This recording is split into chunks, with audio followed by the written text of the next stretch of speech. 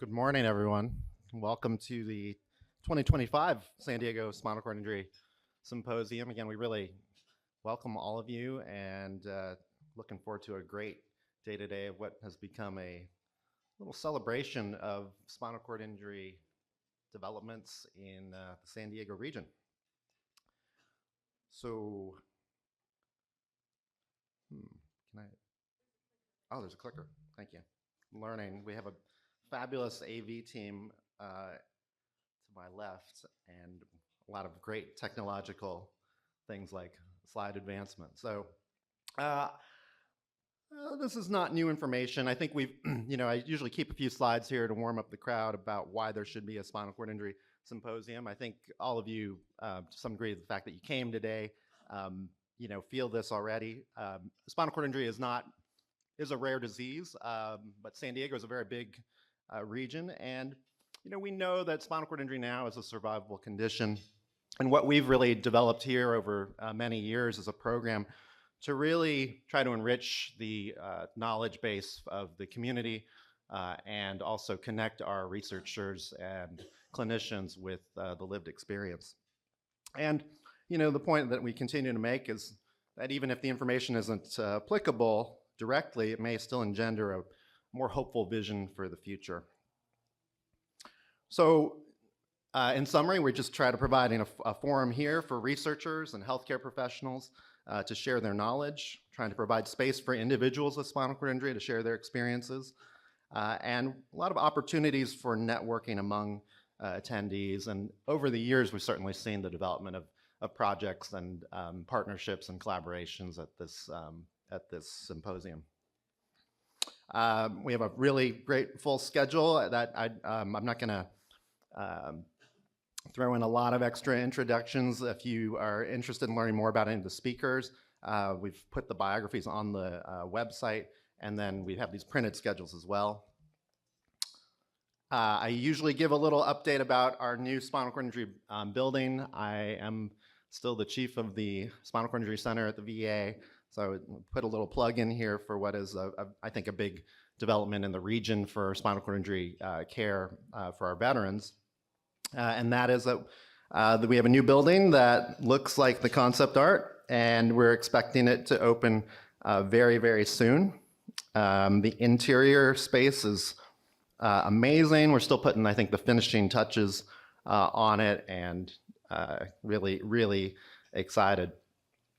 As excited as we are for this new building, I do like to reference this article that I've carried with me a long time. I've carried this article with me when I worked in a facility that was not that new and where the building was perhaps not as nice. And the article simply just put forth that maybe even more important than a brand new building is the quality of the staff. And I would say, like, as excited as I am about the new building, I have been just blown away by the people that we've been able to attract to work in our new center, many of whom are actually attending today.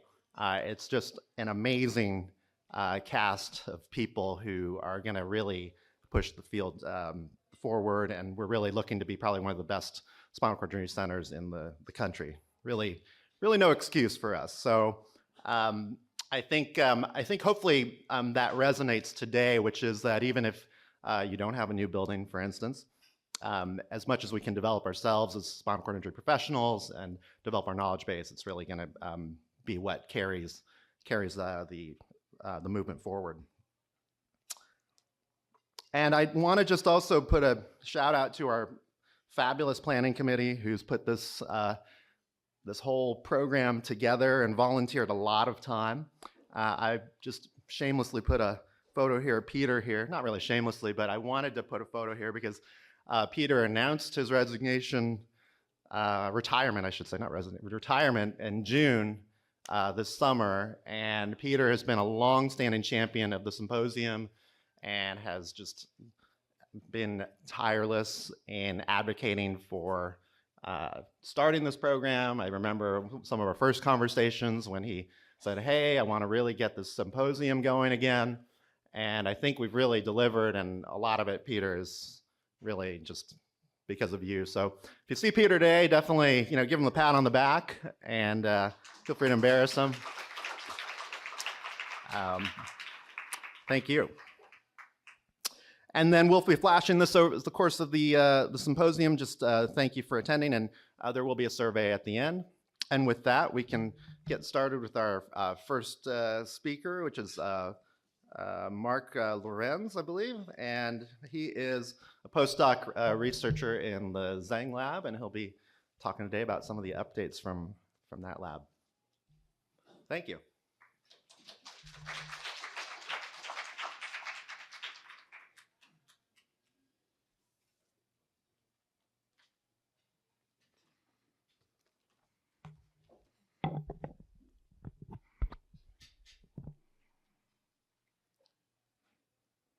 Oh, the clicker.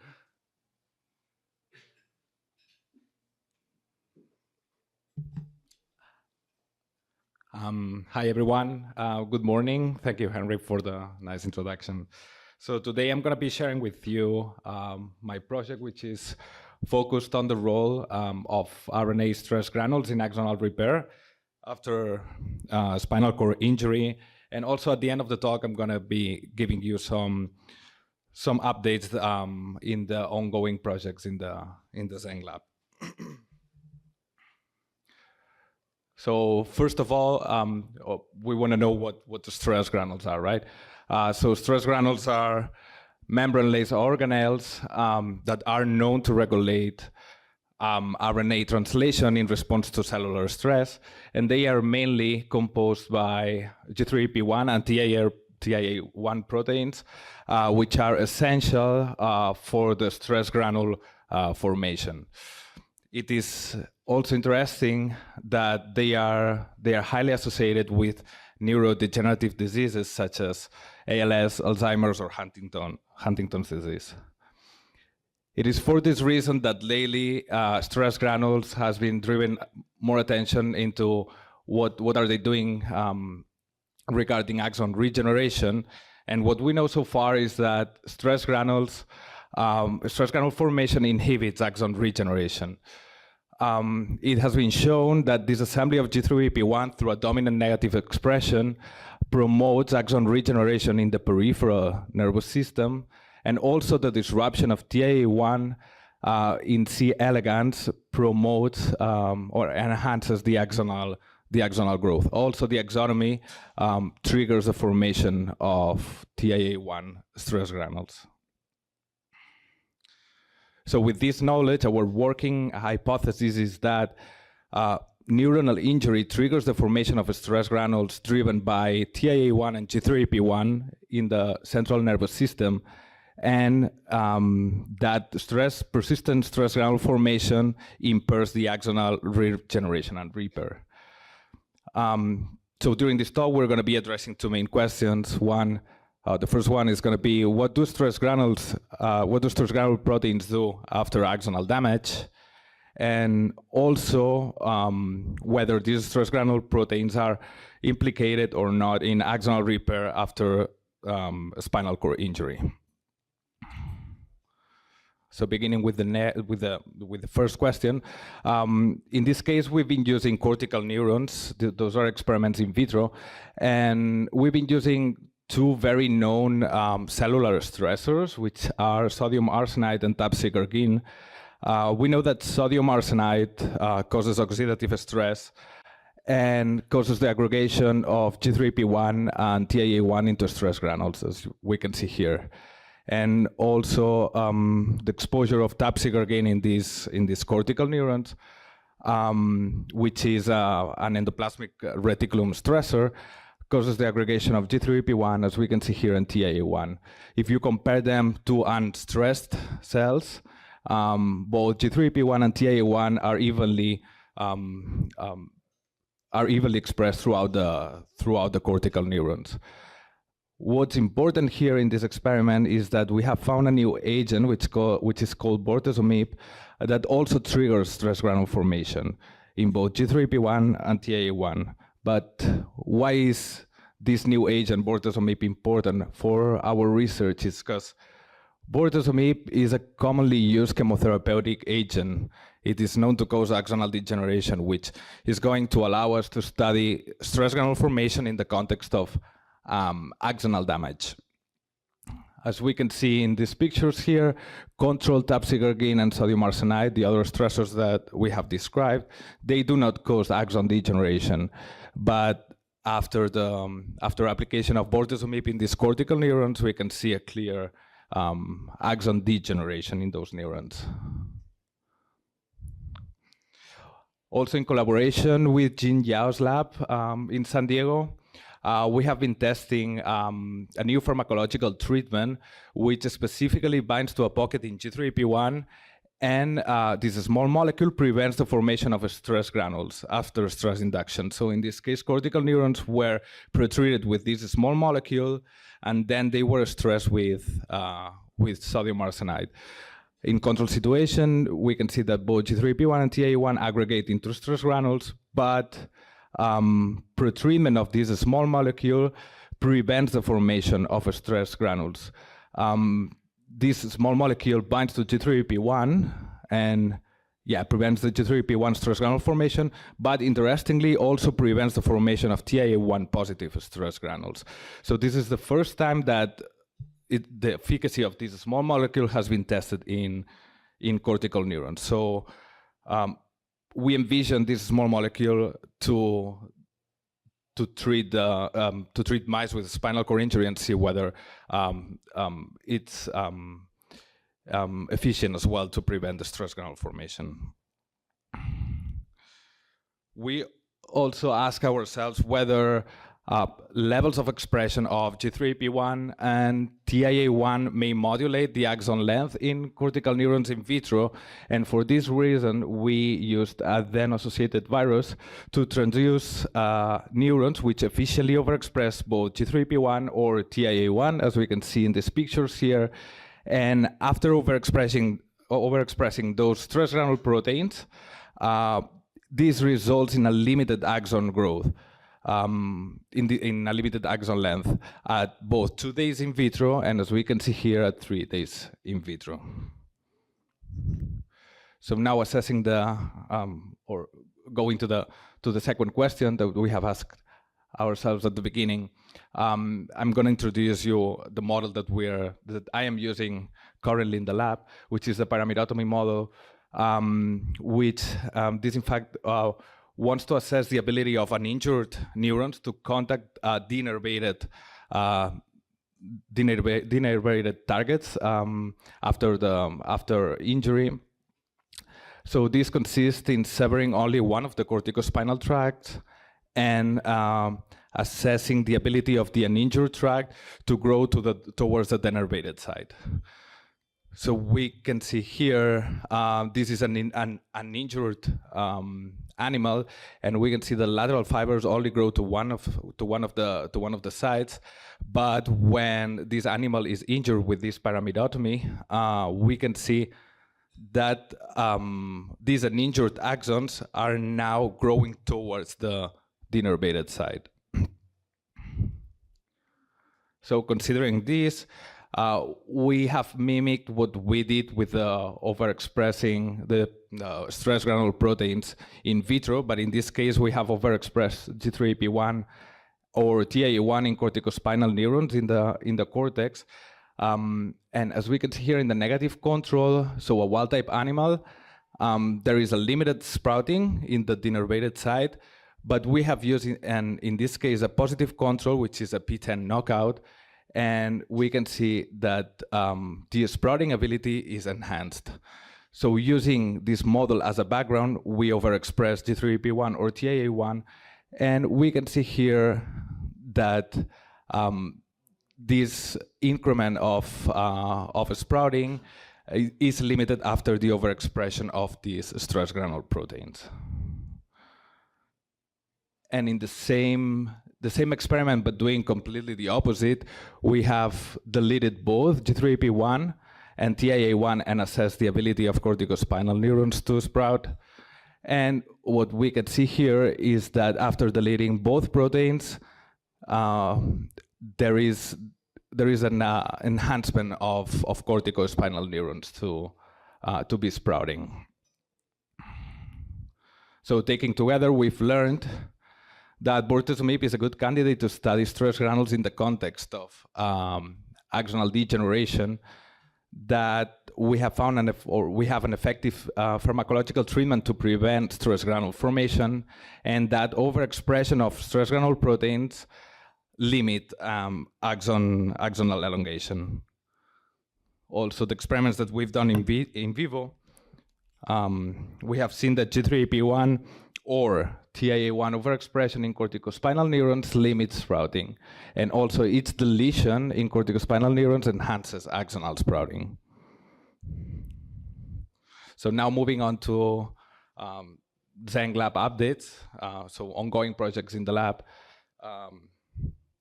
Dr. Hugo Kim, here in the audience, is using spatial transcriptomics, which allows him to overlay immunostaining signal with subcellular gene expression to create boundaries in the injury epicenter, and this will allow Hugo to study cell-to-cell interactions within the epicircles and also in between those epicircles. Carmen, also here in the audience, is using a model of cervical spinal cord injury. And in this case, she's been focusing on DLK and LCK proteins, which are known to regulate axon regeneration and cell death in the context of axonal injury. And in the series of pictures, we can see that in the wild type, this is a spinal cord. In the wild type, there is no regeneration, but after deletion of P10, we can see regeneration. In the same background, when you delete DLK and LCK, this regeneration is no longer achievable. So Carmen is taking this subset of corticospinal neurons and doing RNA sequencing on them. And what she's found is that in P10, after deleting P10, there are many differentially expressed genes. And in this rainbow chart, also what she's found is that comparing P10 with the wild type and then DLK, LZK, P10 versus DLK, LZK, there are more or less the same genes that are regulated. Strikingly, what she's found is that DLK and LZK seems to regulate a different subset of genes depending on the genetic landscape that she's studying. So DLK, LZK seems to be regulating a different subset of genes depending whether P10 is intact in this wild type or P10 is deleted. And I would like to end this talk acknowledging all the Zeng Lab members, past members, and collaborators, and also the funding we're receiving from the agency. Thank you very much.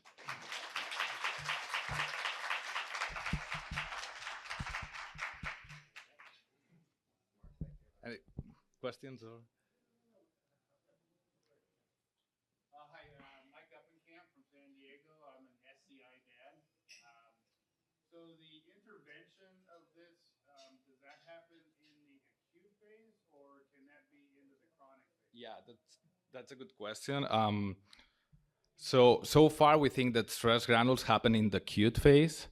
So probably they are not a persistent thing.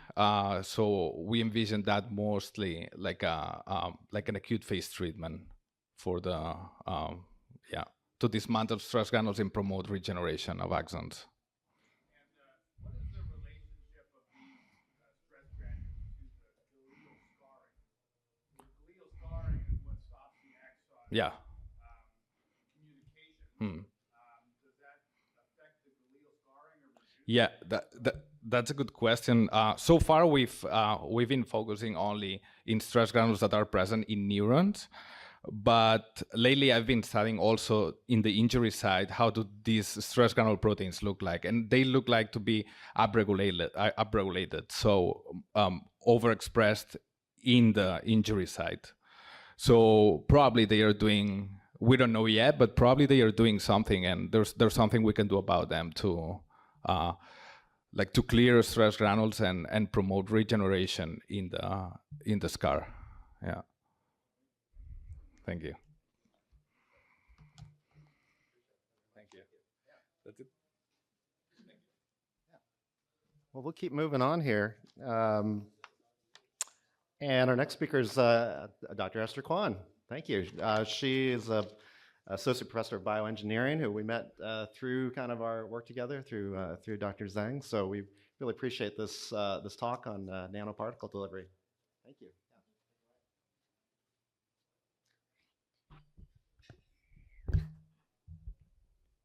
All right. Good morning, everyone.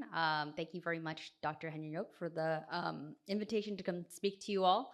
Excited to communicate with this, to me, a new community. So happy to share our work in engineering and also hopefully get inspired by some new ideas. All right. So I'm an associate professor in bioengineering at UC San Diego. And my expertise, so what I've been trained in, is as a nanoparticle engineer. So what is a nanoparticle or a nanomaterial? It's defined by its size. And so here's this kind of a ruler for the things in life where you have things as small molecules like glucose at very small, so a tenth of a nanometer, all up to a cell, which is about 10 to the fourth to 10 to the fifth nanometers, up to, let's say, solid organs. You know, a tennis ball maybe is about a fifth to, you know, a half of an organ, depending on which organ. That's 10 to the eighth nanometers. So the engineered nanomaterials I'm talking about will sit in the length scale around 10 to, you know, less than 1,000 nanometers big. And these materials can be composed of all sorts of materials. It could be biological, they could be synthetic, they can be metals. And we really try to combine these materials together to try to get some function that we desire. So why do I study these materials? They have these really unique properties. And so one of them is that they have really unique physical properties. And so these are properties that if you take a chunk, let's say, of metal, it doesn't have that property. But if you have a single crystal of that metal, it has a new property. So these are, we call emergent behaviors that we don't see in bulk materials. So one example is an upconverting nanoparticle.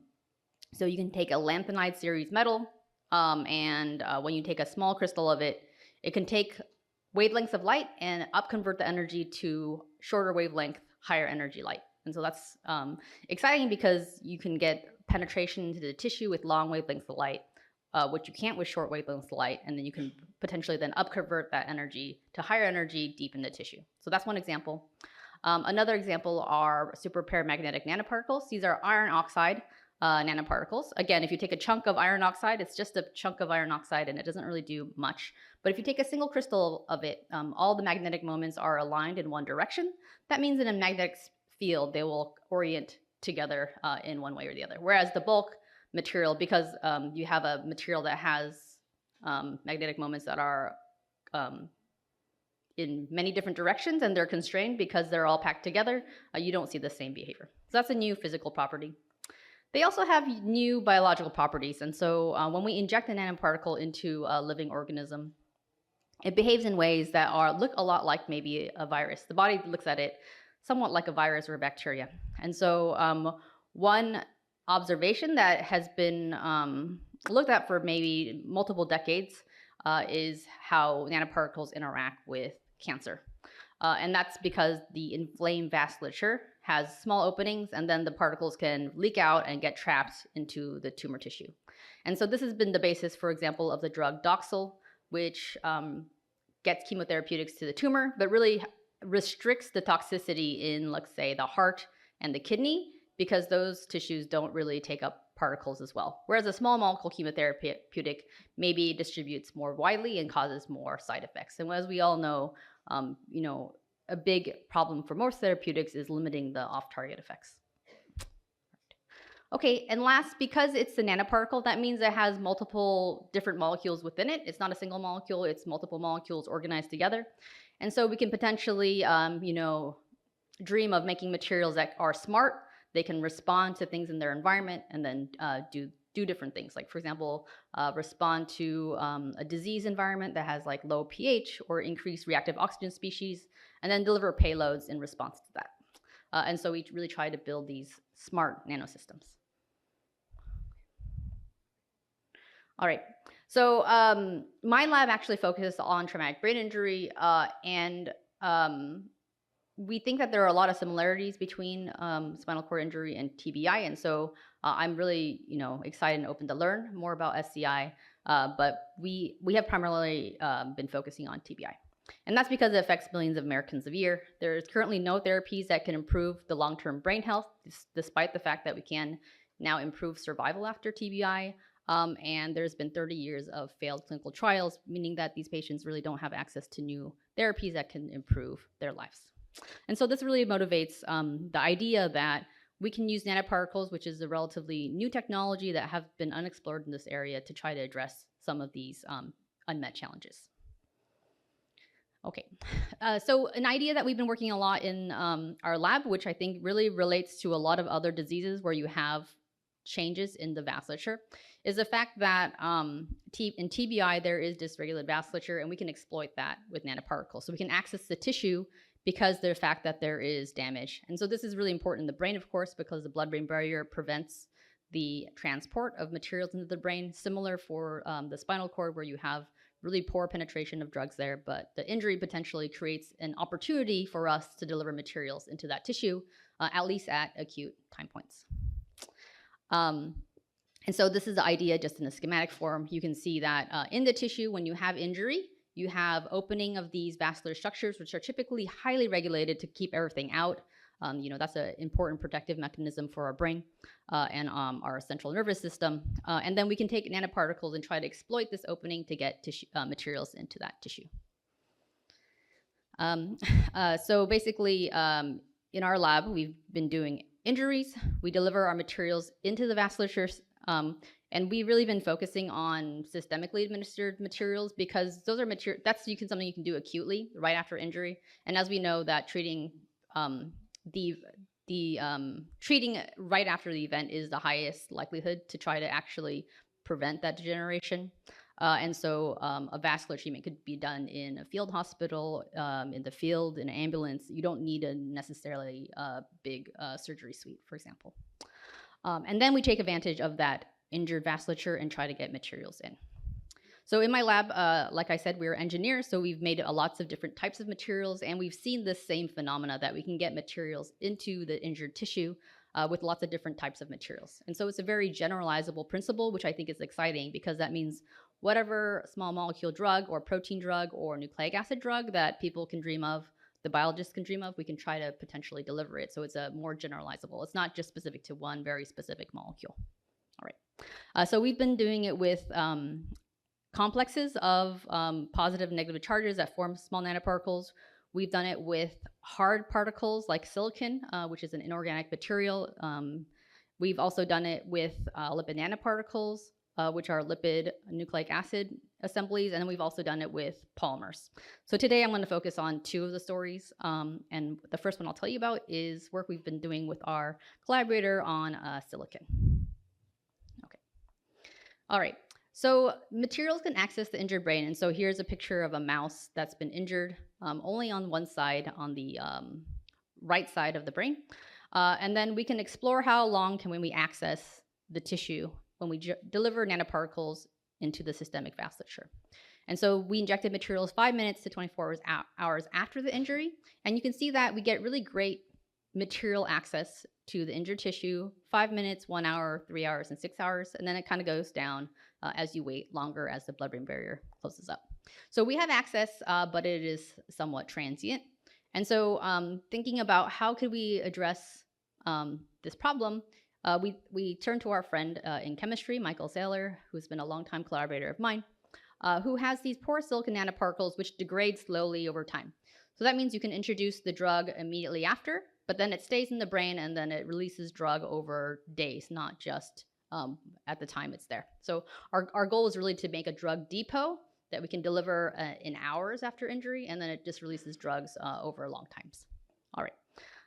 So he's worked with these porous silicon nanoparticles for a long time. They're biocompatible. They degrade into salicylic acid. He always tells me we eat silicon all the time when we eat vegetables, basically dirt. And so we have relatively high levels of silicon in our body already, and so it gets excreted out in the kidney in known ways. You can also tune the degradation, so you can make it slower or faster. So he has some materials that degrade over months, and some that degrade over days. And then they have a pretty versatile chemistry, which means that he can load very different types of drugs inside of them. To combine this porous silicon nanoparticle, we also added a targeting strategy. So this is to be able to target our materials into specific cell types or into specific tissues. So in collaboration with our other longtime collaborator, Professor Urki Rusladi, who was the inventor of a technique called the in vivo phage display, they identified a new peptide called CAQK, and this binds to upregulated extracellular matrix components, particularly tenascin C. So in the injury response, this tenascin C goes up, and the peptide CAQK can bind to that upregulated extracellular matrix component. So they showed that when they attach them to so phage, which look like nanoparticles, but they're bacterial pathogens, they can get more of the CAQK peptide compared to controls. So we've also shown this when we attach it to the porous silicon nanoparticle, where when you have CAQK, it can much better retain in the injured area compared to a control nanoparticle. And you can see again that the material is really localized to where the injury is. It's only on the right side of the brain, so the delivery is local to the injured tissue. All right. So my student, Lauren, she took porous silicon nanoparticle, and she just wanted to show the fact that we can deliver a protein for long times. She delivered a protein using some chemistry to trap it in the pores, and then she also modified the surface with a CAQK targeting ligand. And so at the end product, you can see the porous silicon. It looks kind of more closed up. It's darker. That's because it's been loaded with drug and then sealed up. And we can also prove that, with our usual characterization that they look like particles. They're about nanometers in size. And also the chemistry that we've actually successfully modified the surface. So just material characterization that we say it is what we think it actually is. All right.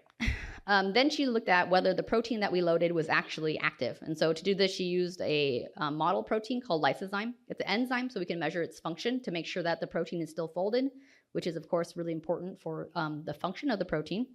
We see that we can load 15% of the total weight of the material is drug. And so that's a pretty good protein loading compared to many other protein loading types of technologies. And we also see that the release is over, in this case, about 3 to 4 days. So we're trying to get release on the same order as maybe the acute phase of disease response. And then we also show that whatever was released, that the protein that was released still maintains its activity. So it can still do its enzymatic activity, and we show that that it was true. So it still maintained greater than 80% of its activity. Okay. So that was a model protein, and so we also did it with the growth factor BDNF, which I believe you'll probably hear more about later today. This drug was nominated to us by Professor Mark Tuzinski at UCSD. And so we show the same loading connects where we can get release over 2 to 3 days to get this BDNF protein, the potential therapeutic protein, to get released. We show that in a cell study that if we compare just the free protein versus a protein that's inside of our carrier, that it has the same activity. And so here's a picture also of the fact that the response of cells to BDNF is to grow these long projections in this particular cell culture. You can see that compared to free drug, it's doing as well as making this biological response. Perhaps a little more because the fact that BDNF has a relatively short half-life, and that's actually one of its problems for delivery inside of living organisms, is that it's rapidly degraded and excreted because it's not very stable. And so potentially our depot can have this kind of more sustained release. So that's really our goal. Okay. So lastly, we applied this into our animal model of traumatic brain injury. This is the one model that we use is called controlled cortical impact. We take a piece of the skull out and we impact the brain with an electromagnetic piston, and then we replace it and look at the animal afterwards. We inject our material systemically into the whole blood system. And then we can also take advantage of one of those physical properties of porous silicon to do this special kind of imaging that has low background, and we can see our materials are actually into the injured part of the brain on the right side and not the left side. So they're there. And then we can also measure the response of the tissue. And so one analysis that we did was lesion volume analysis, where we just look at the size of the cavity that was made after the injury. And this is a response of the neurodegeneration that happens. Okay, so in this particular case, we found that when we delivered our drug, so BDNF, that was loaded into the porous silicon, that it was able to reduce the lesion volume compared to when we were not treating the animals. We also interestingly found that just the carrier itself could also have some effect. And so this is an unexpected result, but we do actually know that porous silicon is a scavenger of reactive oxygen species, and so it's potentially also mitigating reactive oxygen species. All right. So that was our work with Dr. Saylor. And so future work that we're also thinking about is that the injury is pleiotropic. There's lots of things going on. There's reactive oxygen species. There's neuroinflammation. We also want to promote repair. And so can we also encapsulate multiple drugs, not just a single drug, but multiple drugs to try to address the multifactorial causes of injury? And we hope that this kind of approach will try to address multiple components and get better outcomes. So include basically, in addition to the protein factors, can we also deliver small molecule drugs together? And then whatever, your favorite protein potentially we could try to encapsulate. All right. So that was our work on a porous silicon nanoparticle delivery vector for protein delivery. The second part I want to tell you about is more recent work that we've been doing on trying to deliver nucleic acids as potential therapeutics. Okay. All right, so lipid nanoparticles are the most clinically advanced non-viral gene therapy vector. You may know it in the COVID vaccine, but it was actually first approved in 2016 as a delivery vehicle for sRNA to treat a liver amyloidosis. And so in that schema, it was delivered systemically and every 3 weeks to basically chronically treat this liver disease, or a disease that affected the liver. So that drug is called Onpattro. It was approved in 2016 and was delivering sRNA, which is short interfering RNA, which downregulates protein targets. Okay, so that's FDA approved to treat those patients. And then that was very fortuitous in the fact that then not much longer later, the COVID-19 pandemic happened. And so this technology was being developed for sRNA delivery, but they quickly pivoted to deliver it, design it for the delivery of mRNA. And so that's where we get our COVID-19 mRNA vaccines, which was FDA cleared for emergency use in 2020 and then fully approved the year after. And so the really power of this is that the nucleic acid drug, you can load lots of different types of drugs without really modifying the platform too much. So sRNA is a short double-stranded sRNA nucleic acid that downregulates targets. And then the mRNA is a single-stranded and long, but you can still form nanoparticles for either cargo. So that's kind of the power in the sense that if you have a gene target that you can nominate relatively quickly, you can basically formulate these lipid nanoparticles to deliver that cargo potentially. So that's the power of these gene delivery vehicles. So I am an engineer, so I want to tell you a little bit about how we formulate our lipid nanoparticles. So this is a microfluidic chip. It's basically these very small channels shown here. All right, so this is our device, and you can see that 2 channels on the right, and then 1 channel on the one output in the left. And so basically you can put lipid and nucleic acid in the 2 channels, and you feed it in and you force them through these, I call them speed bumps, but this U channel, you force them over these bumps, and that causes really rapid mixing.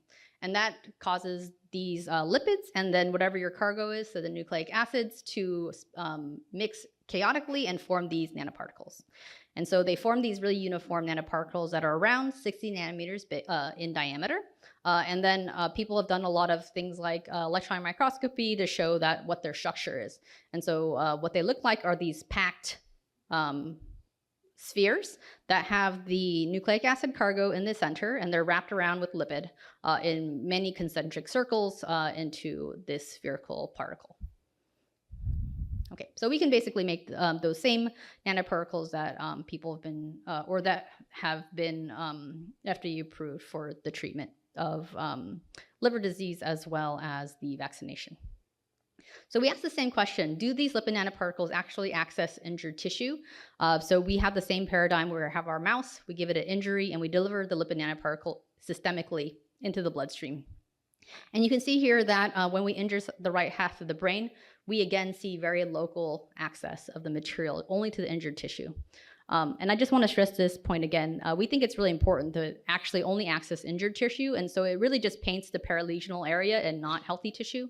And we think this is important for mitigating any side effects of the drug potentially. So it's a way of targeting without adding anything specific. This outcome, so what is the outcome? We can actually get a 100-fold increase in expression in that brain tissue compared to tissue that wasn't injured. So we're looking at the injured side, so eye, to the contralateral side, as well as the hindbrain. We see kind of really low, modest expression, and then we see about 100-fold increase over there. You'll also notice that we see some liver expression. That's pretty common. Nanoparticles really like to go to the liver. The liver is really good at removing nanoparticles. And so things that we're doing there is actually engineering the RNA itself with our colleagues in bioengineering, Dr. Prashant Mali, to really try to suppress that liver expression to really reduce that off-target effect. So that's something that we're thinking about a lot. And then another interesting thing that we were surprised about but are excited about is the fact that then if we look at the expression over time, the expression in the brain is relatively retained. So if we look from 4 hours to 24 hours, there's no attenuation of expression in the brain. So that's the red line going across. Whereas when you look at other organs, it's dampened significantly, particularly the liver. You get a 100-fold drop in expression after 1 day. And so we are excited by the fact, by the same idea that I showed you for the porous silicon, is that you can introduce it acutely, but then also get sustained delivery after a single administration after injury. So that's really what we're trying to design our materials for. Okay. And then to close off, I'd like to just tell you about some very recent work that we are excited about is the take our nanoparticles. So I've shown you just a nanoparticle, but it doesn't have anything on its surface. And so the second material would have ligands that target specific cell types or specific structures on their surface. And so we've worked on the synthesis protocol, and we can form these targeted nanoparticles. And so when we looked at 4 different peptides, so we were looking through the literature and trying to figure out our favorite peptides, including that CAQK peptide I showed you. We took 4 different peptides and modified the surface of the lipid nanoparticle, and we were excited to see that one of our peptide candidates led to a pretty broad expression throughout the injured lesion. So here you can see, this is a quarter image of the brain from a coronal section. And so it basically just encapsulates the whole perilesional area and part of the hippocampus. And you can see that when we have untargeted, where we still got some expression, with this targeting peptide, we can really kind of vastly increase the amount of transfected cells. So we're excited to continue further developing this, understand what specifically the cells that we're targeting are. It looks like so far on our preliminary results that we're targeting glia that are basically astrocytes that are proliferating, and so that's potentially the cell type, and potentially we can deliver therapeutic targets to those or have them secrete something that would be therapeutic, for example, BNF, a secreted factor, local delivery at the site. Okay, so just to conclude, we are really trying to develop these vascularly delivered materials to access specifically the injured tissue and to get long-lasting delivery of either protein drugs, small molecule drugs, or these nucleic acid drugs, specifically in the injured part of the brain, to have a local delivery depot at the site of injury to really try to mitigate some of the off-target effects that you would have for a repeat dose, and also to get the best bioavailability of therapeutic at the site. Of course, we're engineers, and so we're really, excited to potentially explore other therapeutic candidates different models, including SCI, to see whether these technologies are useful to try to mitigate some of these effects. All right, so to conclude, of course, all this work is done by my wonderful students and trainees in the lab. Here we are hiking at Torrey Pines, and then our funding agencies and their generous support of our research and our collaborators. All right, with that, happy to take any questions if there's time.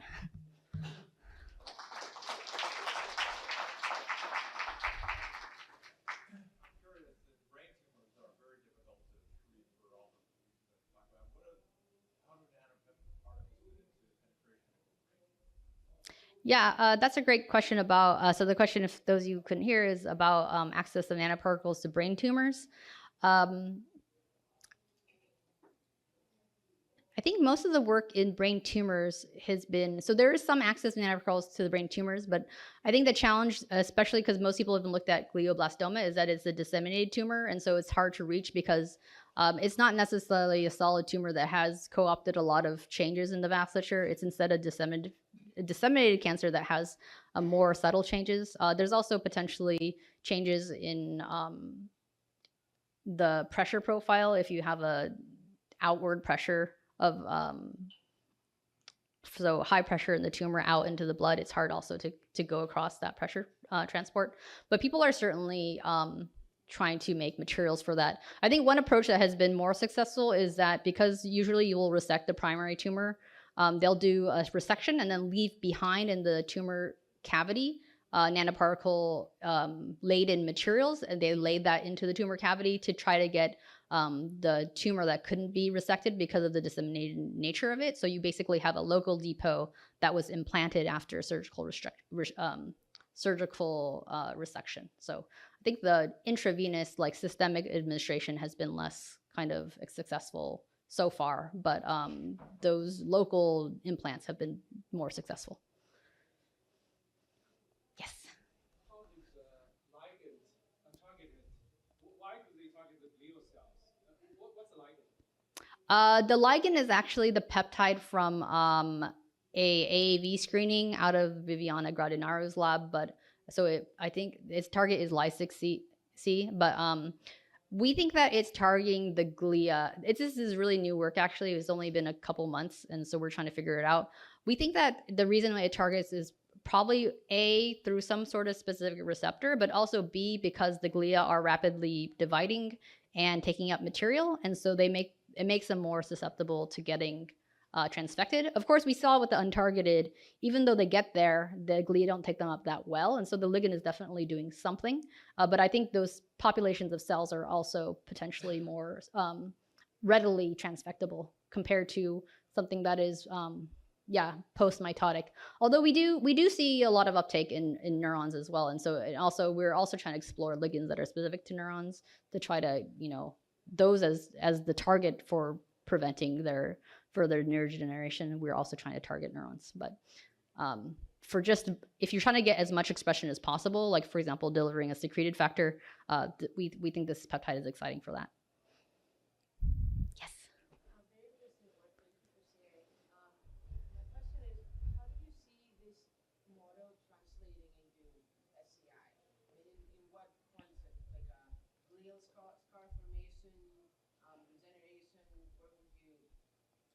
Yeah, that's a great question. You'll have to excuse me. I'm not a SCI specialist, and I don't know the spinal cord that well. But I think there are very similar injury pathways, inflammation, right, and glial scarring, and so those are potential targets. I think more about the delivery, and so one potential is that there is also this damage in vasculature after injury that we can take advantage of and get materials into the spinal cord, which I think otherwise is very difficult to access. The other is that we talked with also Dr. Martin Marsala, who does a sub-peel injection of materials in the spinal cord, and he sees a lot of great spreading of virus, and so that's another idea that we were thinking about, is getting nanoparticle spreading through these sub-peel injections. In terms of targets and biological mechanisms, I can't really talk about because I don't, that's not my expertise, but I think there are a Venn diagram, there are some factors that would overlap with brain injury.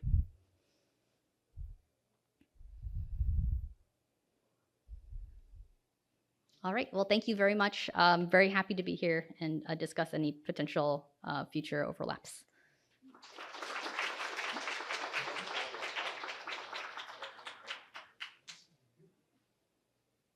It was a fabulous talk, Esther. Thank you. Thank you so much, Dr. Kwan. So, well, we're continuing to move on. And we're delighted to invite Dr. Zhang, Suchen Zhang from the Stanford Consortium of Regenerative Medicine, who was recently, I think, transplanted here to San Diego, but well known and very highly regarded. Obviously, we're really, really delighted to have you. So feel free when you're ready. Yeah. Really nice. Thank you, Henry and Bing-Hei, for including me. As Henry mentioned, that I just recently moved to San Diego. I was in Wisconsin for 28 years and Singapore for 8 years. I just moved in a few months ago. And this is a very special symposium because I myself is a patient of spinal cord injury 10 years ago. So you saw me walk here. I barely walk. And so I will tell you a little bit about what I've been working on, try to develop something to deal with neurological problems, including spinal cord injury.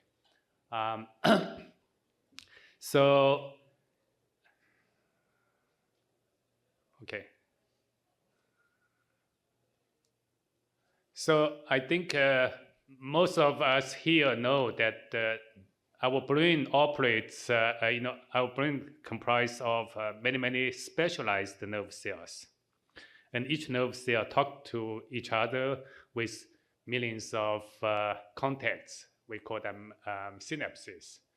And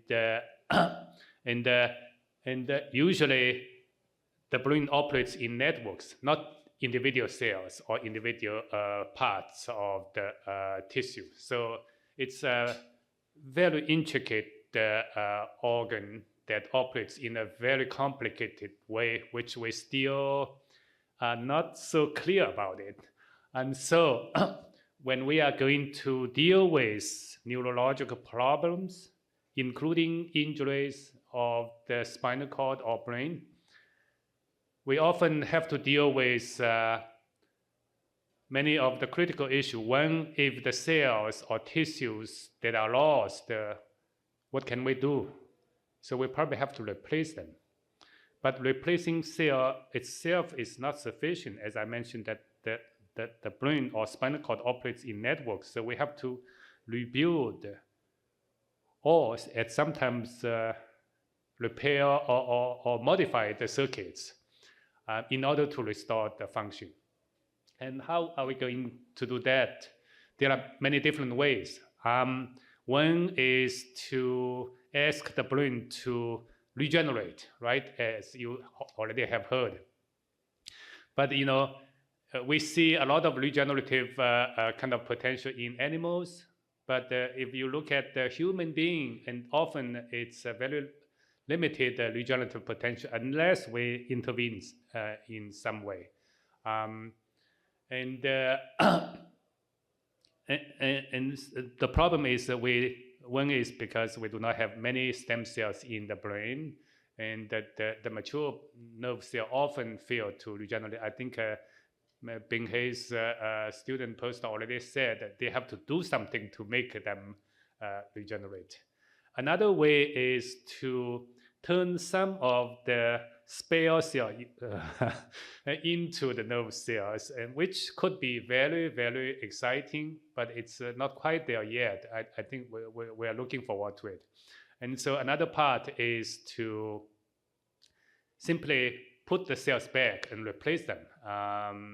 And so I think that is something I'm going to focus in this 40 minutes.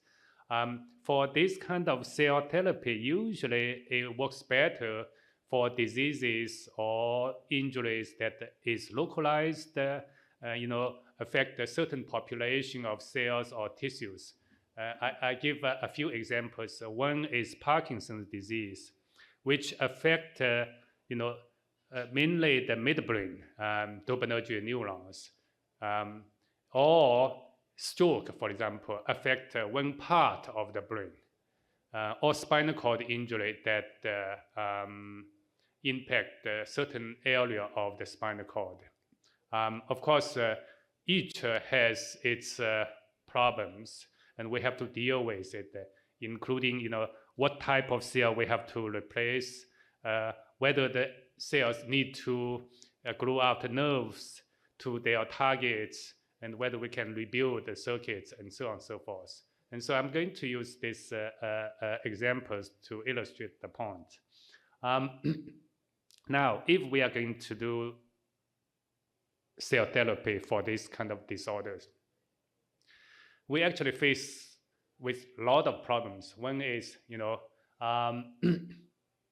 what kind of cell? Do they require very specialized nerve cells? If we put the cell into the brain or spinal cord, can they grow out the nerve? During development or in embryonic stage, they can do it, but in the mature brain, particularly under the injury conditions, can they do that? And most importantly, can they talk to the right partners? And that's actually very challenging, of course. And when they connect, they still need to talk in an appropriate way, whether they are functional.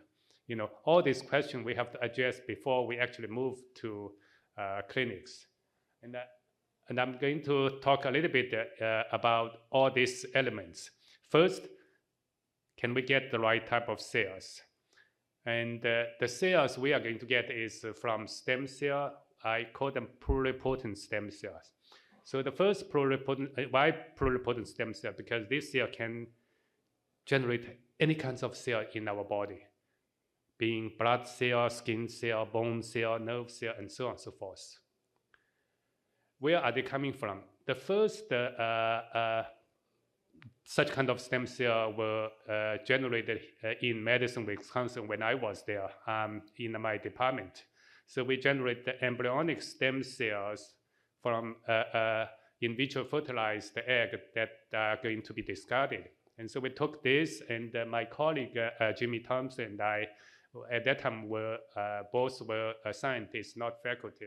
And so we developed this kind of cells, which actually shipped worldwide, including here in San Diego.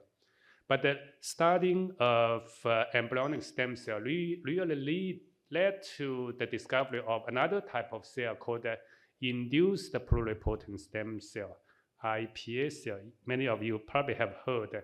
And so it was developed first by Shinya Yamanaga. He later won the Nobel Prize. And of course, Jimmy also was involved in the generation of the human iPS cells. Now, we have those stem cells, but you cannot implant stem cell into the brain or spinal cord because they can give rise to any kinds of cells. So we have to guide the stem cell to the cell types we want. For example, I've been working on mostly nerve cells. And so we have to guide the stem cell to nerve cell step by step. For example, this just illustrates how we can make the stem cell to brain-like or spinal cord-like cells using a molecule called wind. And you can exquisitely guide them one part of the brain or spinal cord. And for example, if I want, let's say, spinal cord motor neuron, which control our muscle movement, and we can actually use another set of molecule, and then make them to the ventral part of the spinal cord, and they actually become motor neuron. And nowadays we can generate a highly pure population of motor neuron. And similar thing, let's say if I want to treat Parkinson's, so I need to generate a midbrain-like dopamine nerve cell, because there are many, many different kinds of dopamine nerve cells, but only the midbrain type of dopamine nerve cell will be useful for Parkinson's, and that's what we have generated a long time ago by one of my graduate students. But nowadays, we actually develop a better technology that can generate a pure population of dopamine neurons, and that I showed here by single cell profiling, over 95% of the cell are dopamine nerve cells. And these cells will be very useful for treating different kind of disorders. And so over the years, my lab has generated many of these kind of neural cells, from retina to cortical neuron to serotonin neuron, or to spinal cord, the different subtype of spinal cord neuron, or astrocytes, oligodendrocytes, and so on and so forth. And so I welcome collaboration on some of these aspects. Now, we have cells. The question is, can we put them into the brain or spinal cord and they actually find their way to find their partners, and they actually can hook up? And so our first used the Parkinson's model, and just to take only a few synopses. And so Parkinson's disease is caused by degeneration of the dopamine nerve cell in the midbrain. And so now we created a Parkinson's model in mice, and then we transplant the human dopamine nerve cell back to the midbrain, and then that side, and then look at where these nerve cells go. And it was interesting. I did here is a serial sagittal section, and you can see the yellow area is the transplant site, and then we label all the human axons, nerves, and you see all these axons go all the way to the striatum, where they are supposed to be, because that's where the dopamine is released to regulate our movement, including what I'm doing now.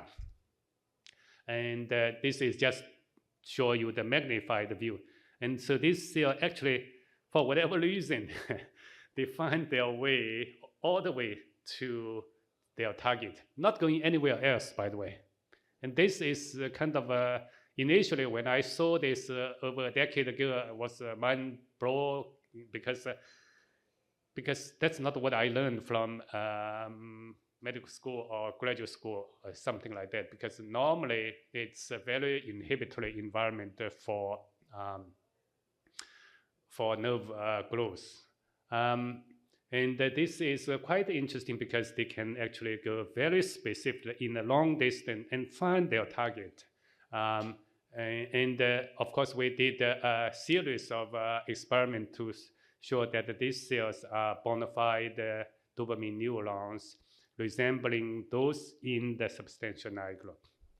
And so that set of experiments certainly show that the cells are able to send out signals to the right target.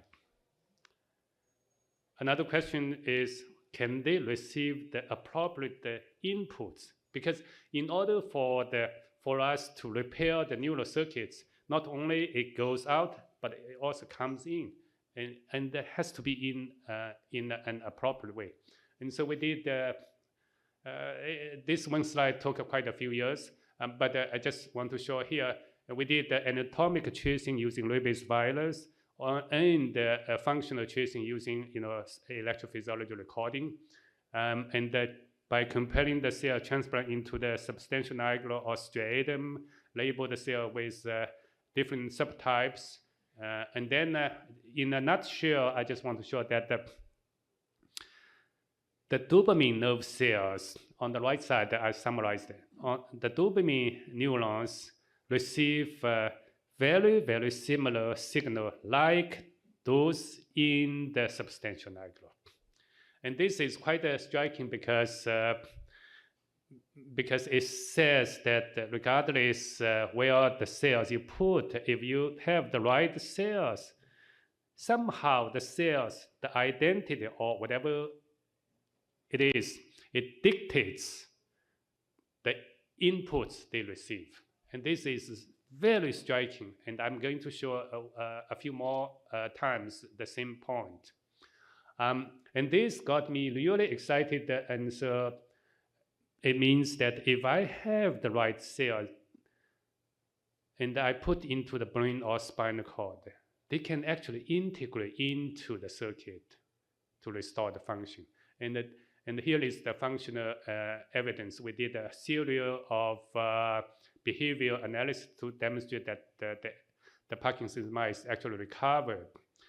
But to further demonstrate it, actually we build in a switch in the cell before transplantation. This it's a chemogenetic, it's a chemical switch. We can turn on or off the function of the cell. The cells are still in the brain because we cannot scoop it out. But if I turn off the function, then the animal will turn left, meaning they lose their therapeutic effect. And so that means the effect comes from the cell. And if I turn on further, stimulate the cell further, then the animal will turn to the right side. And again, we build the dual switch, can turn on and off the cell. And this is, of course, mainly for experiments. But think of it, it could potentially someday can be used for therapeutics, just to build the insurance into the cells for safety and efficacy, many other aspects.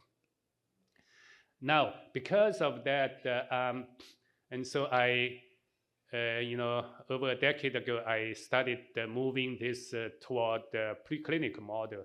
And so I built, I took the Parkinson's monkeys and took their skin cells, generate the IPA cells, and turned them into dopamine nerve cells and transplant back to the same Parkinson's monkey. And we follow exactly the same way as we normally would do for patients, using MRI-guided transplantation. And then we follow them again, same way, using behavior testing and PET imaging. And you can see, I show here 4 animals. You see the upper panel on the right side, the signal is empty because that side there is no dopamine release and binding there. But the lower panel, lower row, and you see after transplantation on the right side, every animal has dopamine binding now. And it matches with the histology. You see the transplanted side. And the interesting part I want to emphasize here is that when I first look at the slides, I couldn't find the graft, because this is autologous transplantation. And so the transplanted tissue actually merge with the host. You actually do not see boundary. If I took the cell from one monkey to another, then you see clear boundary.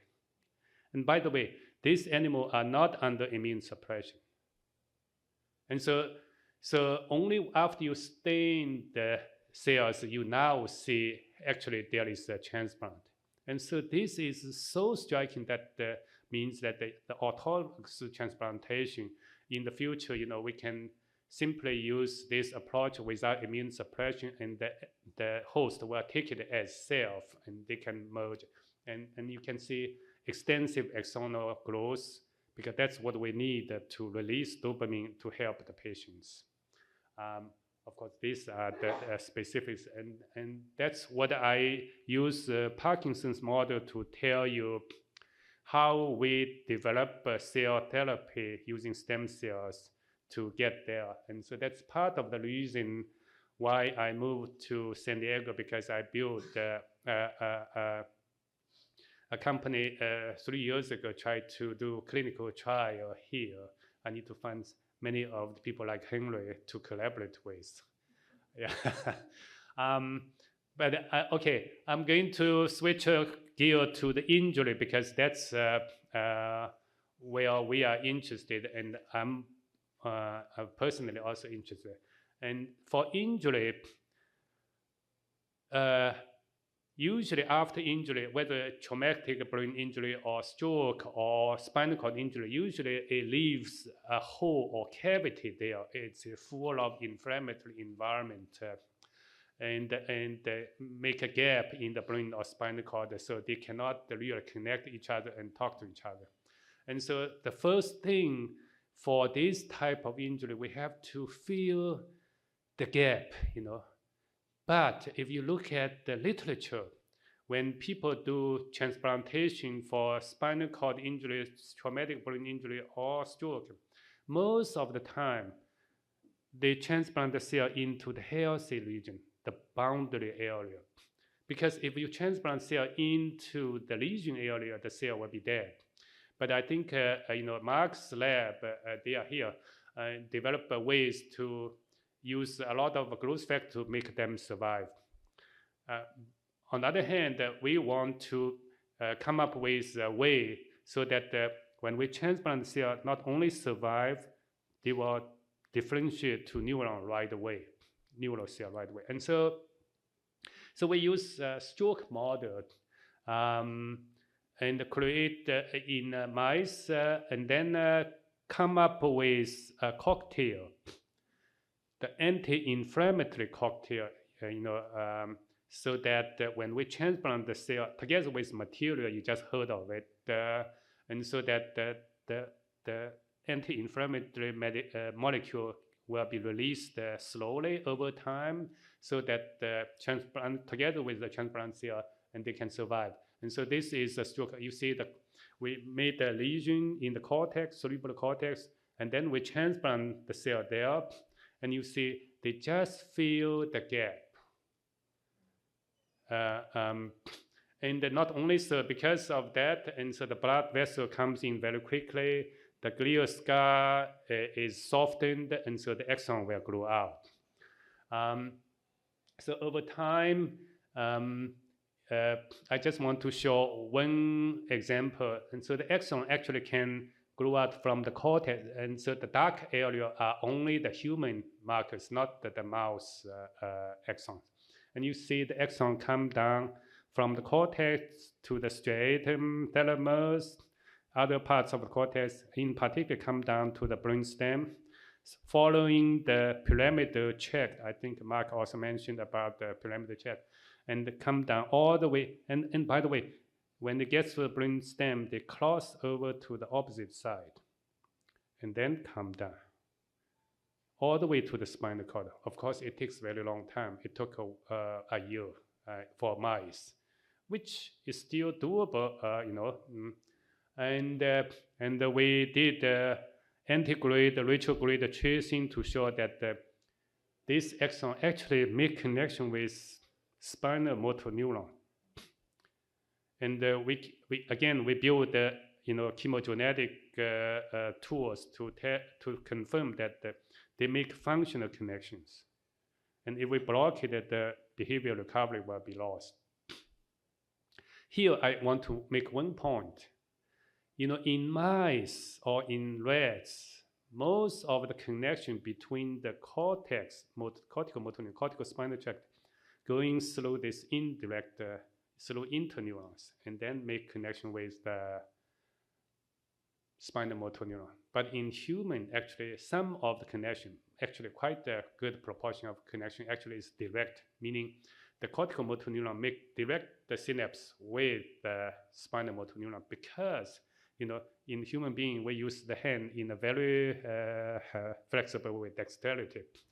And so that's why it requires a direct connection. And here it was striking.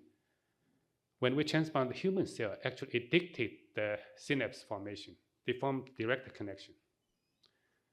Again, it's a mind-boggling kind of observation, which I did not expect, but it did. And so it was quite exciting. But the question is, how can this human neuron transplant into the mouse brain,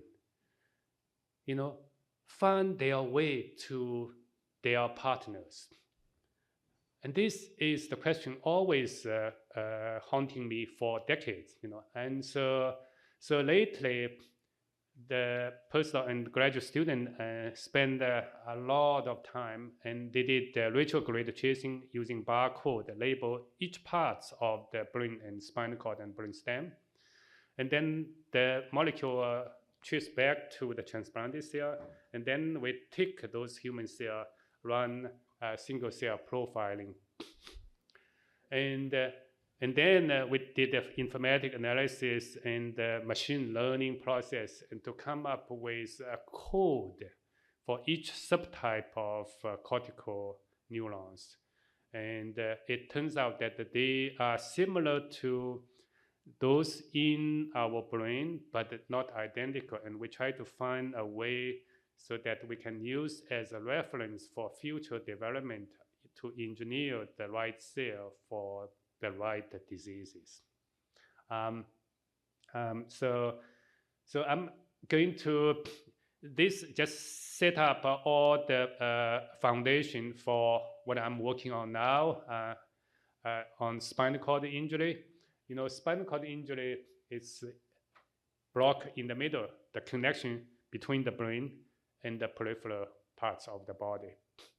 And many of us here, particularly for those who have experience, patients, spinal cord injury, it's not just because after injury, we could not stand or walk. There are many other issues, many other issues, pain, spasm, urinary problem, digest problem, so many other things. At least, the spasm stays with me for more than 10 years and they become even more severe now. I thought I should recover. Pain is a huge problem. I took all the medication. It couldn't help me at all whatsoever at the first couple of years. And I couldn't do anything but try to figure out a way to forget my pain because it's so unbearable, the neuropathic pain. And so long when I was eye-opening, I had to work on something to forget. I actually have the problem. And so, but of course, it actually generated some results. In the first 2 years, I received 6 NIH grants and published a whole bunch of papers by 2016. But the problem is this is unsustainable kind of crazy things. And we have to find something for it, And so if many of us here, probably you know better than I do, that after spinal cord injury, the pathology creates a lot of problems. First, they form a gap. If I look at my MRI, it's almost completely blocked in the neck, cervical part. And that cavity itself creates a crazy environment, inflammatory. It can explode anytime. And the glial scar, blocking the regeneration, all sorts of things. And so what can we do if we transplant cells there? And well, we can fill the gap. Potentially, we also help, reducing the scar tissue, reducing the inflammatory environment, and hopefully also form the substrate for the axon to grow, and so on and so forth. And most of the people in the field that try to focus on how to make a reconnection, right, to particularly the corticospinal tract to be rebuilt.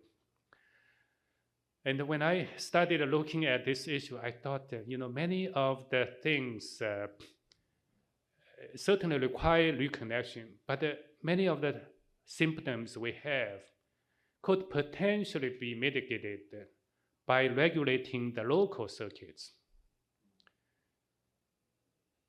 Because whether it's the pain circuits coming from peripheral or from up to regulate, it converge in that area. The motor is the same thing. If you look at many patients, I think Henry probably knows so much better than I do. When you look at patients' pathology, it's not completely 100% transaction. There are still always some fibers there. Why they couldn't walk? Why they could not do anything? I think often it's the local circuit that is completely dysregulated, and we could not do this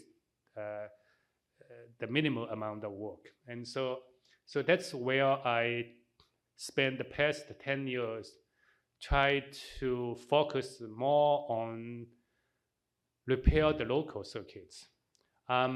So one thing is related to pain and the spasm. So that's the first cell type I look at it. And I just use the pain circuit as one example. And those are the cells in the dorsal part of the spinal cord that regulate almost like a gatekeeper of the pain signal. And so that's why I spend a lot of time to generate this type of cells. And because this cell is from the dorsal part, and so I use a series of molecules to squeeze the cell only to that area. So that's why we generate a highly enriched population of DI4 kind of somatosensory GABA interneuron of the spinal cord. And then I create the spinal cord injury model and then transplant the cells using the cocktail I developed in the stroke model and put it there.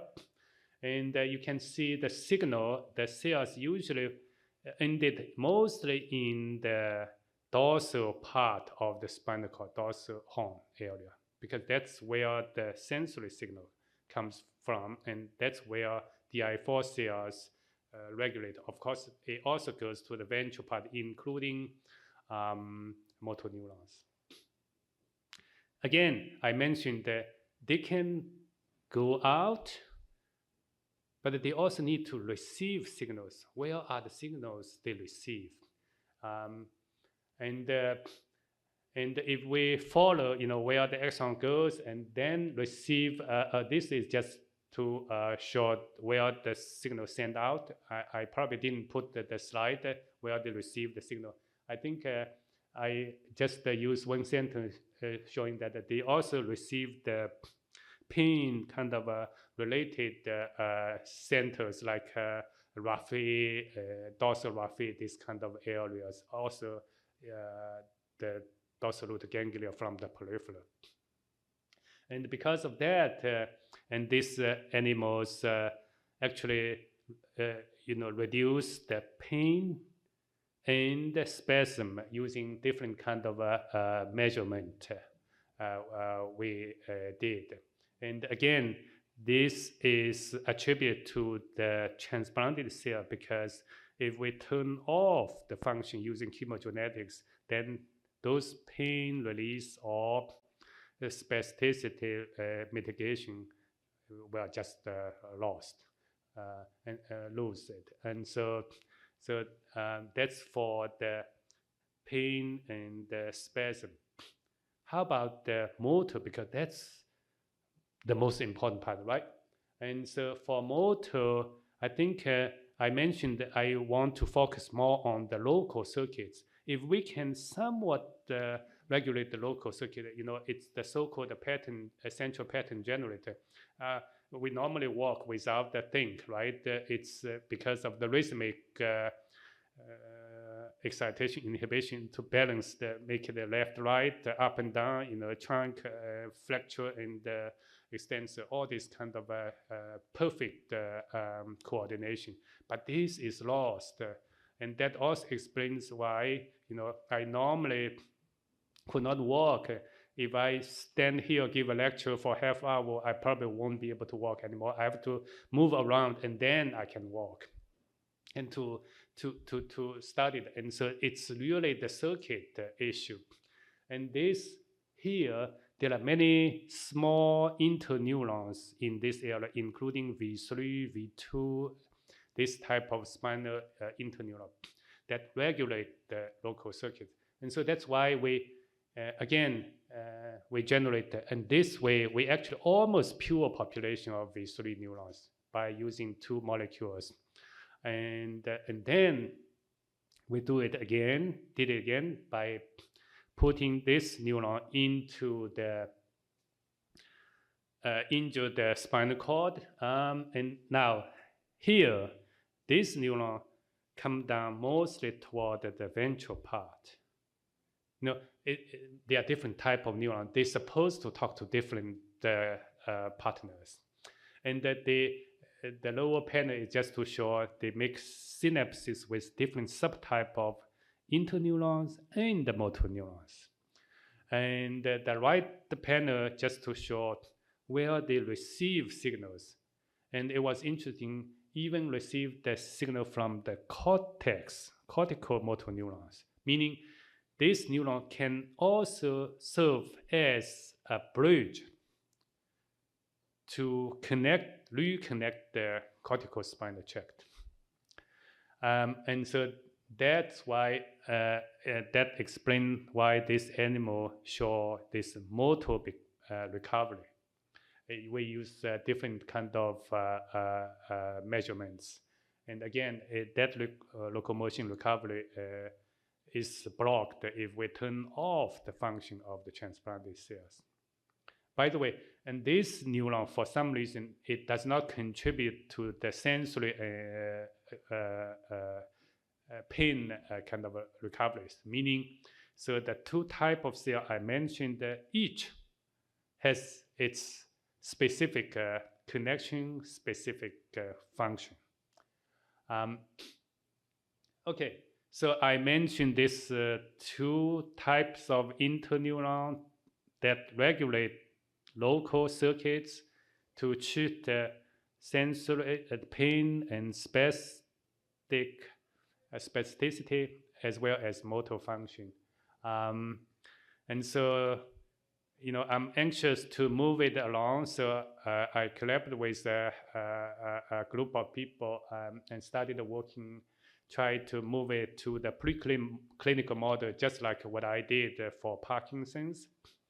And we, at least the first trial to show that the cells can survive, can mature, can make projected axons. And so hopefully we can move on with what I have done with the Parkinson's model, move toward the clinics. Okay, so I just want to summarize what I just told you with the different examples, how stem cell can work. You know, one is that they can replace the lost cells. Two is they can actually project the nerve cells or receive signals so that they can rebuild the circuits. And these circuits are important for the functional recovery, you know, reduce the pain, spasticity, and function. Okay, I will end here by thanking a number of people. Quite several already left my lab, have their own labs. Two people I mentioned working on stroke is about to leave because I closed down my lab in Singapore. So Zifu is looking for a faculty job, My Lei is looking for postdocs. And I just moved here. I have a small lab here. And thank you very much.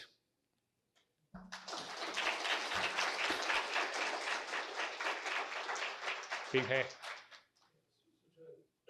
talk. And two questions. The first one is the barcode experiment was done with healthy animals, not with stroke model. With stroke model. With a stroke model. Yeah. Okay, well, that's very impressive. It's a huge amount of work. The second thing is, how do you envision the axons will navigate? Because you show the neuron that you derive from the cortex go all the way to make synapse. That's just unbelievable. Yeah. Because even in the optic nerve injury, they make errors. Yeah. You know, they make errors. They go to the chiasm. They make the wrong choice. So how do you envision this? Your neuron is following the exactly. And do they make errors as well? Yeah. So this is the question asked by so many people, and the answer was not definitive at this moment. And so I can tell you a couple of stories. When I first worked on Parkinson's model, because at that time, everybody said that if you transplant to the substantial nigro, there is no way for the axon to grow into the striatum. I just don't buy that. And I said that I asked my student, give a try. And it worked. When he showed me, it was mind-boggling because the axon grew to the striatum. And then I said that, no, we need a control. And so we put the cortical neuron in the same place. And the cortical neuron will navigate through, even though we transplant to the substantial, will navigate through all very, very long way, all the way back to the thalamus and the cortex, not go to the striatum. And then one time, a new postdoc came in just to practice the surgery. And she, I think, missed the target, didn't transplant to the midbrain, but instead way up in the dopamine neuron, way up above the substantial nigra. However, even though it was not transplant there, the exon come down to the substantial nigra and follow the midbrain, forebrain bundle all the way to the striatum. It just, I don't know how to describe it. It's just amazing. And the stroke model, we took a cortical neuron. And you know there are many, many different types of cortical neuron, right? But when we transplant, some cells go to the thalamus, some cells go to the other parts of the cortex, and some come down to the spinal cord. And come down to the spinal, they actually 97% cross over to the opposite side, coming down to the spinal cord. And then coming down to your question, why? How can they do that? And that's the reason why we did the retrograde tracing and barcoded tracing, and then took it for single cell profiling.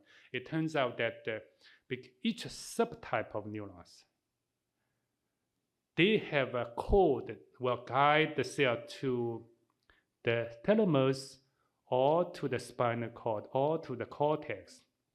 So if you take a lump sum, say you have all the cortical neurons, or some may be misguided, some may be correct. But if we divide them, classify into different classes of neurons, then they actually find the right place. I don't know whether I answer your question. I see what you mean.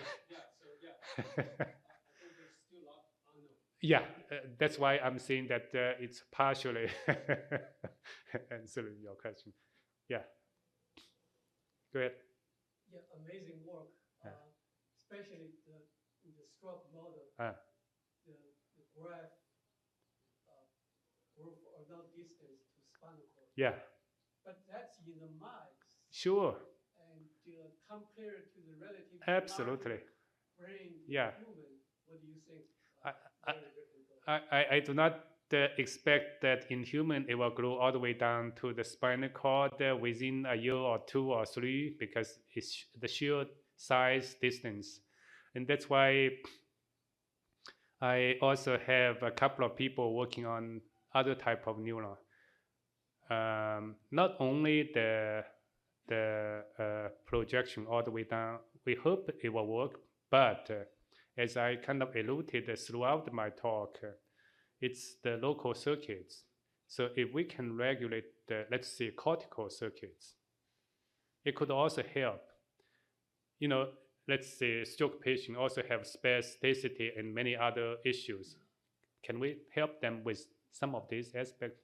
And so that's why we also have the program to use the inhibitory neuron and to balance the output. You know, most of the neurological psychiatric problem, you know, manifested because of the imbalance between excitation and inhibition. Can we do that? Certainly. Why not? And so, yeah, so we are doing similar things, like for spinal cord injury. You know, and you certainly raised a great point. And for Parkinson, it's the same thing. When we published this paper, and everybody said it's not going to work because we are not going to do it in patient because it's a long distance. But what if we think that we combine them? let's see, get the first things into the striatum and get benefit first. Over time, and the axon, what if the axon actually grow there? Can we just say no? It's possible, right? Even you can inject cell, small amount cell in the striatum directly. We do. That's the clinical trial we designed, and people already did some clinical trial. Blue Rock, Aspen here in San Diego. And we plan to do next year for the same part with striatal transplantation. Yeah. Other questions? We do have a panel later, so I think we might be able to get questions there. Terrific, yeah. Thank you. For such Thank you. Yeah. amazing work. Amazing lifetime of work. Thank you. Thank you, Dr. Sankton. I think it's time for a break, so we'll take a break and Great. just thanks for doing this.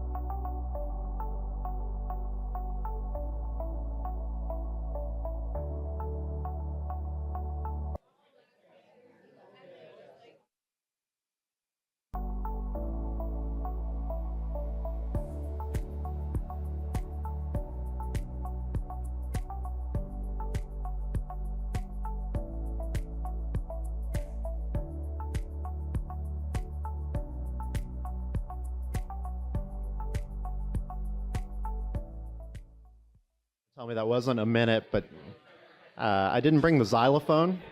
We were considering different ways, methods for getting people back. I know that's historically really good. But maybe secondary to the xylophone is me just talking and introducing our next speaker, who is really an old friend of ours from a few symposia ago. You may recall Dr. Mark Tuzinski, who had even been coming to symposia prior to that here in San Diego, sharing the work that he's been doing, and another, I think, great career story of work on stem cells and curing spinal cord injuries. So, Mark, when you're ready, please join us. Please welcome Dr. Tuzinski. Thank you.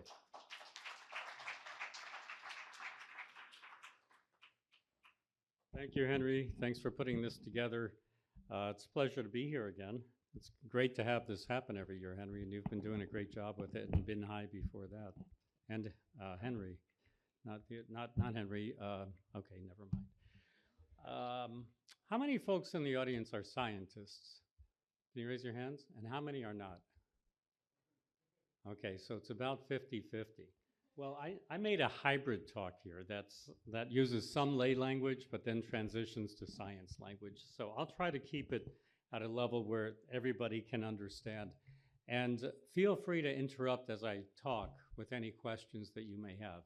I'm happy to make this interactive, and I have a fair bit of material, but we can always end early. And if you want to engage in discussion, by all means, let's do that.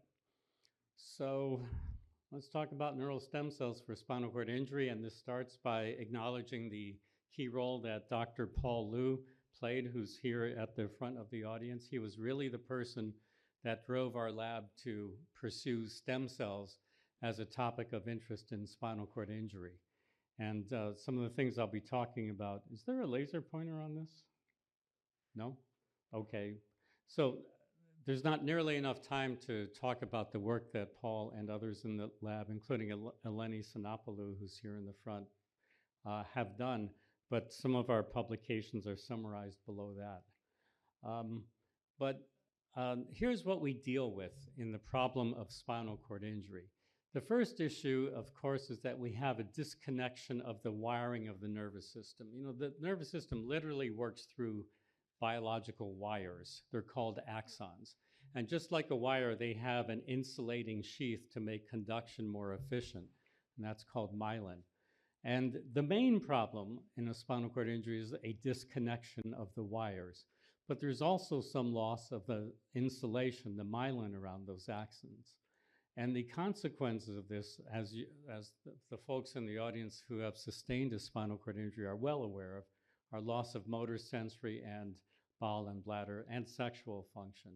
And in addition, some people suffer from pain and spasticity that is likely a consequence of, thank you very much, of sprouting of axons in an effort to try and repair the nervous system that occurs at days, weeks, and months after the injury. So this is the normal organization of the nervous system. We get a command to move from the brain that travels down to the spinal cord, and it connects to another set of cells or neurons that then generate movement of muscle. And in a spinal cord injury, as a result of the injury, we end up with an empty fluid-filled cavity. And axons cannot regrow. The wires cannot regrow over this fluid any more than Henry can walk on water. He can't, and nor can an axon. It needs some sort of a substrate, some kind of a bridge to walk over. And that's one of the problems in repairing the nervous system. And some of those issues that are responsible for the lack of regeneration are shown here. So the first is that lack of a bridge. The second is that there are no growth factors made by cells to stimulate growth in the site of the injury, unlike a peripheral nerve, which does regenerate, and it regenerates in part because it has bridges, and growth factors are made by cells in the peripheral nerve to stimulate growth. There's also an insufficient activation of gene expression within a cell to fully activate a growth state, although there is still some activation of cells that generate movement in the brain after an injury to support regeneration, and we'll come back to that. And finally, not only don't we have these positive signals to support growth, but we also have brakes to growth that are present in the nervous system. And those include both that myelin, that insulation of the axons, they actually retard growth. And then inhibitory proteins form around the site of the injury, primarily called chondroitin sulfate proteoglycans, that actively block growth and form a scar. So why would we think of using neural stem cells, and what's the model that we use to think how they might be helpful in helping spinal cord injury? Well, the idea is that we'll take this empty injury cavity and fill it with the neural stem cells. And in this hypothetical model, these stem cells will support the regeneration of the cut wires of the adult nervous system coming down from the brain. So in this model, these will regenerate into the stem cell implant and form new connections called synapses. And the implant itself, labeled green here, these are the transplanted stem cells, they're labeled green, that they will send out new wires, new axons below the injury site to reconnect with the injured circuitry. So in this hypothetical model, we will splice this electrical circuit to try and restore function. And this approach of filling the lesion cavity with the stem cells is different from the clinical trials that have already been performed of stem cells in human spinal cord injury. Those clinical trials have had a very different approach to what we're trying to do. So they have implanted cells here and there, and here and there. And they're not aiming to splice the circuit and regain function from the connections that have already been lost. Instead, they're trying to elicit activity from the small population of spared axons in the hope that they can induce some recovery of function. I personally am skeptical that that approach can be useful because I think there are too few spared axons to generate meaningful recovery of function. So our model has always been to try and elicit growth of these injured axons, which constitute more than 90% of the axons affected by a spinal cord injury, to try and recover some function. So Paul had initiated that effort, and that's what we've been working on. So as it turns out, once we started to explore the biology of stem cells, it was absolutely remarkable. I mean, and Dr. Zhang addressed this in the preceding talk. The biology of these stem cells is something I never anticipated that I would see in my life as a researcher and a neurologist. So prior to 2012, efforts to promote regeneration of adult injured axons resulted in the best case in growth of about 100 of these wires or axons across an injury site for a distance of about 1/10 of an inch, about 1 millimeter. That was the best that we and anyone else had really done in promoting regeneration. Now when we use neural stem cells, we see the growth of up to 200,000 new axons. So look at this difference in numbers, from 100 to 200,000 over distances of about 2 inches, which from a mid-cervical level of injury can get you down to hand circuitry and potentially restore function. So these are clinically relevant distances for the treatment of humans potentially.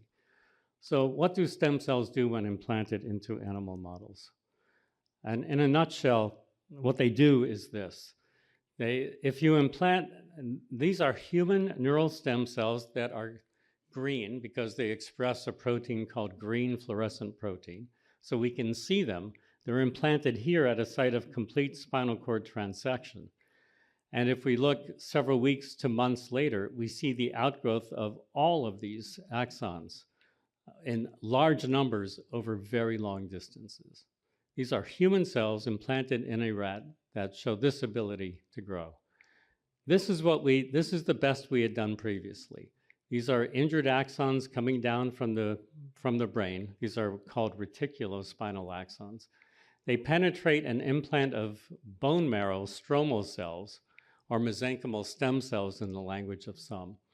We've engineered these to make a growth factor to attract growth, and Dr. Liu did these studies. He also injected the growth factors below the injury site.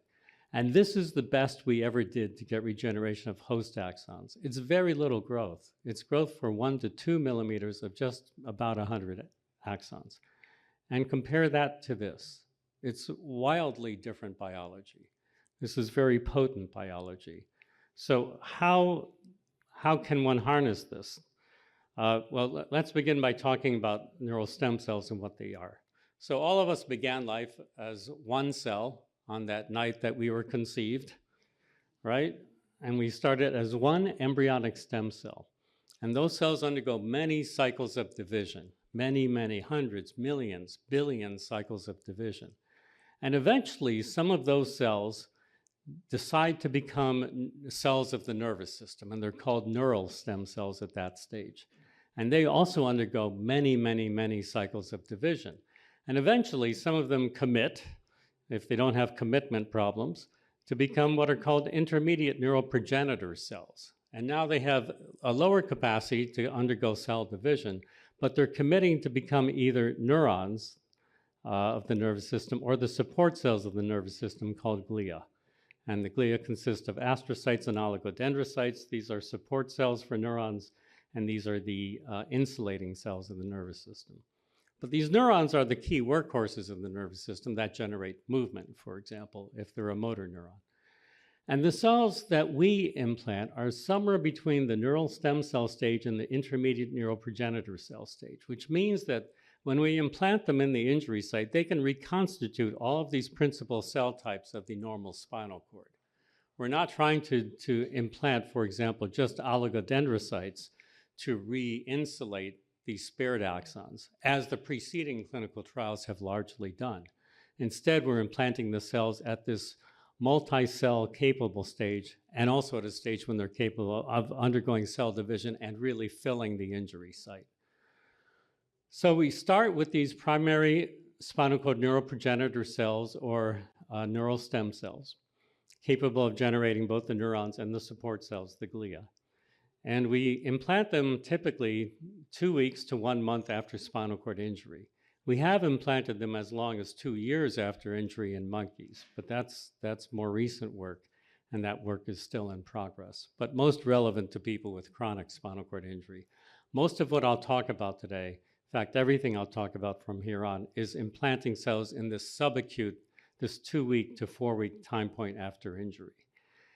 And to get these cells to consistently fill the lesion site, we have to supplement them with both a matrix, a glue that will hold the cells in the injury site, and this is called a mixture of fibrinogen and thrombin. And we have to include those growth factors that are so essential in supporting peripheral nerve regeneration. And the growth factors we include are BDNF, FGF2, and VEGF. I should update this. We no longer need to use this substance, but we have to include these 3 growth factors. 2 of these support the survival of neurons, and this is vascular endothelial growth factor, which promotes vascularization of the graft. If the transplant doesn't become filled with blood vessels, it doesn't survive. That's key to having these implants survive. And then we've grafted them to various models and various species, to mice, rats, and monkeys. And the type of lesion model we graft them to varies from a partial injury to study specific questions to complete transection of the spinal cord. And it really doesn't matter what kind of model or what species we put these cells in. We see the same biology quite consistently. And we look at time points of survival ranging from 2 months to 2 years. And in the first studies, again, led by Paul Liu, this is what we saw. This is a complete spinal cord injury site. The head is toward the left, the tail is toward the right. And here we have filled the lesion site, in this case with rat stem cells derived from the developing rat spinal cord that, again, are green so we can see them. And if we look at them at 6 weeks after the injury, this red label is a marker to show that neurons have developed, NUN, and then we label for various markers, and we find that the proportion of cells in the implant that adopt the neuronal fate is typically about 20 to 25%, which reflects the normal anatomy of the spinal cord. So with our most recent cell lines that are meant to go into humans, we generate about 25% neurons and about 75% the support cells, the glia of the nervous system. And if we look at those cells that become neurons, about 70% of them are excitatory. They send off a positive signal to excite the next cell in the chain. And about 10 to 15% of the cells are inhibitory, and they block excitation. Again, this is part of the normal physiology of the nervous system, and the cells, as they mature, are adopting this normal physiology of the nervous system. This is what you want them to do in lay terms. And again, when you implant them in the injury site and you look at the growth below the injury, it's massive. And this is growth in the white matter of the spinal cord. This is the gray matter. Typically, injured adult axons won't grow at all through white matter, but these do. In fact, they prefer to grow in white matter over gray matter, unlike injured adult axons. And they will break off from that and travel into the gray matter, as you see here. So this is another look at the spinal cord. These are actually induced pluripotent stem cells derived from an 87-year-old man, taking his skin cells, transdifferentiating them into neural stem cells, and implanting them in a rat that has had a complete cut of the spinal cord just on the right side in the neck. And this is 4 spinal cord segments below that implant site, and everything in green here is an 87-year-old human axon traveling down the spinal cord in large numbers in the white matter and penetrating the gray matter, which contains the cells that generate muscle movement. Here's another view of all of these human axons in the rat spinal cord in the white matter and branching off, as you can see here, and entering the gray matter, where these human axons insert themselves among these cells, the neurons in the spinal cord below the injury site. And these human axons converge on the so-called motor neurons of the spinal cord. These are alpha motor neurons that actually generate movement of muscle. And this is shown in a monkey. So human stem cells implanted into a monkey, cut of the cervical spinal cord, extend below the lesion and form these connections, synapses, to the scientists in the room, co-labeled with synaptophysin, showed here at the electron microscopic level, showing an asymmetric, therefore an excitatory synapse. I know that was Greek to some folks, but we're doing a hybrid talk.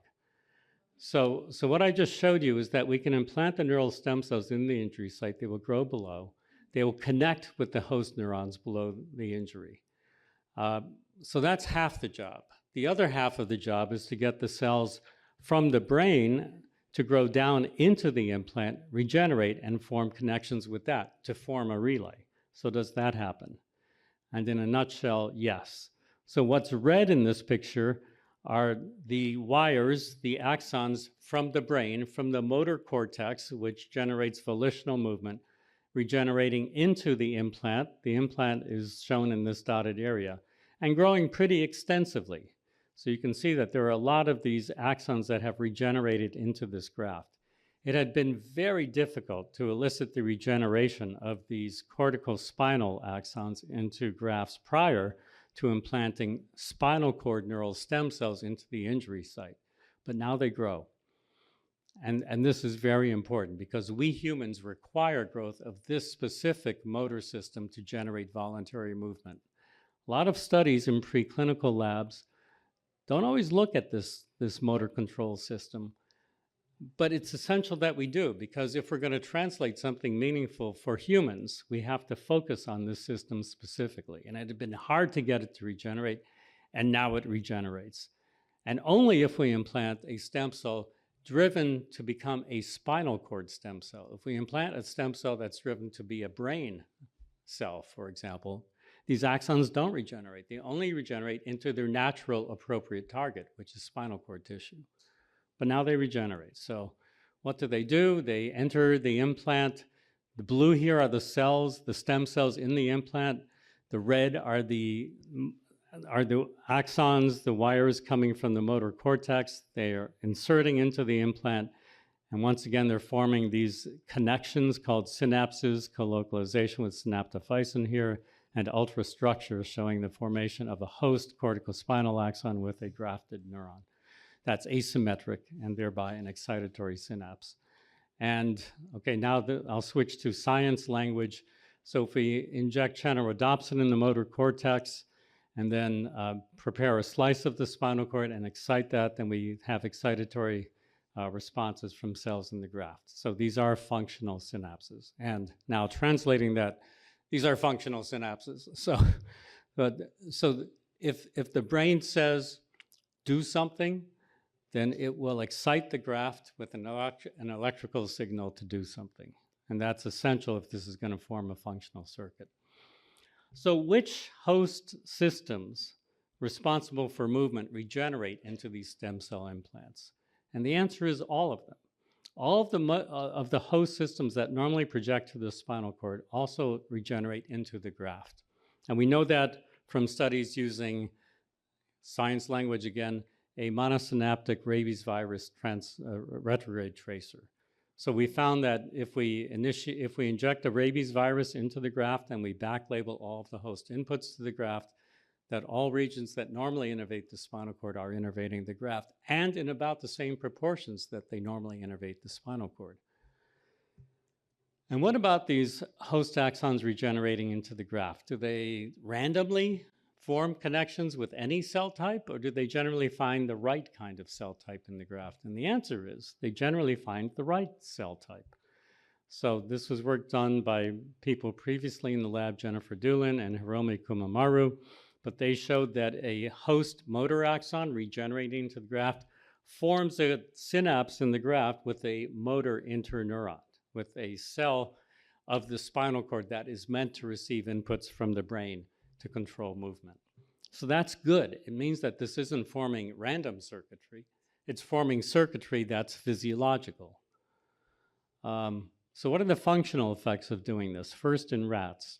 When the rat completes spinal cord transduction done at the T3 level, the upper thoracic level, the rats lose the ability to move their legs, their hind limbs. And if we look at a group that's injured but doesn't receive a graft, then they show very little recovery on this 21-point scale called the BBB scale.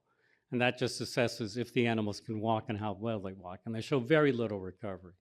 The animals with the implants show recovery to a score of about 6.5 or 7 on the scale. And this isn't complete recovery. It's a 21-point scale. But to go from this to this is a very substantial improvement. This reflects the ability to move the leg at the ankle, the knee, and the hip. Now, did the graft actually generate this kind of improvement? We can determine that by retransecting, recutting the spinal cord just above the implant, leaving the implant intact. And if you do that and you lose function, then that suggests it was neural relays traveling across the graft that generated this recovery. And indeed, when you do that cut, when you retransect, they lose their functional recovery, indicating that these were neural relays forming across the lesion site. So I said at the outset that this is a hypothetical model of splicing the circuit. And these data suggest that that's actually what's happening. We can also look at electrophysiological activity, so we can stimulate the spinal cord above the complete cut and see if we can record electrical responses below. In the normal spinal cord, we can readily see that kind of response. After the cut, it's gone.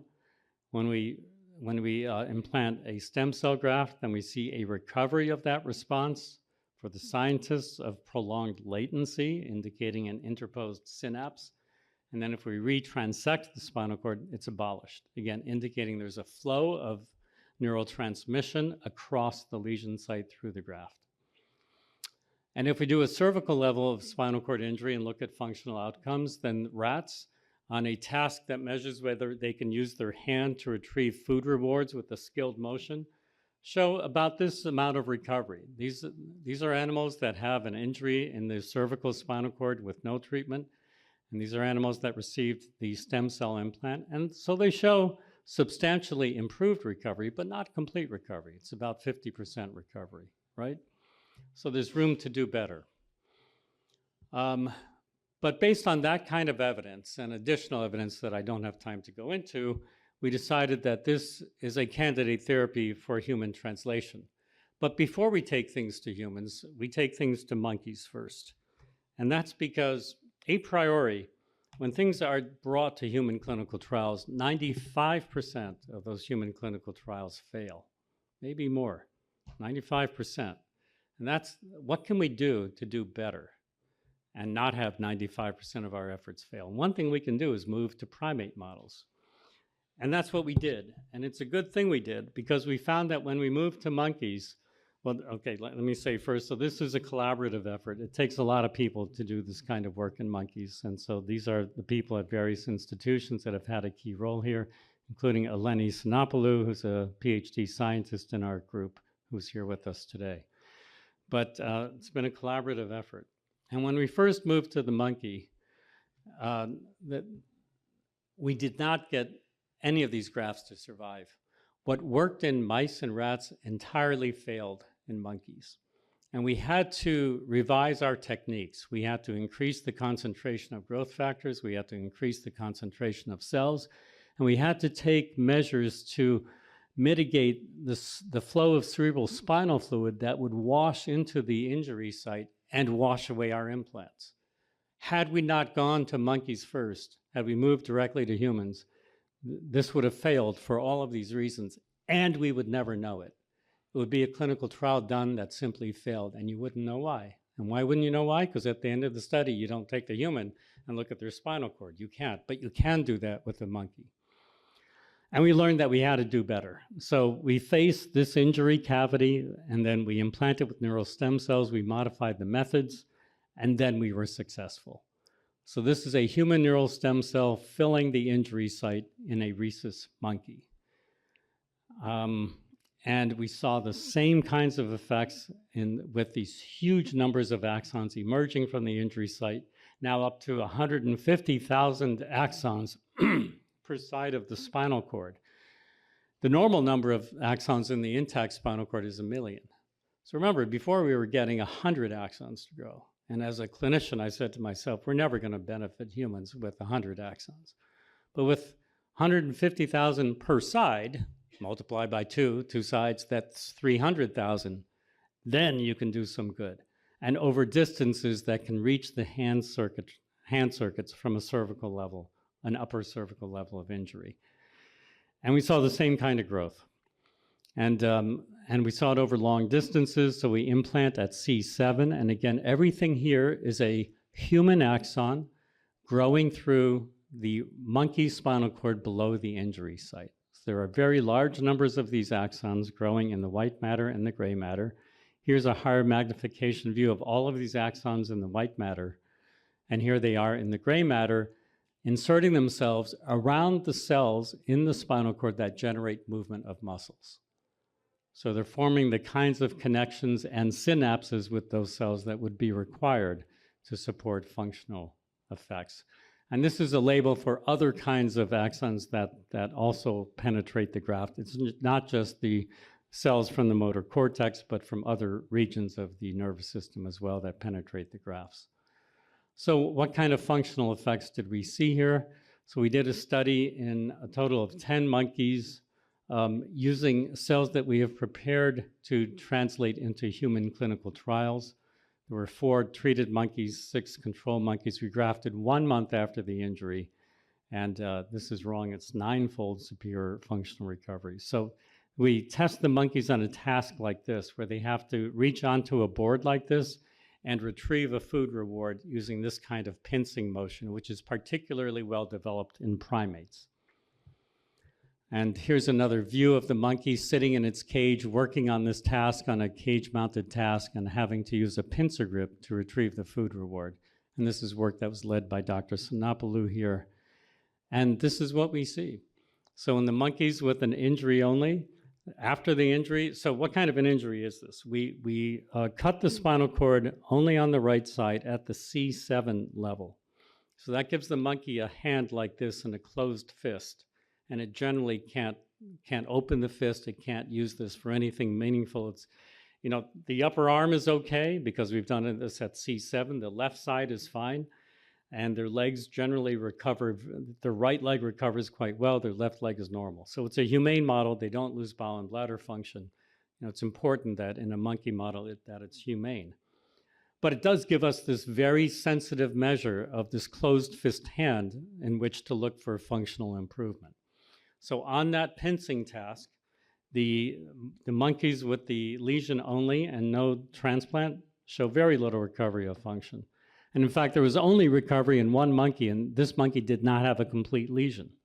If we had excluded him, which we could have, then there'd be no recovery at all.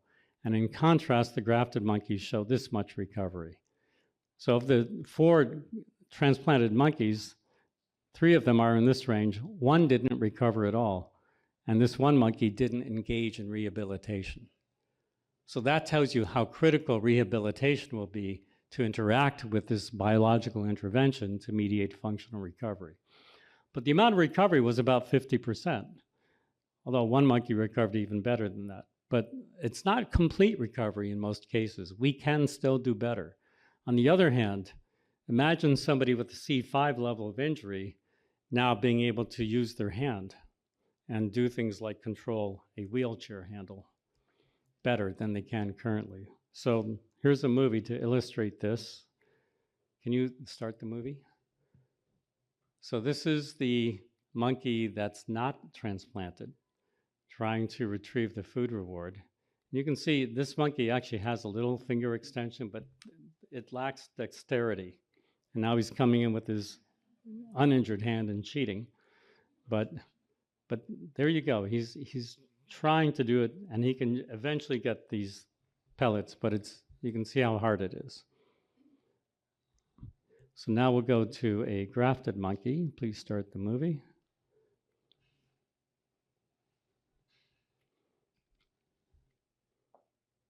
And you can see that use of the finger and the thumb.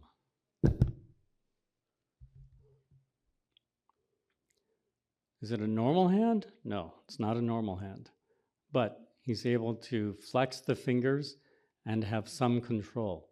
This would be probably enough control to hold a glass and bring it up to one's mouth, or to control a handle on a wheelchair, or maybe to type very slowly on a computer keyboard.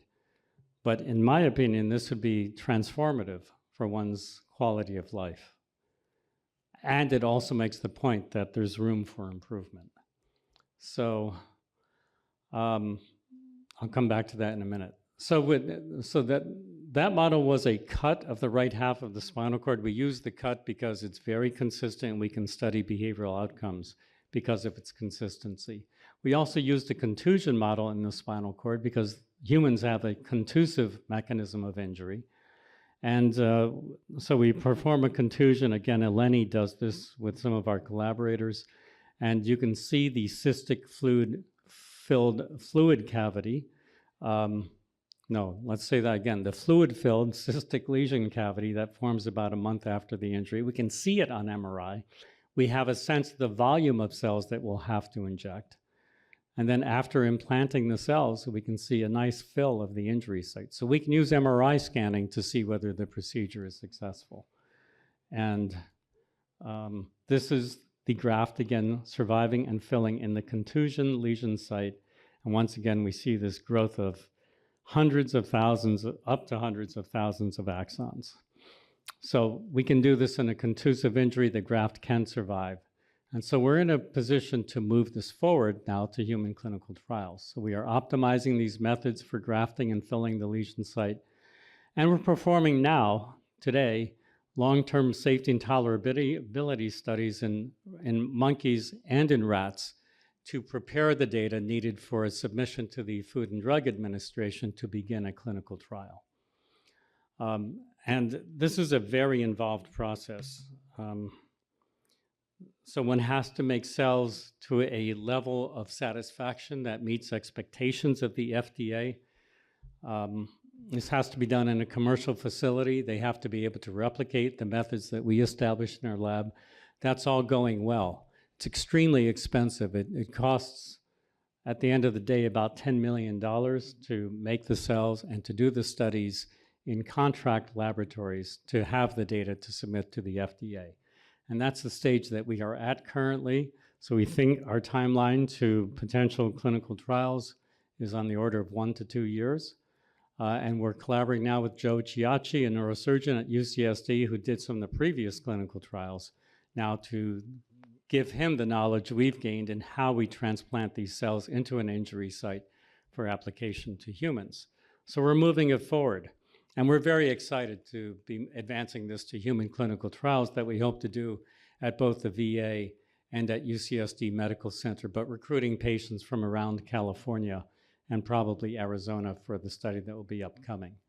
So we'll recruit patients with ASIA A and B level injuries within 2 to 4 weeks of injury. We'll plan on having about 20 patients in the clinical trial. The first 2 will be injured below the T4 level just to ensure safety.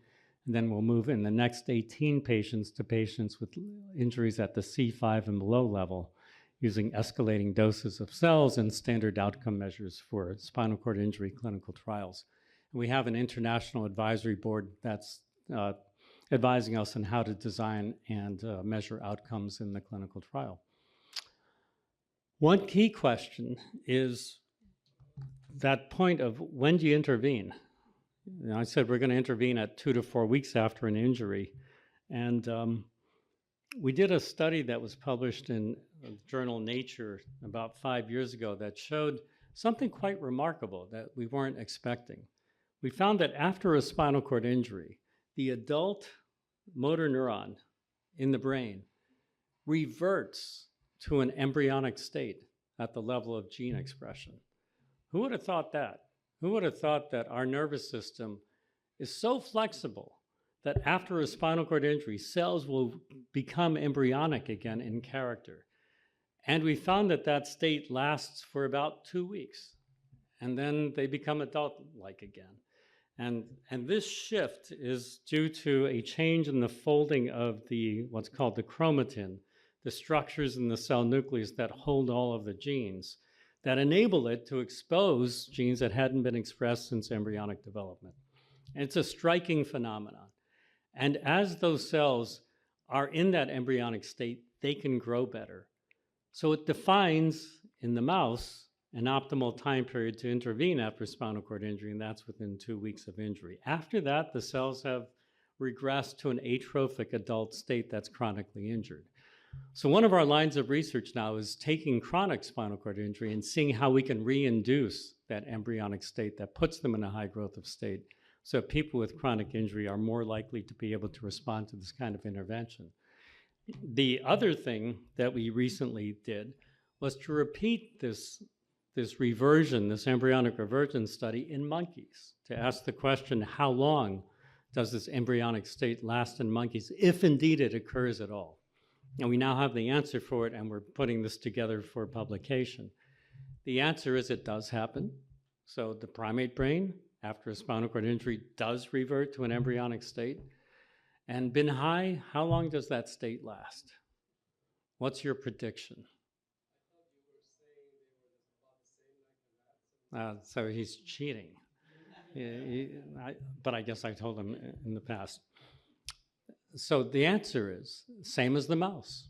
That state lasts 2 weeks and no more. So that tells us that the ideal time to intervene with a pro-regenerative therapy of any type in the human is within 2 weeks. For later injury, we have to unlock the keys to getting the cells to be in a more active growth state again. And we already know what some of those keys are.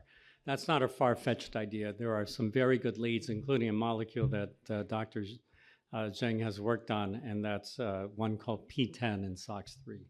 So generally, genes that activate cancer cells will also activate neurons to re-enter a growth state. So we have a very good hint there on how to advance that kind of work. So anyway, the best time to intervene is after 2 weeks. This is some of the data that shows that, but I'm going to skip through it. How much time do I have left? We're taking this for another 10 minutes. 10 minutes? Okay. Let's see what we have left here. Okay, so our immediate goal is to advance to the clinical trial. Now, we saw recovery of about 50% of hand function in monkeys and in rats. So how could we do better? And we have several ideas for doing that, and they're listed here. So one is to combine neural stem cells with something else that's being used more clinically in folks with spinal cord injury, and that's epidural stimulation. So again, Dr. Sinopoulou is working on that. We're collaborating with another professor at UCSD who's a specialist in electrical engineering and implanted electrodes that has some very nice devices that we'll be implanting in rats and monkeys to actually stimulate the graft. So we know from previous work that we did in our lab that if you activate the graft, it functions better as a neural relay. And so we'd like to stimulate the graft with epidural electrodes that can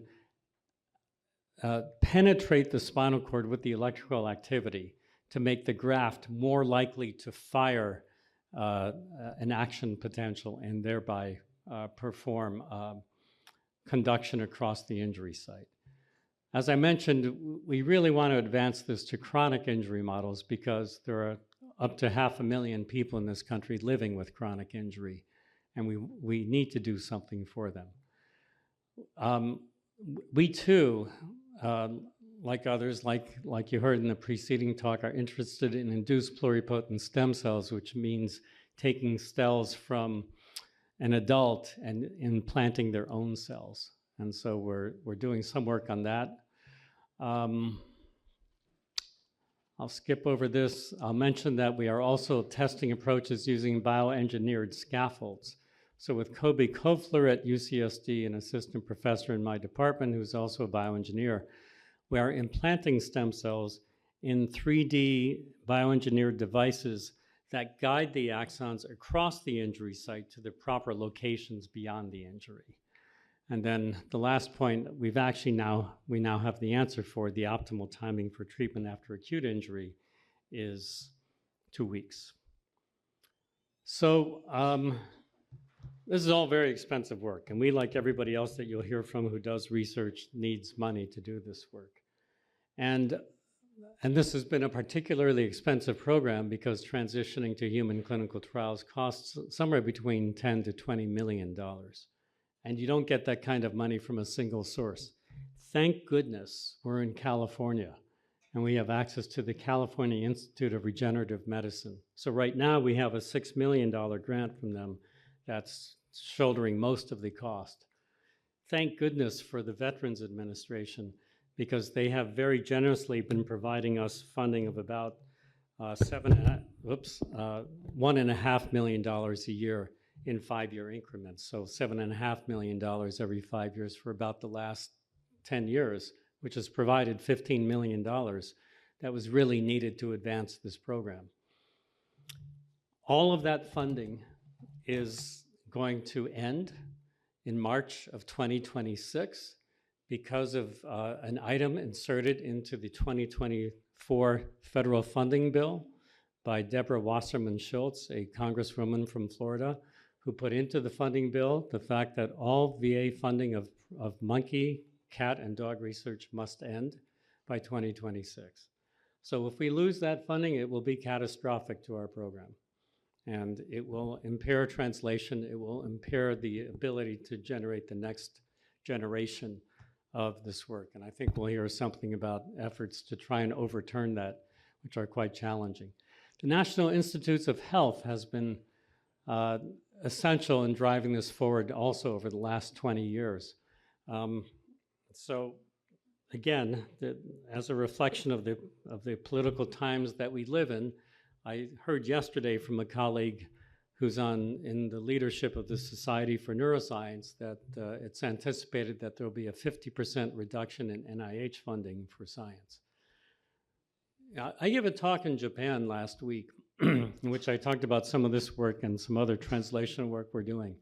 And in another research program we have where we've generated bioengineered scaffolds to support peripheral nerve regeneration after traumatic injury that leaves a gap. And in that work, we're printing scaffolds for regeneration loaded with nanoparticles. And when we load the nanoparticles on Earth, they settle as we're printing because of gravity, and they're not in the right distribution. This is the United States of America. What do we do when we encounter a problem like this? We innovate. And what we did is we sent these scaffolds and the 3D printer into space on the International Space Station 3 months ago, and we printed these scaffolds in space successfully. That's what we're at risk of losing in this political climate. We are clearly number one in the world and on the planet. The reason we have so many folks from other countries here working in our labs is because of this innovation. It's because we have a system that rewards merit and doesn't reward who you know. And this is at great jeopardy right now. We live in very dangerous times for the support of science and for the support of society in general. A lot of the changes are driven by a real need, but the changes are being done in a disorganized manner that really threaten fundamental aspects of American science. And people will not be coming to this country to do this kind of work anymore.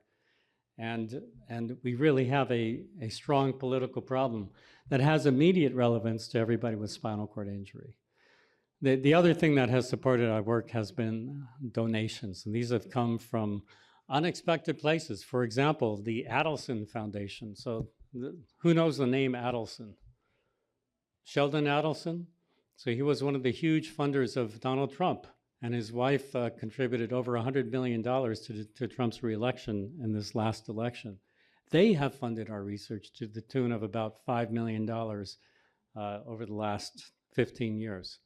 So, you know, this transcends political party and political divide. We all want to work toward this kind of outcome. We want to improve the lives of people with spinal cord injury, but something's wrong in the process. And we all also need to work together to mitigate what's wrong. So this program is at great risk in this current political climate, and we really all need to rally to try and do something to change that. What's that sound? And I think in the next talk, we will likely hear something about trying to do that. So that's it. Thank you for your attention. Happy to take any questions.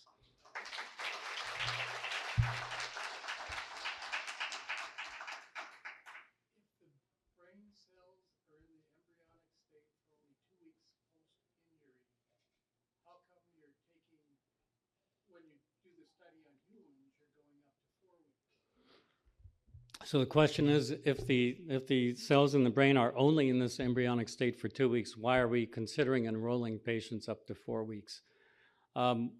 We're reconsidering that, and we're trying to decide whether we will indeed only enroll patients up to 2 weeks after injury. We do think it's most likely they'll be responsive within that time period. But it's not like axons fail to regenerate at all beyond that. So when we've looked at chronic injury, we see about half the amount of regeneration of the host axon into the graft after a very long delay in rats. So the axons can still respond. And once the host axons make it into the graft, there is an elaborate network formed in the graft that establishes a lot of connections that can transmit information across the lesion. So there's a rationale for making it 4 weeks, but we'll probably favor patients within 2 weeks. You're welcome. Other questions? Yes. Are there any actionable steps that you think we should take to rally? Well, specifically on this issue of the ending of federal funding for VA support of primate research, yeah. So we have local Congress people, and you know the loss of money to our VA hospital alone will be $30 million for each 10-year period. $30 million lost to our VA enterprise that supports both general hospital employees and the scientists in my group. So you would think our local congressman would be interested in that, and I've contacted our local congressman. I've gotten no response. But you know what Congress people respond to, and that's a lot of people contacting them. So one thing we can do is recruit our local network to get our local Congress people interested in this issue. That they could initiate action to try and overcome that 3-line budget item in the 2024 budget that eliminated this research. And maybe we can coordinate something with the PVA to generate a clickable email message that, if we all spread through the community, could generate the sort of volume that would lead our Congress people to respond. Thanks for the question. Anyone else? Okay, thanks very much.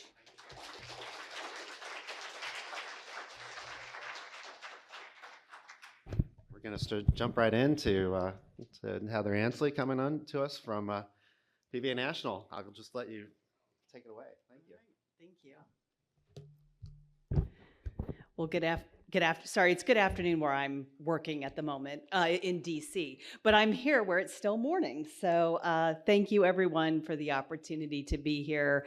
I really appreciate the invitation and having the opportunity to go after Dr. Tuzinski is very good because you get to hear from someone who's definitely non-scientific in her speech. So looks like I'm controlling the slides today. So this just as a little start of who we are. So PVA, one of the things we are a national nonprofit veteran service organization that was started nearly 80 years ago. And our focus has always included access to healthcare, benefits, research, and then the civil rights of our members as people with disabilities. And when we looked at what we wanted to focus on this year in terms of our messaging to policymakers in Washington, D.C., we came up with this image that we have on the screen. So on the right side, we have a historic photo that is PVA members who are protesting with the good old-fashioned signs that had sticks on them back in the day. They don't really do that much anymore. That say, "Don't let us down. How about the Brooklyn VA Hospital? Keep faith in disabled veterans, and how dare they?" And we juxtaposed that with a picture from a couple years ago of some of our members up on Capitol Hill holding up a sign that we added the phrase "We choose VA," because we wanted it to be clear that veterans today, particularly those with significant injuries or disabilities, prefer care in the VA. There's an overall really big push to push care into the community, that is what veterans want. They want to be in the community, to have the option to go where they want and have the VA pay for that. And we know that that's simply not the case for many veterans. So just a little bit of a frame of what we will be talking about today. So I do want to briefly go over what some of our 2025 policy priorities are, talking about efforts to reduce VA spending and staffing, PVA's support for VA research on the policy side, some of the federal level research challenges that you heard a little bit about, and then we'll have time for some Q&A. So that's where we will frame things today. Again, I am a policy person. I'm an attorney by trade. I'm also a social worker. So that's the lens that I'll be speaking to you today. So our policy priorities, we had 5 buckets that we looked at for 2025 that we wanted to really focus on. And as I said, for nearly 80 years, we have led the fight to help veterans with spinal cord injuries and disorders receive the benefits they've earned, the specialized health care that they deserve, access to homes and vehicles, meaningful careers, and then again, the same opportunities and freedoms that are available to all Americans. That's really from the time of injury or diagnosis all the way through to your continuing integration into your community. One of our top priorities has been and probably always will be is protecting VA specialized healthcare services. That's the main reason we are here, is to make sure that that system of care remains strong. It is not equaled in the community. It is, while there are certainly options, particularly for acute care in the community, trying to have that coordinated care throughout your life simply is not the same as what you can get in the VA. Also access to the proper wheelchair and catheters and all the things that people need to be able to really live their lives. Much different conversations typically when you're talking to a veterans group versus folks that are not veterans who have spinal cord injuries and disorders. I used to work with that community, and I know that some of the basic things that they fight for, thankfully, veterans don't have to. And that's why veterans many times continue to want to lead and to really help people who what we call are on the civilian side and don't have access to services. I think of some of our members who have ALS who the benefits and services you can get through VA if you have ALS are really great in terms of being able to navigate what is a horrible and life limiting disease. And they have decided to take the time that they have to advocate for people with ALS who are not veterans, and so that they can also have access to some of the basic things that help them. And I think that that's just a really great way that our members continue to give back. We also, secondly, look at increasing access to long-term services and supports. Those are things that many veterans with spinal cord injuries and disorders need throughout their lives, not just when they have, reached a time when they have aged and maybe aged into disability. So that's been an area, thankfully, people with spinal cord injury live to be old now and have the injuries and maladies of aging. And we need to be able to meet those needs and make sure that folks have the rich, robust lives they want.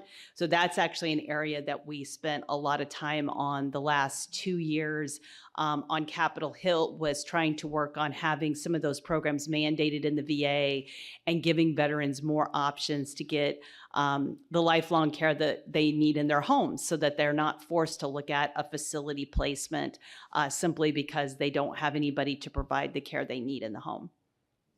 Third, we have veterans' financial security. I won't touch on that too much, but that gets into things you may have heard like disability compensation, but also things that you may not. They are for veterans, even though they aren't the one that benefits, but things like survivor benefits. When a veteran with a spinal cord injury passes away, if that injury was related to their military service, that is an instant drop of thousands of dollars that are coming monthly into that home. So a veteran at the highest levels with spinal cord injury may be getting $13,000 a month, tax-free, every month coming into the home. Once that veteran passes, the spouse is eligible for a different benefit that is about $1,500 a month. And if that spouse has been out of the workforce, providing care to their veteran, that's a significant drop in income coming into the home, and has resulted in some survivors losing their homes because they don't have the resources to maintain them.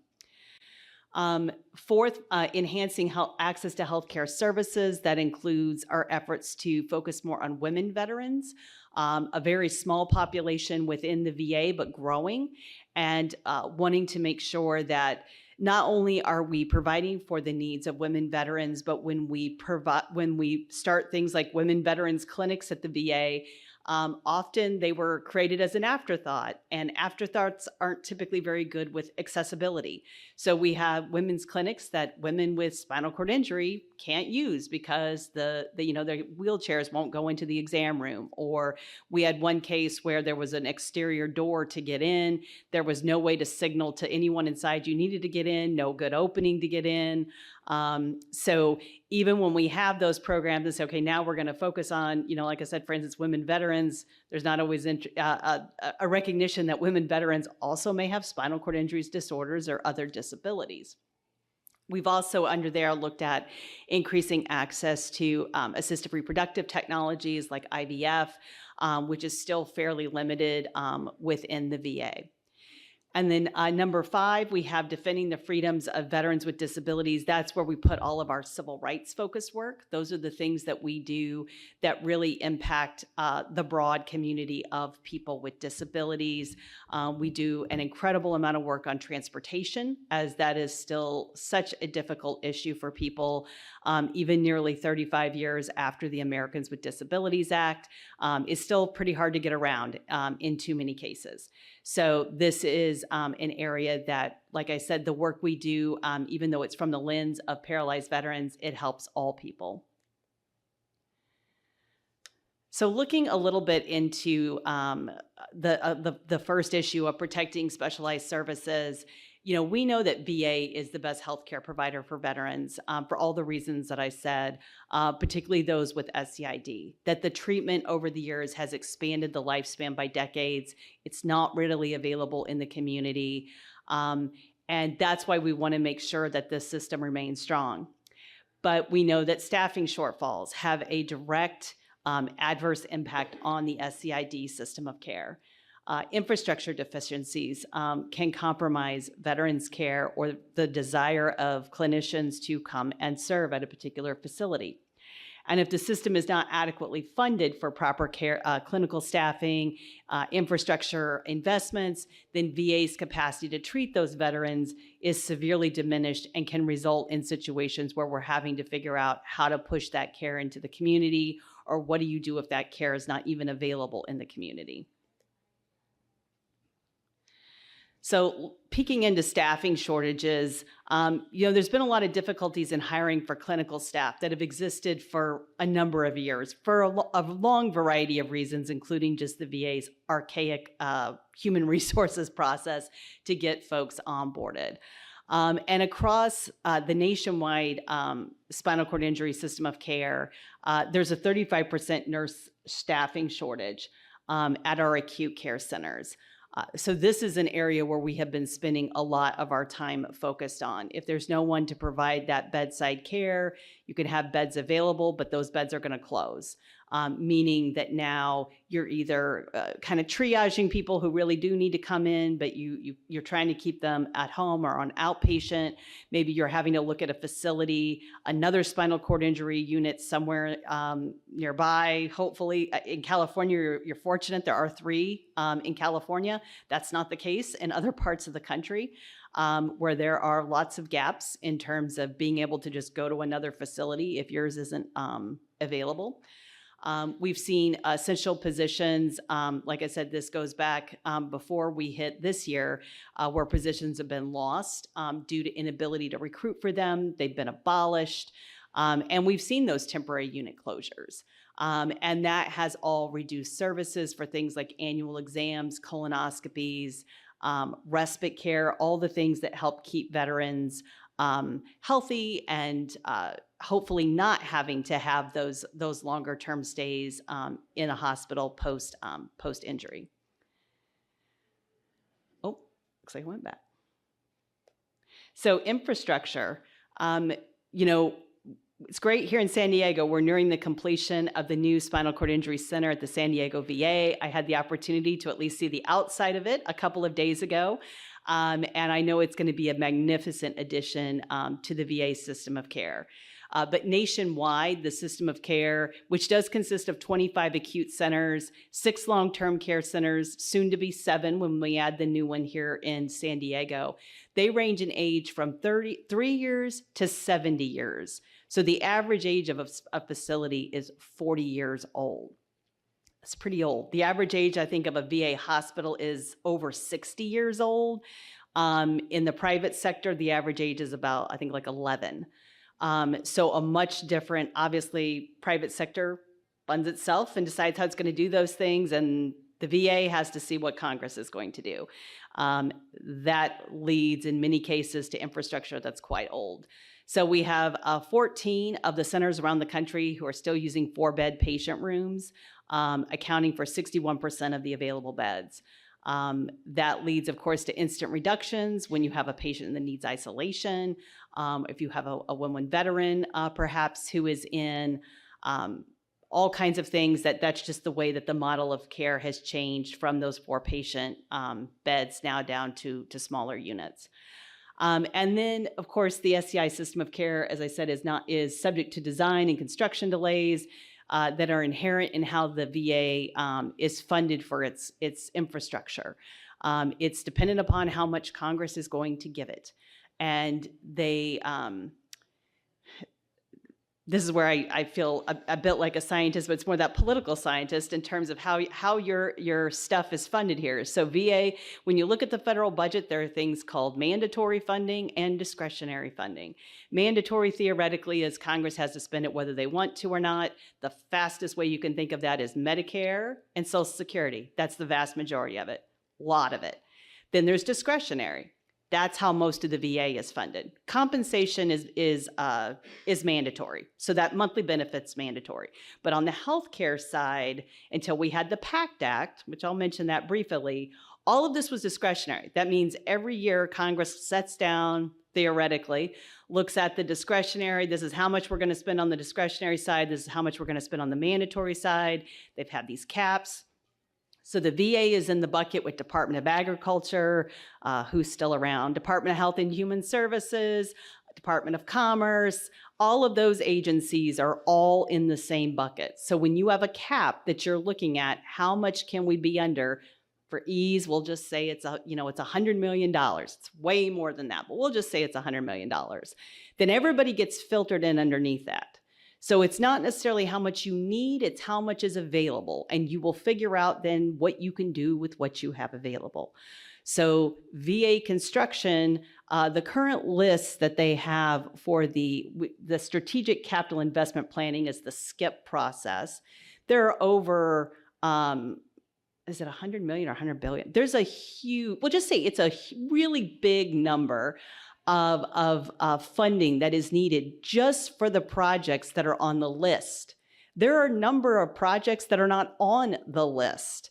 And yet the amount of money that Congress gives every year to, this is where we split into something called major construction and minor construction and super major and all that fun stuff. The San Diego Center is a super major. So it's a big project. Congress explicitly has to give a line item to that project and says, this is how much money we're going to give.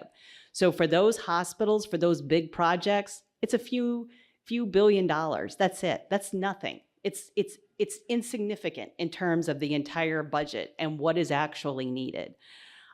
So that's just a scale just in terms of infrastructure. So we're very, very, let me say, very, again, glad that the San Diego project is nearing completion, that it is almost finished. We have another facility in Dallas that is also, it's a little bit further behind, but it's going to be coming online. But it takes a very long time to get those projects across the finish line. So since his inauguration on January 20th, President Trump has issued a number of executive orders and actions. I know that my day is spent looking at and responding to these various actions, a lot directed at federal employees, contractors, and federal funding. That has led to a lot of uncertainty about their effect on the VA and all those other agencies and programs that are important to PVA members. So for example, on Inauguration Day, the president ordered a hiring freeze that included the VA. There was subsequently a list that was disseminated of positions that were exempt. Not all critical SCID staff are on that list. However, we also know even trying to hire for those on the exempted list has been quite difficult going back into the Biden administration. So that's a complication. Since Inauguration Day, we've had 2 rounds of firings of VA employees who were in a probationary status. That could mean that they had recently gotten a promotion. That will put you into a probationary status. Also, it meant you could be terminated more easily. So there were about 2,500 VA employees that fell into that bucket. Now, subsequently, several hundred of those had to be returned to work because of a variety of reasons. And then the firings as a whole were the subject of court action demanding that employees be allowed to return to work. And then another effort is focused on returning employees to physical offices. This includes employees who were hired as remote, who have no office to return to. And this has led to some employees being forced to work in less than ideal conditions. Those that have raised concern about veterans' privacy, particularly if you have clinicians providing telehealth in multiple areas where they don't have the privacy they need. That has caused concern. And that is going to continue to roll. Right now, not everybody is back in that return to work status, but that is happening. And let me say, it's not return to work, it's return to the office. It's return to a physical location. So PVA, of course, is continuing to monitor efforts to reduce the size of the federal government, what those efforts are going to have on our members. We did an open letter to our membership at the end of February, where we just highlighted some of these issues that our members were starting to see. You may have heard that the focus is not on things that are impacting veterans directly, but as we know, a lot of things, even if they don't directly relate, can still have an impact, and that's what we're facing now. So looking a little bit into research, and we already kind of started to touch on this, but I'll begin with some of our support for VA-funded research. So of course, I know everybody in here knows well that VA's medical and prosthetic research program significantly improved the lives of not only veterans, but all Americans and people around the world. The innovation that has been shown is just very valuable. And we know that there must, in order for VA to continue to lead those efforts, we need to have investments to be able to attract and retain top scientists and maintain a high caliber research program. And that VA needs to be able to access cutting edge technology for handling data and then to comply with things like safety and hygiene standards and laboratories. So in February, the Independent Budget Veteran Service Organizations, which are PVA, DAV, and VFW, so Disabled American Veterans, DAV, and Veterans of Foreign Wars, released our budget recommendations for VA for fiscal year 2026. And this is a project that we have been doing, this independent budget, for about 40 years now. And it's a document that we put out. We start working on it in the fall. So we worked on it in the fall of 24. And then we put it out in February of 25. And the president's budget is due to Congress on the first Monday in February. That almost never happens, whether they have been in office or they're returning, they almost never meet that deadline. But we always submit ours first, and we have viewed our budget as what is truly needed, not what did you get back from OMB once they looked at everybody else's, all the other agencies and said, okay, this is how it's all gonna fit together. But we say, no, this is actually what the VA needs. This is what you should be providing. And we look at those discretionary accounts. So all of the stuff related to healthcare, construction, research, cemeteries, again, things that are all discretionary. And for that, for FY 2026, we recommended $1.2 billion for VA research. We work with the VA and other leaders as much as we can to come up with those terms. And we believe this level of funding would help to address some of the inflationary impacts, looking at health disparities, ensuring clinical trial access, and addressing veterans' mental health needs.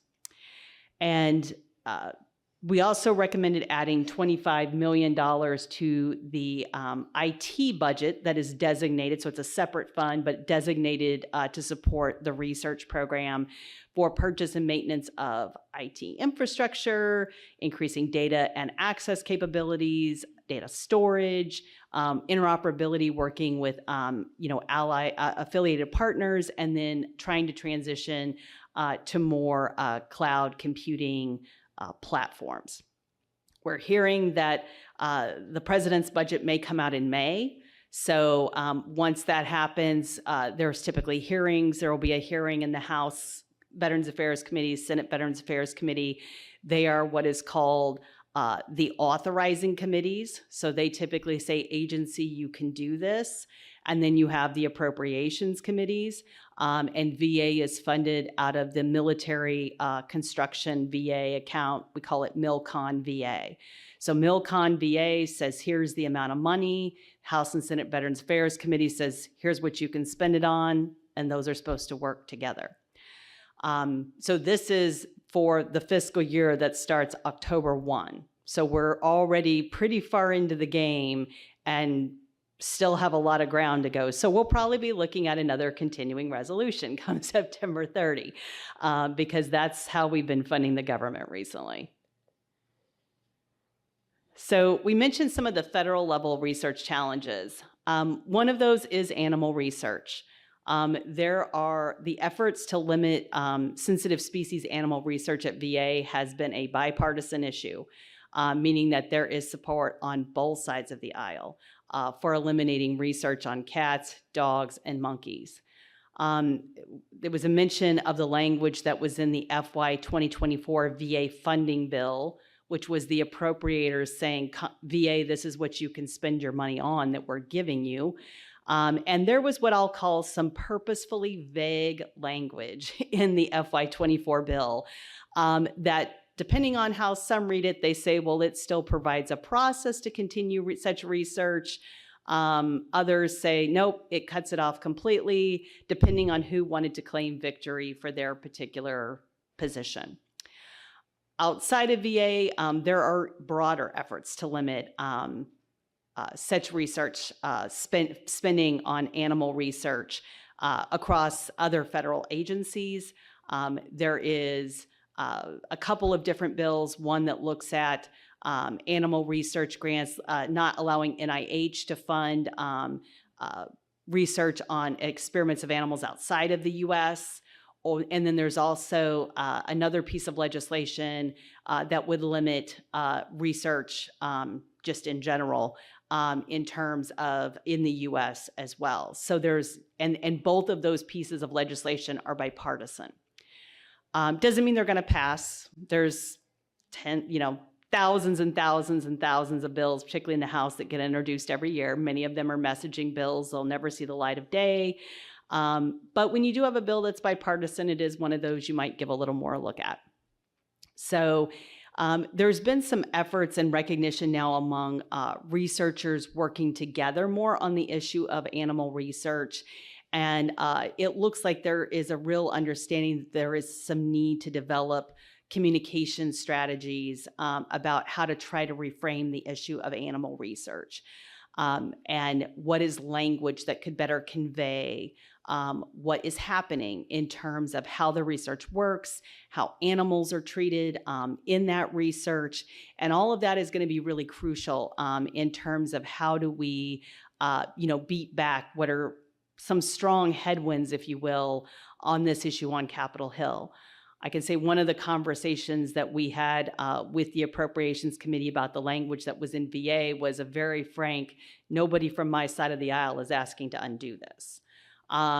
So that's why we're glad to see the researchers working together to find different ways to talk about an issue.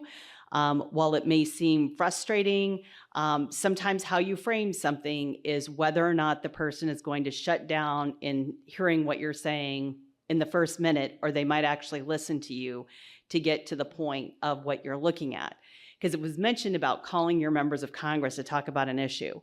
So there are more issues than you can count a stick on that people are very passionate about, that matter a whole lot, that people are calling their legislators about every single day. And they're meeting with them every single day. The ones that do get the most attention are typically those that, okay, we're starting to see a lot of volume. We're starting to see a lot of people raise this issue. What is it? Is it something we need to be involved in? And that's how you can kind of rise through some of the noise. But some of it, again, is how you frame things, and are you going to frame it in a way that allows people to hear what you're saying? So we're hopeful that there's going to be that these new efforts will help us to maybe make some more improvements in this area, because it's been a pretty tough fight. We mentioned continuing resolutions. So you may have seen mid-March, there was a full year continuing resolution that was passed to keep the entire government open, even Department of Defense. That doesn't typically happen. They often pass some bills, but this year they didn't do any of them. So they're still running under FY24. VA is what we call advanced appropriated. They get their healthcare money because it's already been appropriated for them to use. So they actually get access to that other money. But out of the Department Defense's budget for FY 2025, there's a program called the Congressionally Directed Medical Research Programs. And once the package came out and it was baked, what we call baked, it's pretty much done. It's take it or leave it at that point. They cut $859 million from that program. And it's been around since 1992. It fills research gaps by funding high impact, high risk, high gain projects. There was research on a lot of different things, but including MS, ALS, SCI, and the messaging that has come from Capitol Hill about what Congress is intending that new money be spent on.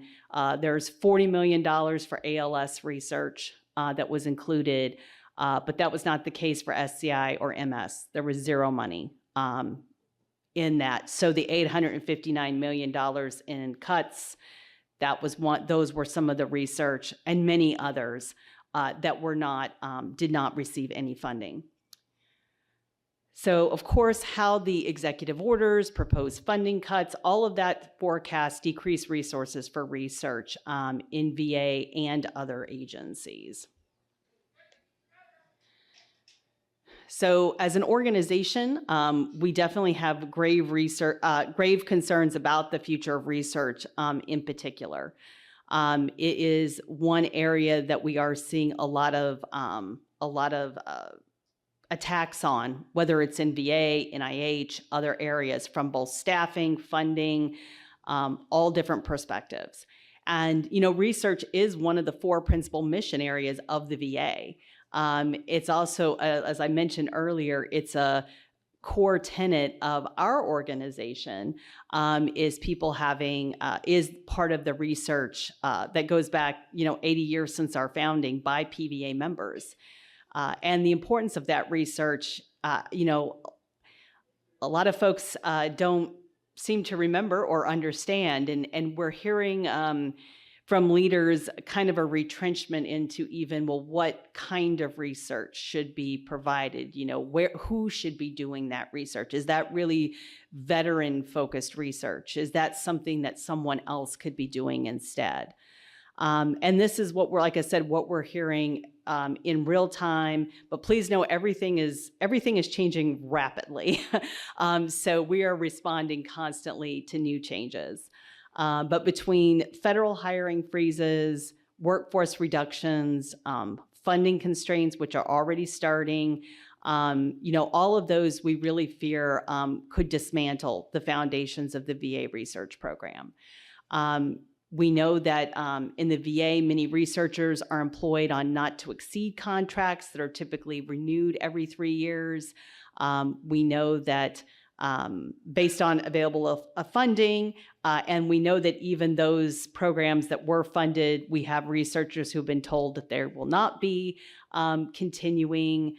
We have heard of ALS research that has lost funding, and that research will stop. And that's a particularly head-scratching one when you look at that was one of the areas that is still funded under the DoD program, and that ALS is the only condition that, as long as you meet the basic in-service requirements, ALS is always considered to be related to your military service.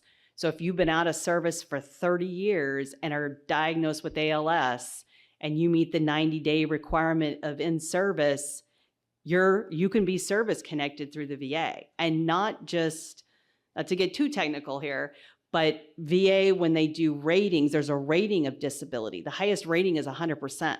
ALS is rated 100%, no matter where you are physically.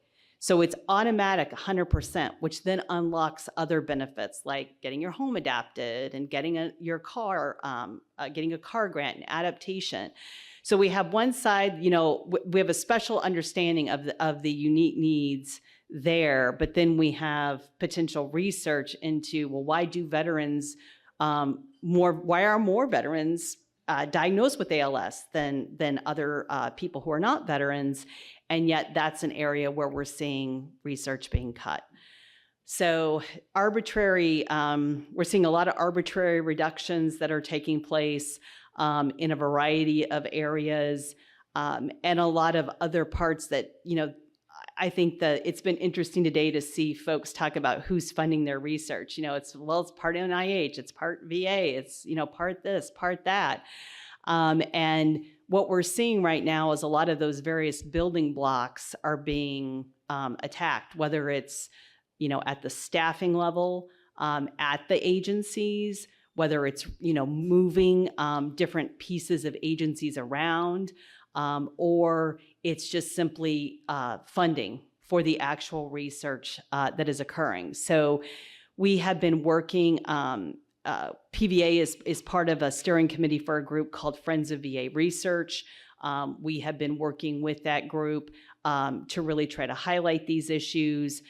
We provided a statement to really show our concerns about research because, again, it's one of the areas that doesn't have some of the protections, like the clinical bedside maybe has a little more protections, but research is in a bit of a difficult spot. So I'm really glad that that was highlighted actually in the last comment because it is an area that we do need to receive feedback on when, things are happening in communities because it doesn't always come up from what's happening on the ground to what we're hearing in Washington, D.C.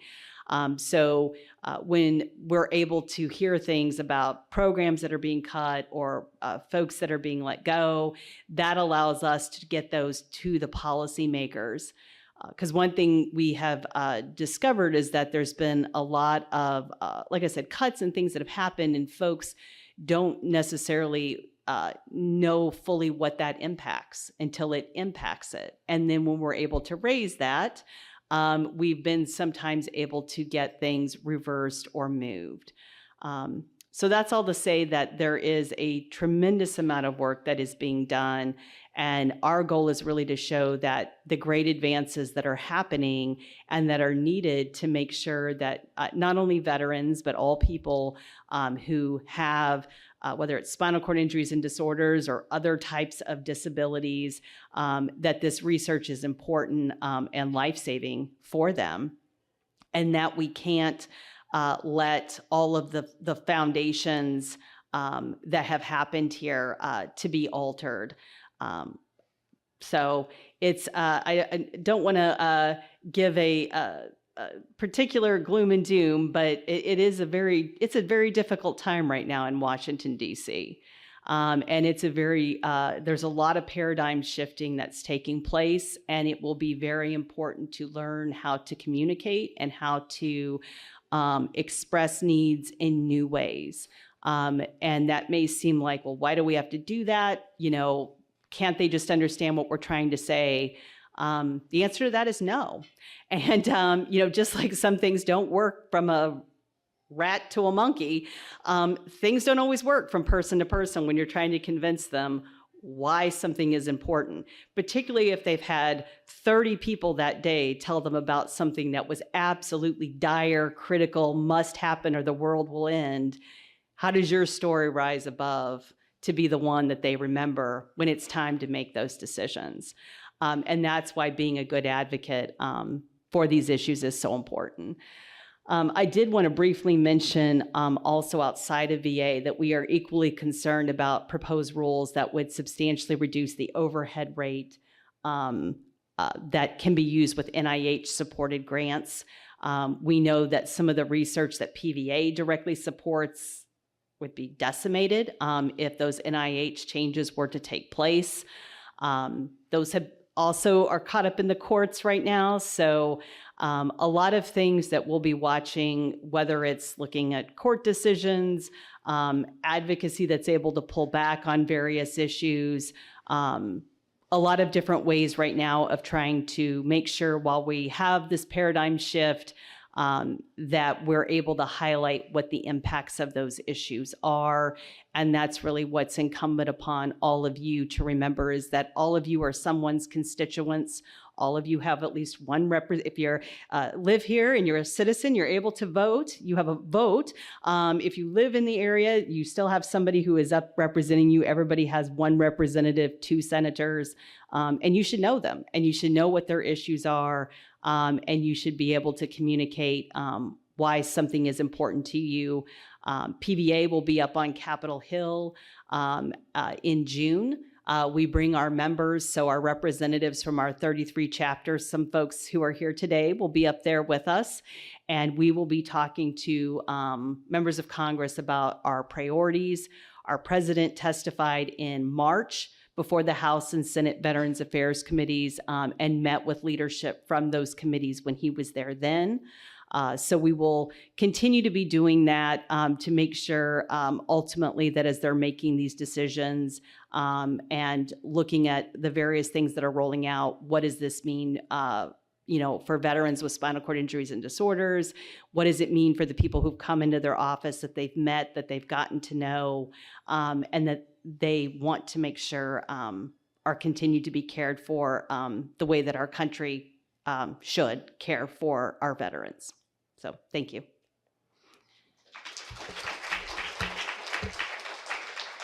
And Yeah, actually, so I think what we scheduled for this time was actually kind of questions for really actually could be expanded to questions for any of the morning speakers. And we did designate some chairs here to create a mini panel, but we are all arrayed in the tables. So I think it would be great. I mean, we've kind of crossed this very nice spectrum of discussion this morning, just from the basic science all the way to how policy shapes that. So I'm sure there are questions on our mind. I would invite Mark and Heather, maybe Suchan, if you wouldn't mind, maybe you want to come up and we can get some mics going and talk a little more. Yeah.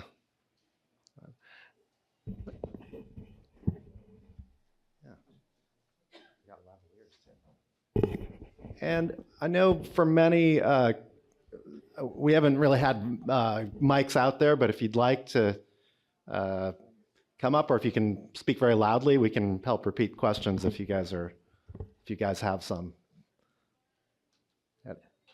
Yeah. Maybe as a start, it would be just interesting to hear your perspectives, just reflecting on kind of what you just heard and how your labs are affected personally, how things are going. Oh, once you get your mic on too. Yes, right, yeah.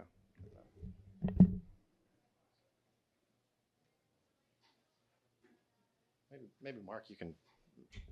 Sorry, I didn't hear you. Oh, I was just maybe as a start, just to kind of hear, some reflection on that and how things have been affected. I know you spoke to some degree about how that is going in your lab, but reflections you might have on the current, additional reflections on the state of funding. Well, the current state of funding, there's just a great deal of uncertainty. If the NIH has cut 50% in the direct money that they use to support research, I mean, that would fundamentally change the nature of science, as I mentioned in my talk. And, I've been around for a while, and I have been able to diversify some of my funding streams so that we would have to make cutbacks, but we wouldn't be devastated. But new people coming into science and looking for jobs are going to be very compromised right now. So UC has suspended all new faculty hiring, the entire UC system. It might be true for the California State College system also. USC has also suspended new hires. It's like I said, we're facing a critical moment in the history of science in our country. And our competitiveness, I brought up the rocket example because where else in the world could you do that? You need to print in zero gravity. Here, we just send a 3D printer up to space. Who else can do that? And that's why we have people like Suchun and Esther, who you heard before. I think was born here because she has no accent, but This is why my parents came here. They immigrated from Poland. That's why we attract people, and we can't lose that competitive edge, and that's the thing at risk. So our funding is at risk. It's at risk from the NIH. It's at risk from the VA. Again, thank goodness we have California state funds that are not at risk, as far as I know. And I don't think philanthropy is going to step up. So we face a real dire moment here. Well, and it occurs to me, Suchen, that you've described some industry involvement, and I'm kind of curious your perspectives on that. perhaps from that standpoint. It's a huge problem, particularly for me, because I just moved here a few months ago, and I started to submit the first NIH grant, and it's postponed for review, all sorts of things, because I didn't bring anything, because I was in Singapore to direct the neuroscience department, and I cannot bring anything, even though I received over 10 million donation to build a new center there. The reality is I cannot bring a penny here. Now I started to work on these few things I mentioned in my talk, and it's a huge blow. I mean, to continue the research. You mentioned about industry. I think this ties into the economy, right? And I think Mark mentioned he studied the GOP talks, and I did. I signed the agreement with the third party to start the GOP talks because we already had a pre-IND meeting with FDA, and we are supposed to submit the IND for clinical trial at the end of the year. But I need to raise enough fund to carry out the clinical trial. And you are talking about 10 million, I need 30 to 50 million to perform that trial. Where to get this kind of fund? Because of the economy, if you look at the stock today or yesterday, whatever, and when it creates uncertainty, investment I will hold it back a little bit until the certainty is clear. Right? There are so many things, and I totally echo with Mark's remark on the next generation of scientists. I listed a few people who work hard, made a huge contribution to science, and they will end up with faculty job or become CEO of companies. But now, then what? And we are going to hire people to work on the mission we discussed, right? But you need people. We have to find people. If we, not only the issue of funding, but also the policy that make it nearly impossible for people to come over, right? I think this is a huge issue. But I probably will stop here, let the other discussions going on, because there are many issues we face, and we need to do something with it.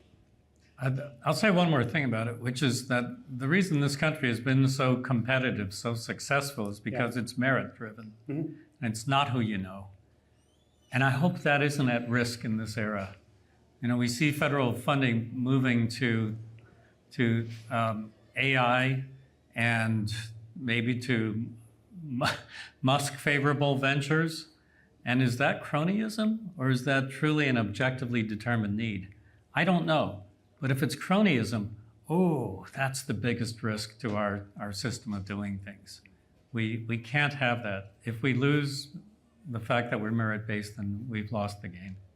I came here 30 years ago simply because of American dream, right? It's not just to build a family here, but more important, it's the science. It's the top-notch science. It's always number one in the world. And if we want to maintain it as the number one, we cannot have such kind of policies that block people, the best mind and brain from coming over here. All right, which speaks to immigration, yeah. So is science and research shared throughout the world? Like if you could not come over here, could you still share? It could be shared, but again, there are additional policies make it even almost impossible, because block the transfer of data, all sorts of things, samples, all these kind of things. I participated in one open science. It's a Parkinson's research funded by Sergey Brin, the Google co-founder, and we brought in hundreds of scientists across the world. We deposit all raw data. Everything is open, but when you begin to transfer material, human data, genetic data across the border, then it comes the problem because of the new regulation, all sorts of things. Yeah, and I think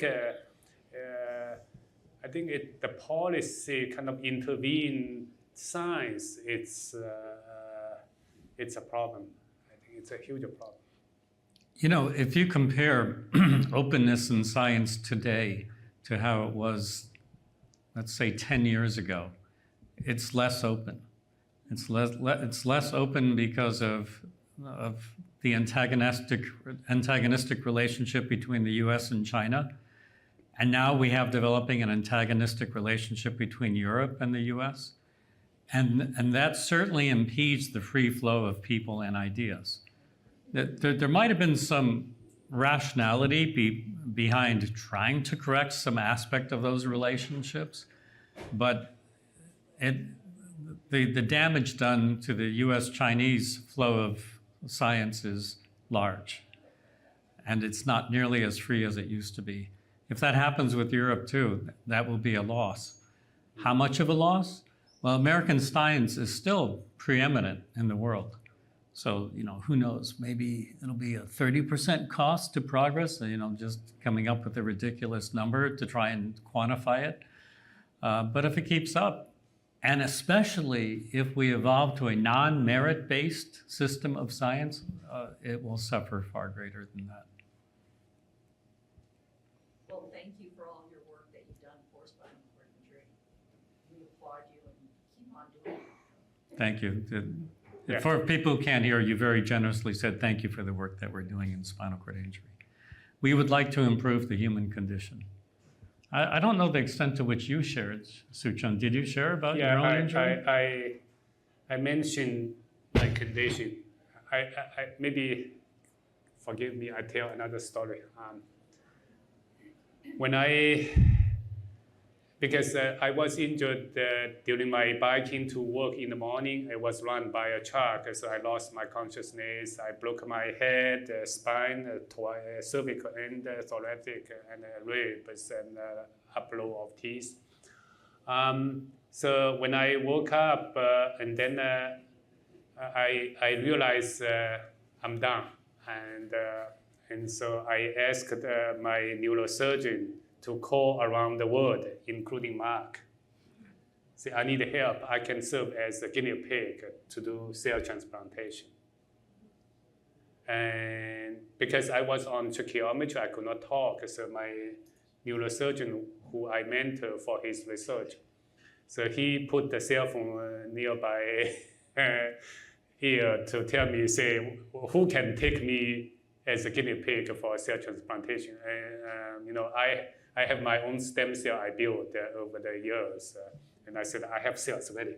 Just put it into my brain because spinal cord, because I couldn't do much, and so that's why I since then since I was able to come back to work, and so I put a lot of energy onto spinal cord injury also.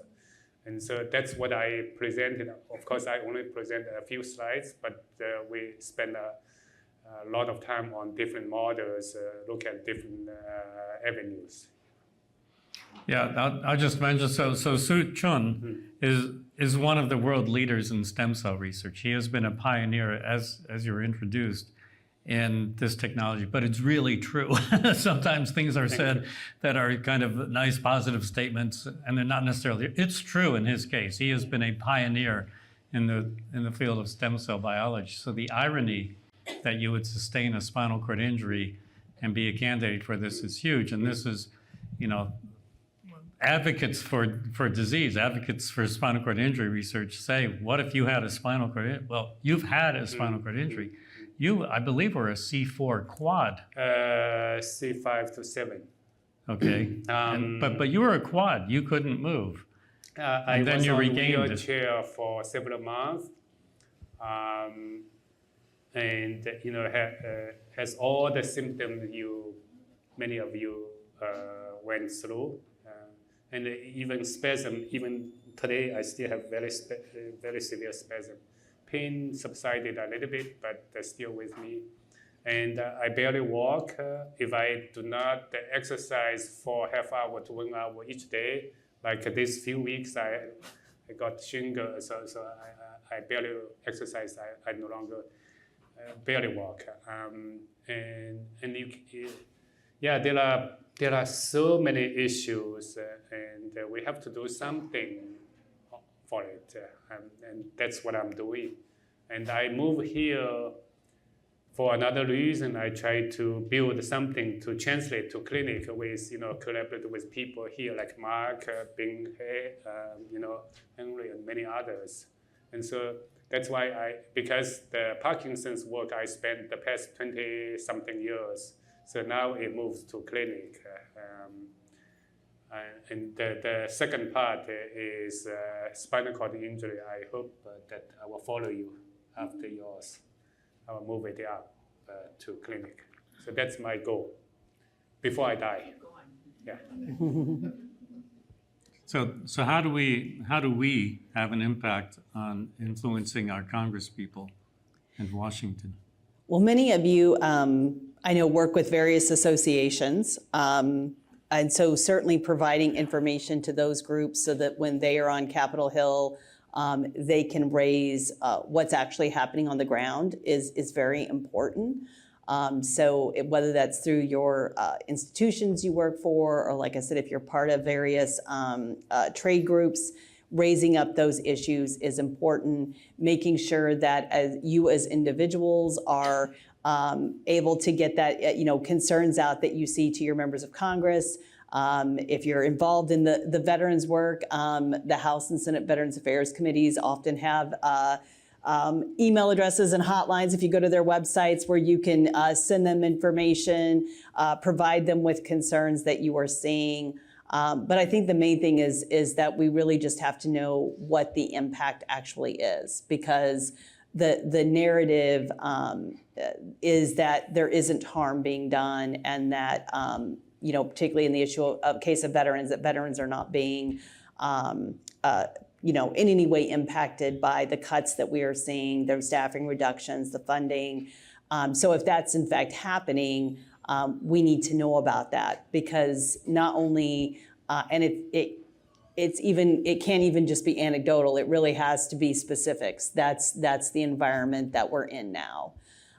So I think it's sort of if you see something, say something, if you will, that we had, in terms of security. It's when you're seeing those impacts, to make sure that you are raising those in whatever avenues you can, understanding that it's difficult right now for a lot of different groups to raise various issues. It's difficult for whether it's associations, universities, VA employees, fill in the blank. We're in a difficult time right now, but I do think having that information about what's actually happening on the ground is helpful.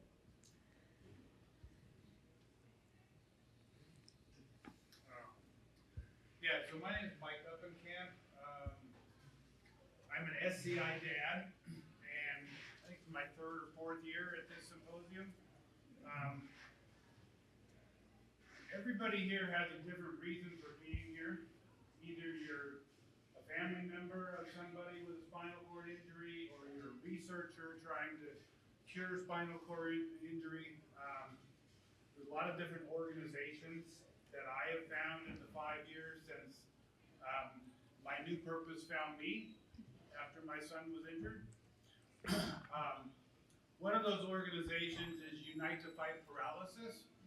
That's an organization in Milwaukee, or Minneapolis, Minneapolis. Minneapolis. That tries to bring all these different organizations together, because each one of these organizations is fighting for money, fighting for support with a common cause. But if you take it away from somebody else, then this doesn't happen. And Unite to Fight Paralysis just sent out a pretty lengthy discussion about the funds that we just lost. $40 million of SCI related funds were just wiped out. And they said, contact your congressman. I did. I went on to Google and I said, who's my congressman? And I found Darrell Issa was my congressman. So I wrote him an email. I had to go through this lengthy process.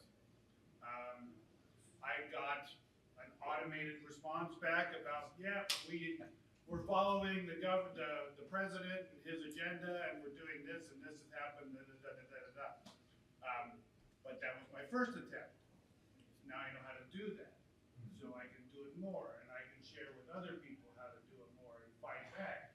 And we're a strong community, right? There's a lot of people that are fighting for us. And so that's a challenge to anybody in this room. Go on this thing called Google and say, who is my congressman? And you click on that link and it's like, send me a message. Yes, you can do that. It's pretty easy. I did it. The other thing is that I am a veteran.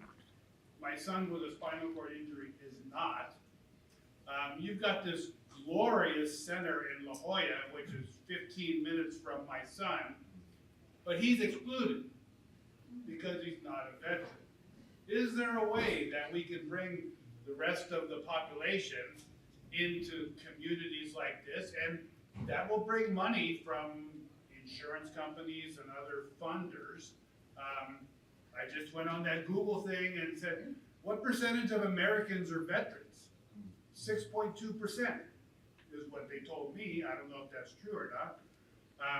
But if you could get twice that many by reaching out to the communities and making some of these services available, maybe that could get more money to the VA.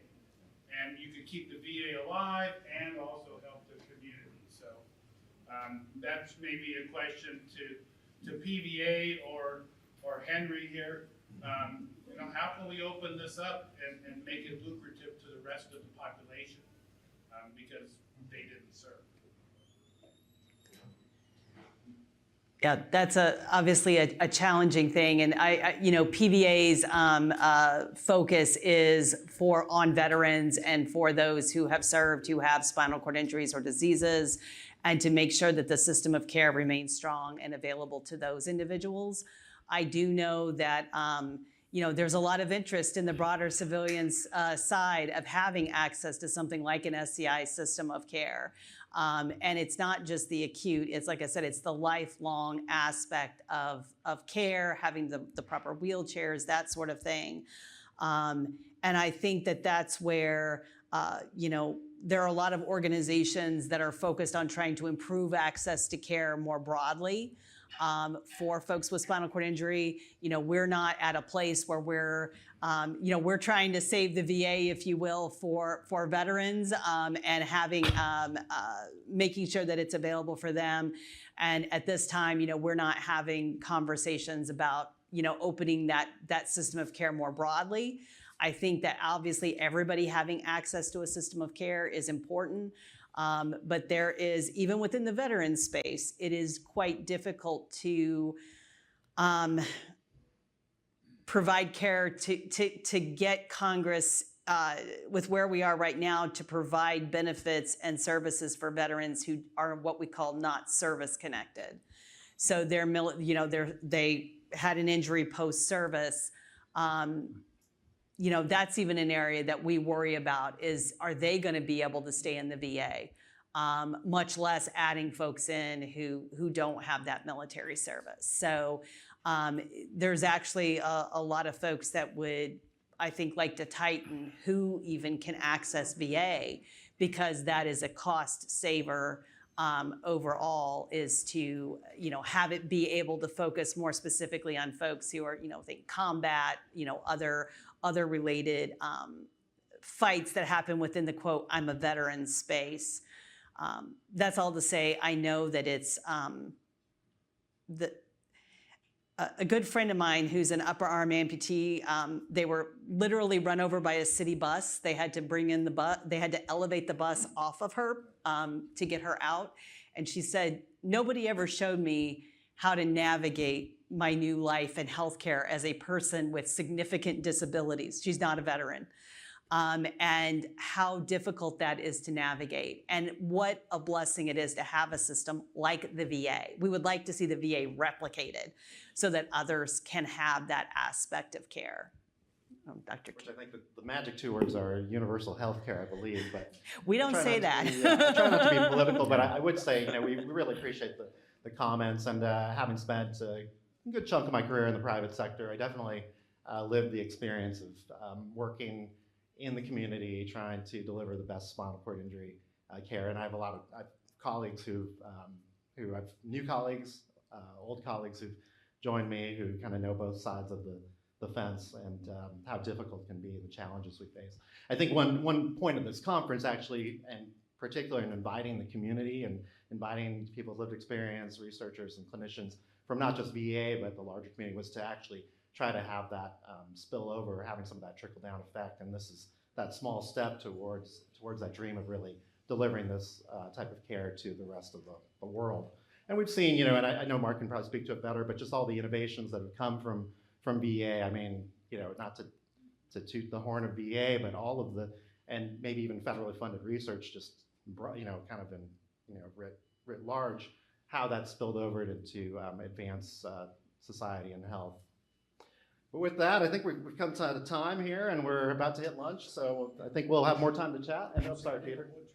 Oh, okay, yeah, we can talk a little more. So one thing we try to do with engaging the community as exposing ourselves to the exposing ourselves to lived experience is to kind of show some of the recreative and kind of therapeutic kind of avenues that exist. We've had over the past few years, we've had all sorts of different demonstrations, and we're delighted today to invite turning for what was the name? San Diego Wood Turners. But it was a catchy name, turning for changing for something. Anyway, oops. Wood turning is coming back there. I see Kim Elliott, who's our rec therapist from our VA Spinal Cord Center, who previously worked at Balboa. So as you're getting some food and interacting with the folks, if you want to check that out, and also please check out our vendors who graciously you know, donate some of their time to spend and share their products with us. And we'll return here in about an hour. Thank you, everyone. Yeah. And thanks to our panel. Well, it's time. If we can, everyone could try to take your seats, and we'll settle back in for our afternoon, which we have an exciting afternoon planned, and this is trying to keep us on schedule, which we've done very well, so no worries there.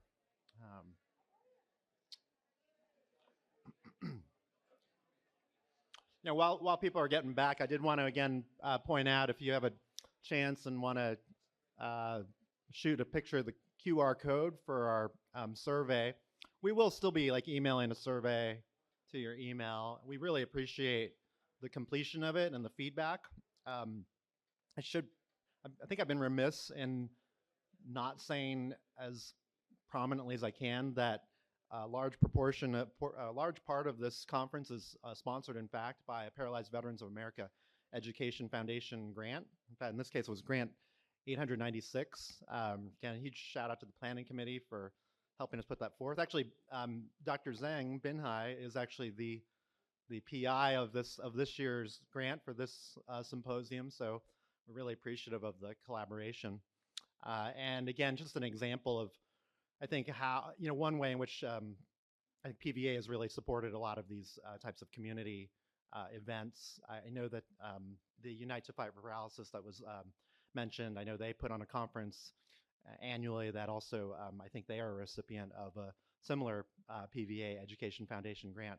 So if you're enjoying yourself, if you're enjoying the day, if you're really, you know, if you've been as fascinated as I have been with the speakers, definitely a huge thanks to our sponsors, and please complete the survey, because then we can use the survey to provide data that this was beneficial to everyone's practice. All right, and we'll flash that again later for you as well. So on to our afternoon program, and this is this part of the session. We've basically created a named lecture to remember Dwayne Allen Norman, who was just a past president of the PVA. I'll read his biography. Born in January 20th, 1951 in Independence, Missouri, Dwayne Norman had an early passion for motorsports that fueled his pursuit of a professional racing career. He joined the United States Air Force in 1969 and trained in the medical service.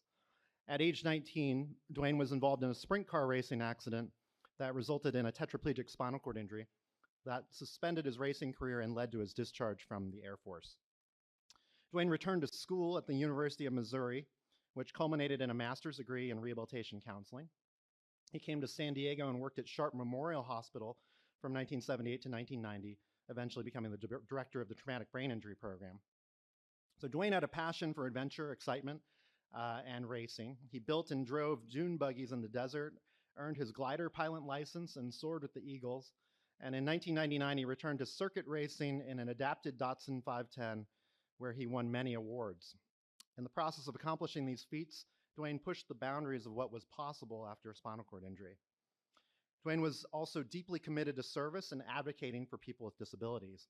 He invented an innovative transfer board to aid wheelchair users, and he volunteered a significant amount of time to the PVA Cal-Diego chapter, leading their motorsports program, serving as president for 8 years, and serving as hospital liaison to the VA San Diego Spinal Cord Injury Service, where he championed access to the facility and medical care, including COVID-19 vaccination and treatment for spinal cord injury veterans. Dwayne passed away on October 21st of 2022 at the age of 71. He was a huge supporter of the Spinal Cord Injury Symposium and expressed great interest in exploring the topics. I think a topic that we're going to be talking about today, which is that of aging with spinal cord injury. And on a personal note, I think before Dwayne passed, he had certainly, we had watched him kind of struggle chronically with respiratory dysfunction. So it was, I think, very fitting that we could find our speaker today, Dr. Raymond Anders, who comes to us from Cleveland, and who again, you can read his very long, distinguished biography.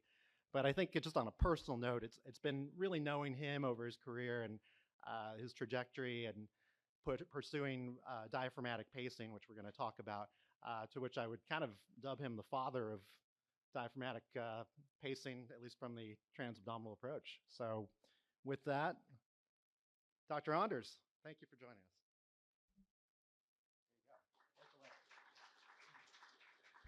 Well, thanks. Fortunately, I speak very loud because I'm one of 10 children. As the fifth one, the only way I got food growing up was to speak loud. So it's exciting to be here. And I didn't know Dwayne, but then I found a picture of him where he was on the fun team. So I thought he's got to be a pretty good guy. It's exciting to be here. Thanks for having me here. It's been a great session so far. And so really looking at Dwayne, I started looking at him. One, he was in the Air Force like I was. So I was in the Air Force from 1984 to 1997. Some of your tax dollars paid for all my schooling all that time period and also gave me salaries while in med school, which was great. And I really learned some because actually that Beachcomber is a great little magazine you send out. So I found all the old editions and read his president's notes, which is very interesting, especially when he talks about the legacy. And then I found this quote from him near in his obituary that really, I think, might sum him up. I didn't try to live a life of service. I was just trying to live my life. And somehow I helped people along the way. And I think knowing him, at least reading about him, that's so true in what he did. And again, his car racing and everything else. And so I'm going to disclosure everything I talk about here. I've developed, I have patents on this. There's a little company, Sims Biomedical, that's out of my university that does it. It's been my research for almost 30 years. So sometimes when somebody's been doing research, that conflict is, it's their research. So they're always going to talk positively about this. But everything I talk about here has been reviewed by my university. Whenever I give a talk, they review the slides, make sure there's nothing really outrageous in that. And really, this is the problem. And really, COVID-19 showed it, that we have this problem of prolonged ventilation everywhere. In the United States, we have 100,000 tracheostomies for failure to wean. We spend upwards of $64 billion treating people on ventilators. So we know that after your acute injury, you have to rehabilitate the diaphragm. So my research really over the last 27 years, be it spinal cord injury or anything else, is how can we keep that diaphragm? So all those other people that talked are much smarter than me. I'm just a lowly general surgeon. I only know one muscle, the diaphragm muscle. So they know all this, stem cells and everything else. And I'm going to talk to you about my experience with this one muscle and the nerve that controls it over all this time. Now, whenever I give a talk, I have to look at some California data. So actually, it's some very interesting data that came out of California looking at if you have a tracheostomy, and this is looking at the data for everybody that got a trach for failure to wean for any reason, not spinal cord injury reasons though, and what their mortality rate was, looking at the vital statistics for the state. If you get a tracheostomy and you go to a long-term acute care hospital, the chance of you being alive is like a 50-50 coin flip at 1 year. You'll have multiple hospitalizations. So when you're unable to wean off the ventilator, it leads to this spiraling things of problems that occur. And we know in spinal cord injury, it's probably even higher because there's only one disease I know of that in the last 20 years for a 20-year-old has a worse survival in 2022 than in 2010. Is a 20-year-old high quadriplegic. And this is looking at the model spinal cord system data, which is kind of not real data because it's a select group of patients. So in 2010, if you're a 20-year-old trach vented, you would live 18 years. In 2022, that had dropped down to 10 years. Again, this is retrospectively looking at it. And we kind of know why that is. So if you were injured in South Dakota, Iowa, there's no long-term vent facilities. You'd go to a nursing home. And if you're a 20-year-old going to a nursing home on a ventilator, you'd rather die. And so we know if we don't get somebody off the ventilator, their risk of mortality goes up. I mean, what other disease is the mortality rate worse than 12 years? No other disease for a 20-year-old. So we were looking at how can we change that, and that's why I'm going to kind of present a lot of this data. Now, part of that is looking at the diaphragm. And so this is another study out of California. I was interested when I find these things. I'm always looking at interesting things. This is at the LTAC hospital. So if you have bilateral diaphragms that work, you have a pretty good chance of weaning off the ventilator. If you have an abnormal diaphragm, the chance of weaning off, which is a phrenic nerve injury or a diaphragm, you can't tell by fluoroscopy what they did, of only 27%. So just figuring out if the diaphragm's involved with your injury, and many incomplete spinal cord injured patients, they, as everybody says, one arm moves better than the other arm. How many people look at the diaphragms on these people? One diaphragm may not work as well. Can we do something to help that one diaphragm that leads to that pneumonia problems that we see in spinal cord injured patients? So my background, I've been doing this research for like 30 years. I've done a lot of different animals in some of the research. I was very upset that we're not going to be doing a lot of animal research.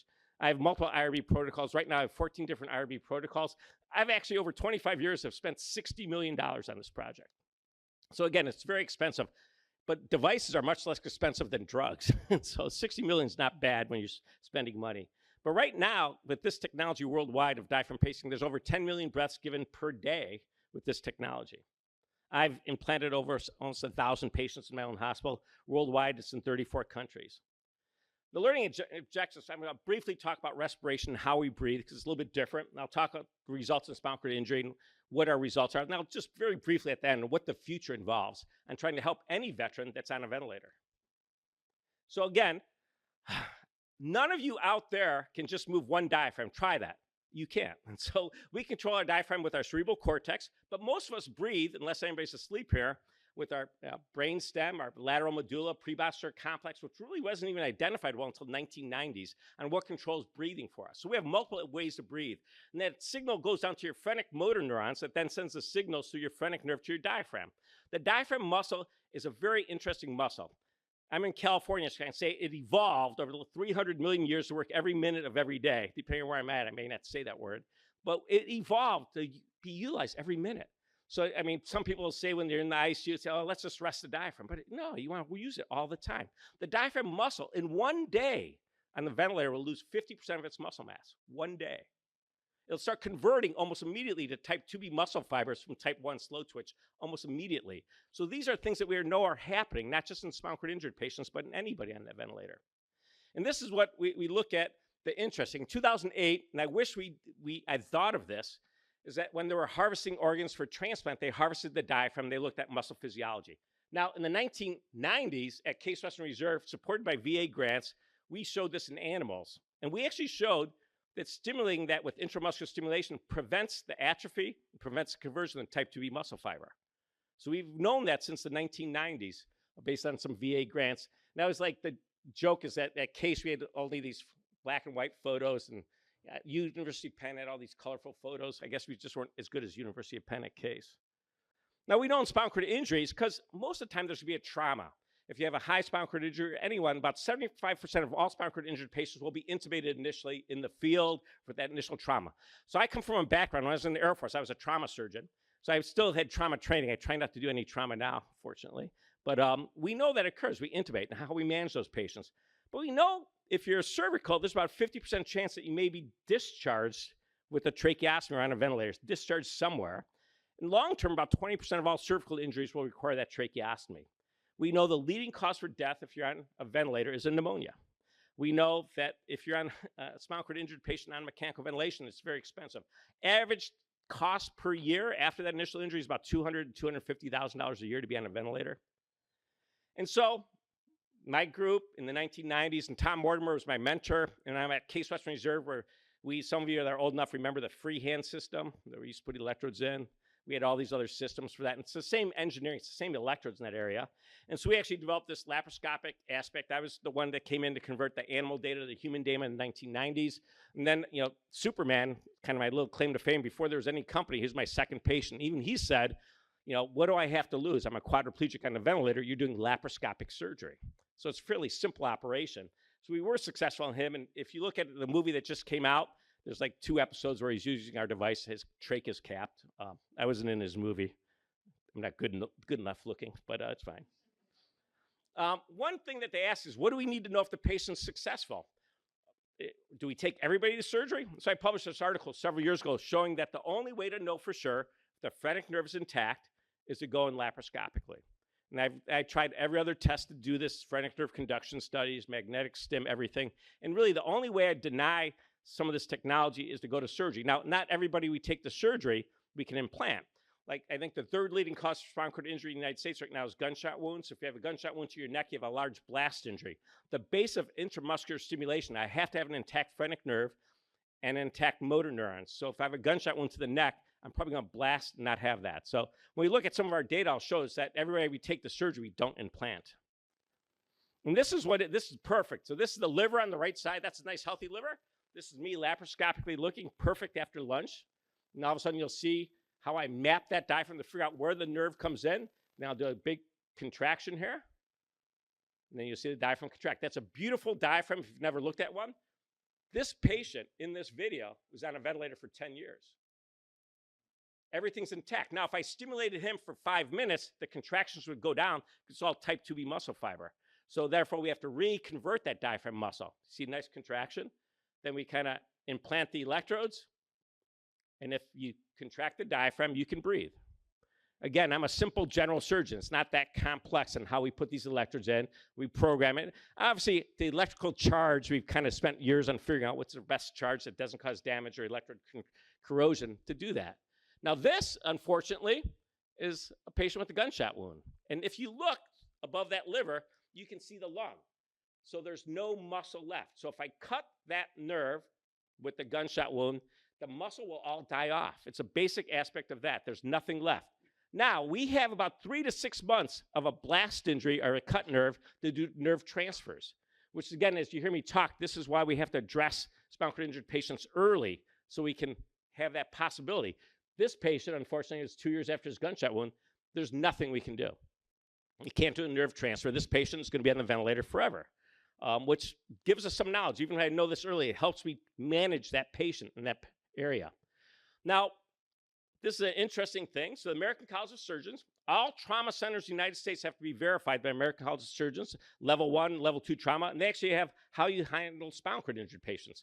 So our data that I'm going to share with you came to this guidelines that all patients early after injury should have diaphragm pacing done, or phrenic nerve pacing.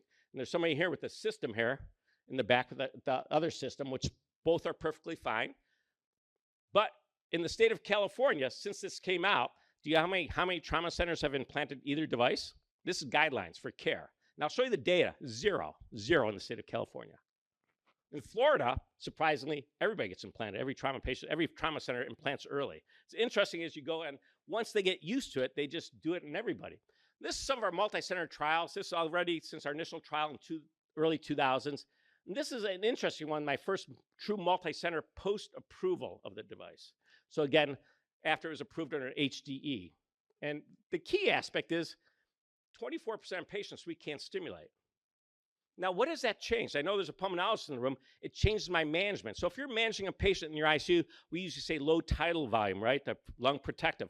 Once I know I can't wean a patient, I'm going to go to high tidal volume. I'll accept barrel trauma. And therefore, I'll, for the first time, even if I go to take them to surgery and I can't stimulate them, I'll have them talking by the rest of the day because I'll give them a high tidal volume and drop their trach cuff. So again, it's much better care. If you're a high quad in ICU and I can't stimulate you, and you can now talk to people, you can get much more involved with your care. And so how we manage those patients. Overall, though, this is like 2014, 2015, I started seeing some stuff. 36% of my patients that we implanted early, they don't need device forever. You've heard a lot with the ARC system here about electrical stim, and we all know the earlier you do rehab, the more recovery you got. What's the earliest rehabber? I always like to say, this is a physical therapist that's a little box externally that's doing muscle stim 24 hours a day, every minute of every day, helping that change. We all know when we do muscle stim, it changes by afferently. I'm changing the size of that motor neuron that may accept other signals. And we can do that, as you heard in that whole talk earlier, we should do stem cells the first 2 to 4 weeks. This we do in my hospital day 5 after injury, day 3 at times. And I'll show you some of that data coming up. And again, we know functional electrostimulation, even an exercise bag, helps recover years after that. So this is all these effects of doing muscle stim will help these patients. This is actually one of my first patients who said to me, you know, I can now frog breathe for 6 hours. Frog breathing is when you don't have diaphragm control, you swallow air and you breathe. And I said, you can't frog breathe for 6 hours. So this is why I started analyzing the implanted electrodes. We can read their EMG. So I have the ability to identify if the patient has any activities with a hypoxic challenge, a hypercapnic challenge. Because remember, that phrenic motor neuron, if I can get anything through that injury, we know your cerebral cortex goes to your phrenic motor neurons laterally. From your brainstem, they go medially. And we now believe that there's a cross-phrenic pathway, which we know in animals exists. Nobody's really identified that in humans. That means if I can get anything through that injury to my phrenic motor neurons, that patient may rebreathe on their own, which is a great benefit. We're seeing a lot more of that when we do early implants. Now, perhaps that patient may have recovered on their own, but when we start showing some of our results here, this is my long-term study I published several years ago, 92 of my own patients here, and we've implanted patients up to 25 years post-injury. The system's intact, we can still help you. And 6 days early, and most of my patients use it 24 hours a day. The only time, interestingly, some patients, and this is again, insurance problems. So if you're on a ventilator, you get insurance nursing care if you can find it 24 hours a day. So some patients will go on the ventilator at night just so they get care 24 hours a day, even though they can pace 24 hours a day. So when I looked at why I don't, it just keeps me, somebody comes to my house at night. So, you know, again, you're still a quadriplegic. You still can't, you know, if this gets connected or something, it'll be a problem. Now, this is probably Kerwin's group in Florida. So they went from, again, this is a number of 40 versus 61. They just said, we're going to do everybody. Boom, they picked a date. Everybody's getting diaphragm pacing. Their 60-day mortality rate went from 15% to 3%. Why is that? You prevent the first pneumonia, and 2, you get them out of the ICU where people are doing the wrong things to the patients. So the first pneumonia you get after a spinal cord injury affects your recovery. And so it affects your spinal cord. If you get a pneumonia, the inflammation from that will expect, you know, we all expect some recovery after spinal cord. That pneumonia sets that back. The first pneumonia sets that back. So if you implant early and you get rid of the atelectasis and you go on negative pressure ventilation as opposed to positive pressure, you can change that. Again, the other reason is that if they got them off the ventilator, they could probably go to rehab. So if you go to rehab, again, you're probably going to prevent that first pressure ulcer. That's then going to prevent your C. diff colitis because somebody put you on antibiotics. It's a cycle that we know occurs on these patients. We also can look at how rapid you wean. So some patients may wean. You know, they're incomplete. Yes, maybe in 30 days versus 10 days. That's 20 less days on the ventilator. And that kind of what changes the entire cost. So if you get off the ventilator faster, it's about $5,000 to $10,000 a day in an ICU in the United States. The earlier you get out of ICU, it leads to all these cost savings for these patients. And so this is what So I was very involved in some COVID things. I didn't bring COVID over, but I have a research unit in Milan, France. I was in Milan in January of 2020, and I didn't bring it over. As we all know, Milan was hit hard. So we kind of knew about this aspect that things were going to go wrong. And I gave a talk, I think, at Asia last year. When we pulled spinal cord injured patients during COVID, they were afraid if they were on the ventilator that they weren't good enough to get that ventilator. Let's get to somebody else. So there's this true fear in spinal cord injured patients that they take away their ventilators. They're already a quad, they're on a vent, let's take it away. And so we kind of knew that. People were getting frightened about that. So I said, let's just see. And we knew a tracheostomy during COVID, we're all frightened that we're going to infect everybody. Tracheostomy is an aerosol generating procedure. So I said, let's just do early and not trach patients. And I had some experience with that earlier. So we started implanting everybody in my trauma unit early.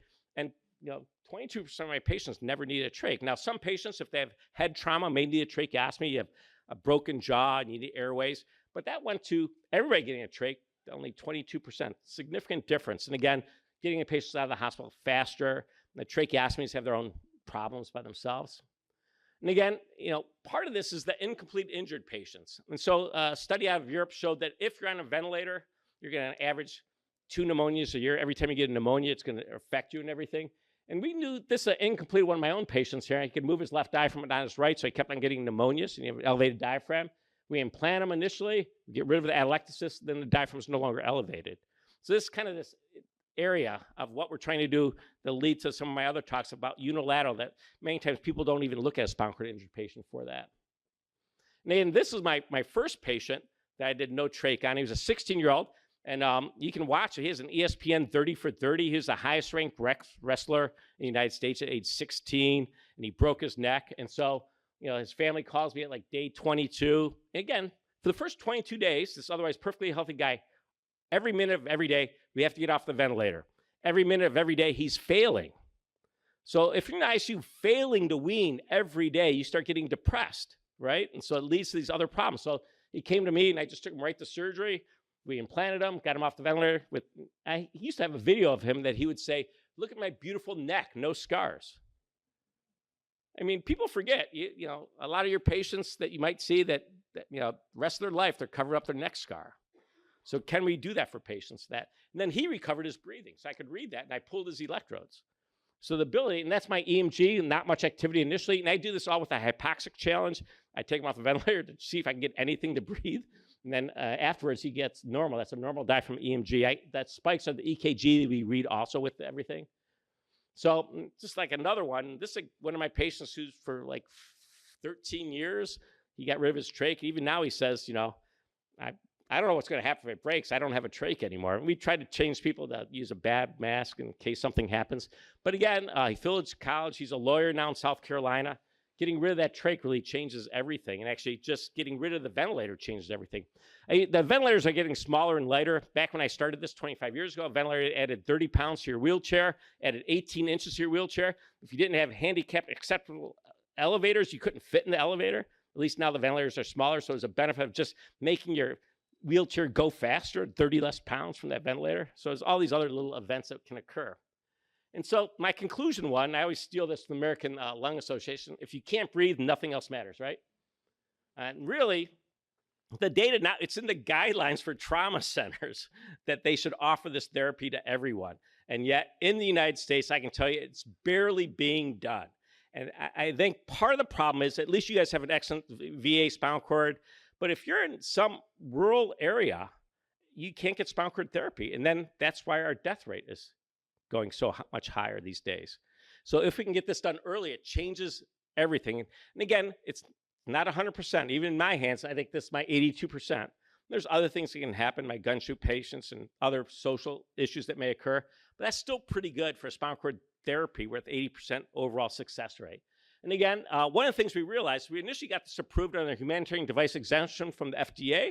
And so part of that required an ancient 1988 ruling, and people forget Congress controls the FDA. So the rules on what gets approved is congressional things. And there's some talk earlier. So we realized that if you're in Iowa injured and you didn't have an IRB, even though there's no research at all for the device, it was FDA approved, you need an IRB for control from this 1988 ruling, that the FDA agreed with us, and they converted it with real world data working with FDA during the COVID-19 pandemic to what we call a PMA, which means you don't need this. It's completely approved.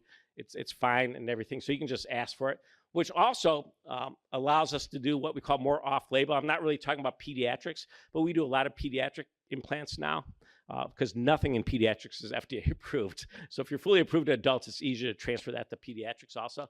And in 2023, we got full FDA approval for that, just using real-world data. We didn't even do another study, which those of us involved with FDA realized that's what they want to use is real-world data, and we were like the first group that was able to do that. And kind of just to talk a little bit about what else we do. You saw a couple elevated diaphragms. This has become a very interesting thing in my life now. It's my most common research now is unilateral elevated diaphragm. And that was like the joke is I have all these radiology reports. And look at it, even all of you can see that left diaphragm is really elevated. The right diaphragm should be about 2 centimeters above the left, but x-ray reports are normal. If you have an elevated diaphragm, you will not be normal in breathing. You can't sleep as well. You'll have abnormal sleep studies just with one diaphragm not working. And we see that very, very commonly. And that kind of led to a lot of our work on what could we do to get that nerve that's usually an injured nerve from something that causes a diaphragm that not work. And with the paradoxical movement, one diaphragm working, your other diaphragm's like on a medieval torture tank rack spreading out because they get sarcomere damage. That diaphragm gets very thin from that. So we started doing a little work on that. And we know, and this is like a summary data showing that if you do distal muscle stimulation, physical therapy will help any nerve to recover. The problem is it's very hard to get to the diaphragm because it's deep inside. So my initial publication was in 2014. For those that published, this means this is 2010 data, right? And so we started looking because you get these patients and you slowly look at it. We had 86% of our patients did well. We actually got patients off the ventilator from diaphragm dysfunction. We weaned them off the ventilator. So it has a positive role in phrenic nerve recovery. And that kind of led to a lot of our work. And this is a very interesting patient that back in those days, if you're on this before left ventricular assist device, the artificial external hearts were approved for what we call destination therapy. You can live with that for a while. Before you could get a heart transplant, if you're on a ventilator, you weren't not eligible for a heart transplant. We have a paper coming out on how much a left ventricular assist device affects the left diaphragm. The phrenic nerve injury rate's pretty high. And so what we realized is that on this patient with an LVAD, we put him in, you can see the trach on his left side x-ray then, we decannulated him, perfect recovery of both diaphragms. But you have your diaphragm pacing unit, you have your left ventricular assist device. We're basically controlling his entire cardiorespiratory system on him. And then he did undergo a successful heart transplant. And this is what we talk about idiopathic. You'll see on that video, you'll see just a little movement when I'm stimulating his left diaphragm. This is an idiopathic elevated left diaphragm. And so a little movement there, not like you saw on that spinal cord, but that means it's an injured nerve. We can differentiate at surgery. And then many patients now, I'm actually go in and take out their electrodes when they're all good, which allows me to look at the diaphragm, look at that beautiful contraction now. Complete recovery, no longer elevated. So our old way of treating an elevated diaphragm as a surgeon, we do a diaphragm plication, we just tighten it up. And that the patients are never normal, and it kind of re-stretches out. So that on the left side is what looks like a normally functioning diaphragm. And clinically it's functioning, I can see it functioning. So we've done a little work on that. And so part of long COVID is phrenic diaphragm dysfunction. And so this is my initial publication on this. And we know that if you've had COVID hospitalized, about 3% of patients will have a unilateral phrenic neuropathy. When we looked at what we call idiopathic phrenic nerve paralysis or idiopathic diaphragm dysfunction, we always thought that was a virus. Same thing if you had Parsonage-Turner syndrome, where some of you rehab people would realize is that that's all of a sudden your brachial plexus doesn't work. We thought that was virally mediated, causing a demyelinization. So we also think in COVID is probably doing the same thing. So we've done a series of patients with COVID where we got that elevated left diaphragm. That's a sniff test down there. You can see only one diaphragm working, not the other one. Then again, we implanted him, and then we go back in later to take out the electrodes, and you'll see a relatively, maybe not. Well, the diaphragm looks normal now, like that first guy. We had it work pretty well. So it's kind of what we're looking at in this area. And we started looking at in cardiac surgery, there's a fairly high incidence, probably about 5% of cardiac patients, 5 to 7, will have an injured nerve when they're working on the heart. So this is my last publication. It's somewhere in pre-approval for publication. We had 31 cardiac injured nerves at cardiac surgery, and we got recovery of 77%. Again, up to 755 days later after that. Now, part of my IRB studies, if I didn't implant the patients, I couldn't follow their data on them. It's just the way my consent form was. There's about 30% of patients I take the surgery, I don't implant for unilateral. and I'll placate them, but they weren't part of my IRB study, so I can't say what happened to those patients. And this, again, an example of that elevated right diaphragm, trach vented patient. We get complete recovery. Diaphragm looks normal. So again, this is looking at other reasons why people may be short of breath. And then what's the future? And so the future is during this time period, going back to even before COVID, we're looking at, as opposed to these long-term electrodes. These electrodes we use are called a Peterson electrode. It was developed by a graduate student named Peterson at Case Western Reserve. And this is before universities were the money-grubbing thing. So he published a paper on this electrode in 1994. So there's no patent on the electrode, surprisingly. And so nowadays, I think most of us, if I did that now, I'd get fired, I think, from my university. You guys probably get fired if you publish something without a patent on it. So we looked at these electrodes. Could we have a temporary diaphragm pacing for the ICU? This goes back to about 2017, 2018. I started doing research. Obviously, COVID, it became a little bit more common. We upped our research in that area. And so now during open heart, I can put in a temporary electrode, just like everybody who has an open heart operation gets temporary cardiac electrodes. And then you pull them out if the patient does fine. So that led to us looking at patient populations where we could do this at and see if we could change their trajectory of these patients, which led to lung transplants. So between 40 and 60% of lung transplant patients will have an injured phrenic nerve. There's been 4 prospective evaluations on lung transplants that showed that this occurs on these patients. For reasons we don't know, it's not just surgeons like myself injuring the nerve, it's probably just the inflammation in that cavity. So we started looking at this, and I presented this last year, and I have a much bigger cohort I'm presenting in a couple weeks in Boston. I think I'm allowed to talk about that. Most meetings you're not allowed to talk until the meeting.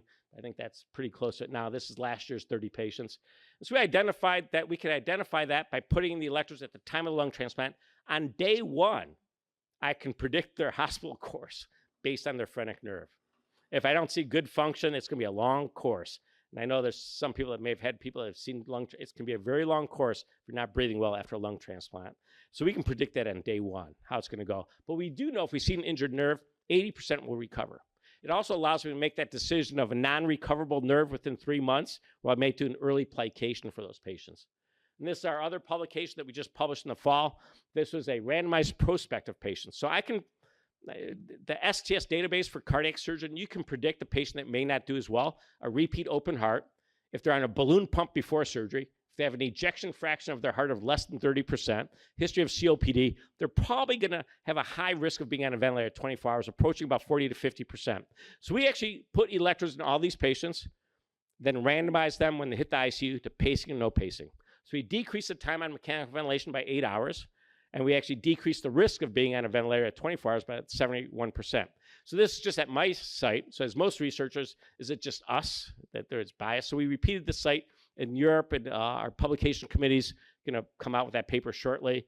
So we had the same results in Europe. Now, Europe just doesn't take as many sick patients as we do to surgery for cardiac. I think we take a lot sicker patients in the United States. But again, we have pretty good data showing that we can help anybody on the ventilator. So kind of conclusion too, when you can't breathe, nothing else matters.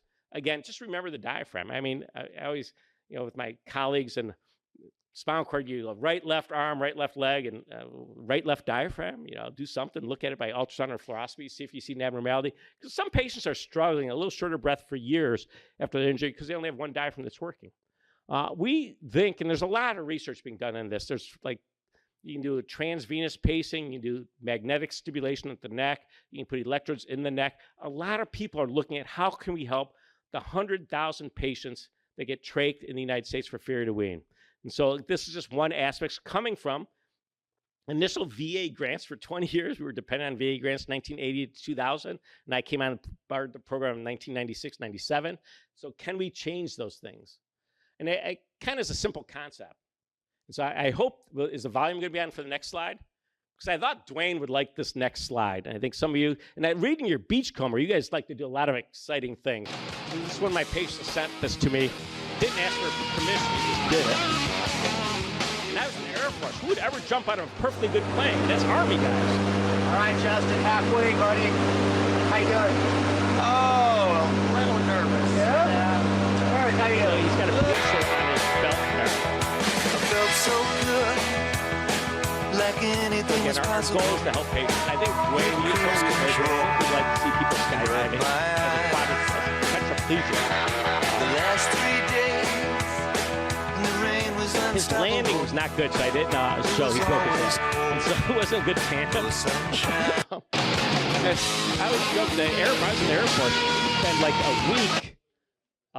a week training to jump out of a plane, not like a 1-hour course and jump out of a plane. But they would never let us jump out of planes. I mean, that's for Army guys, right? Some Army guys here, maybe. And again, I've been doing this for 25. Actually, it's 25 years ago in March. My first human implant was. I had to redo my first humans because my dog data didn't convert to humans. So I redid them officially. I was successful in July of 2025 on the second time. But again, because everybody has a research consent form. So you always have to ask them every year, do you want to go back to the ventilator?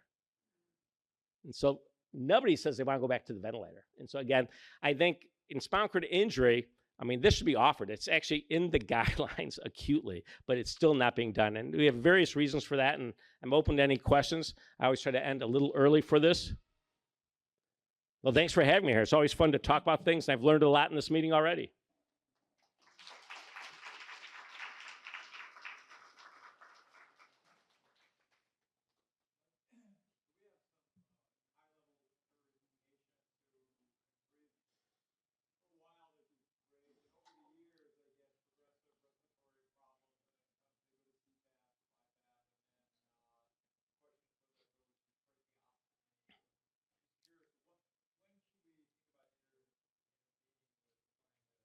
Well, that's a great question. I had that question myself. So I looked at my database. I just submitted an abstract to ISCOS, the International Society of Spinal Cord Injury, looking at age greater. We all know our diaphragms, and I'm in my 60s now. So by the time you're 60, you've lost 30% of your motor units and 30% of your phrenic motor neurons. So in a spinal cord injured patient, you may lose more, and you don't have your accessory muscles for that. And so what occurs is that everybody gets older, has that problem. We do know that in spinal cord injured patients, if you're a quad or even a high para, you probably develop some central sleep apnea. And you have two options: is non-invasive ventilation, which I've always found in many of my patients, again, I may be biased, is that having a mask, if you can't move your arms, having a mask on your face at night is more difficult. So I've done a series of patients that later, after their injury, they started getting progressively worse, and we added diaphragm pacing for them. And then what they realized they could breathe better during the day too. So they start wearing it 24 hours a day. So we know that occurs in all of us. We get weaker. When you don't have accessory muscles to make up for that, breathing problems, and you don't have a cough usually because your abdominal muscles aren't there, that adds to it. So we know that it occurs. We do know that, and again, number one reason for a spinal cord injury in the elderly now is falls. So when you take, and that's what I really is look at patients I implanted age greater than 65. So I've implanted patients up to age 80. Their diaphragms, and again, I video all my cases, so I'm able to go back and look at them, is that diaphragms are always weaker as you get older, even if you're isolated C2 quad. So it may be a little bit harder without accessory muscles to get somebody off the ventilator. We still have, and again, this is my data that I just submitted, is 50% of patients over age 65 that I implanted, we still got off the ventilator 24 hours a day, which is less than that 82%. And again, if you're age, and that kind of that California data I presented earlier, if you're age 65 or older, anybody on a ventilator, your mortality rate is much higher than 47%. I said this goes up to 60 or 70%. We know as you get older, you just don't have and again, spinal cord injury even has less reserve as somebody that just went in with a bad pneumonia, or as a surgeon, a bad post-operative surgical complication that required that ventilator. But it is more difficult the older, but we do offer it to some of our patients. Just some veterans don't want the BiPAP machine. They prefer the pacing, even though it's electrodes coming out of your abdomen. So.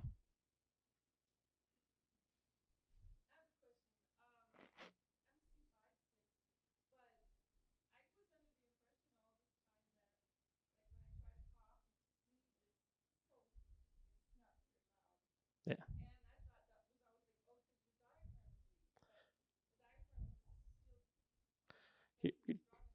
It's your cough from your thoracic. So at Case Western Reserve, we also have a cough system. Tony DeMarco, my co-investigator in a lot of our work, that's not commercially available. We've implanted like 20 patients. And so we can actually put a spinal cord stimulator different than the ARC system to capture it and get a great cough. So cough's a very big problem. And part of that, this is where it gets the the problem of a device. So this device has been available for 25 years. I'm still, yes, I founded that. We don't work. But people aren't using that device. So the cough system that we think works well, we can't get any corporate sponsor to build it because people aren't even using something else that's available. So there's little talks earlier. So whenever something gets developed, and the way the FDA works, the way any device works in the United States is, again, my first patients I built, we were building this in my research lab. I was joking, the first operation I did, even Christopher Reeve, everything I implanted in him, we built in our research lab, and some graduate student was probably eating lunch over the electrodes and contaminating them. And then this goes back to any surgeons. We would like autoclave it right before we implanted the patient. We built the electrodes in our operating room. First case took like 8 hours to do. So you need a functional company for that. But in spinal cord injury, and again, I think some people that go to these talks, we realize you don't have a lot of companies here sponsoring stuff. And so, part of that is that people don't use available technology. So in the United States, so if I was a venture capitalist saying, let's go invest in the cough system, there's the Avery system works extremely well. The guy who has an Avery system works well. We think less than 15% of eligible patients are getting available technology. So if I'm going to spend $100 million to get something through the FDA, but nobody in the spinal cord community is using something, why would I invest in that area? So in the spine, because I've been going to these spinal cord meetings for 25 years, and there's not a lot of companies that come here. And part of that is we need people to utilize devices that are clinically available so that other companies will come in and invest, because we're not going to get that money from the federal government anymore. We need to invest in that. So the cough system works great, and you do great with it. You hit a button, it's all implanted, and you cough and you spit out if you're aspirating. It's great, but there's no financial wherewithal to take it to the market in that area. So. But we, at Case Western Reserve, and we put electrodes all over. We have a new standing system. We had the freehand system went bankrupt. So all these systems work. But we have data that we improve survival in the first 60 days. And we still can't get uptake yet. So.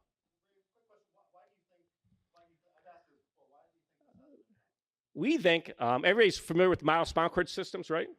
How many of those hospitals take vent patients? Less than half. So a ventilator patient is the highest cost, the least reimbursement for rehab.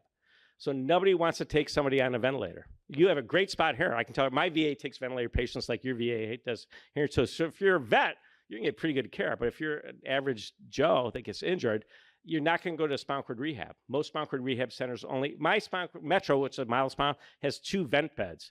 So after Memorial Day and the first 2 motorcycle accidents, they're filled for the rest of the summer. So it's timing. So that's the problem we have, is that we don't have people that want to take care of them. We think if we do the implant earlier, it'll be better for the patients. But again, it's a very tough area. The highest quads have the highest care. And there's only several sites that'll take ventilator patients, and then everybody else tends to unfortunately die.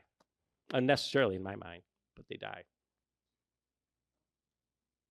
But otherwise, I'm great having you here. I don't want to end on a sour note. I think Dwayne was fun. I wish I met him. I don't know if he drank a beer or anything. I'd probably have a beer with him now.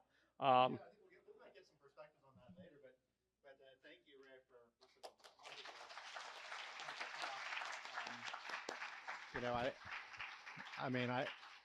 I will put a slightly shameless plug in that we did get approval for this device in our VA to begin implantation, and actually our nurses have had a competency to manage this device. We in fact have a patient who we manage who currently uses the diaphragmatic, the Synapse device.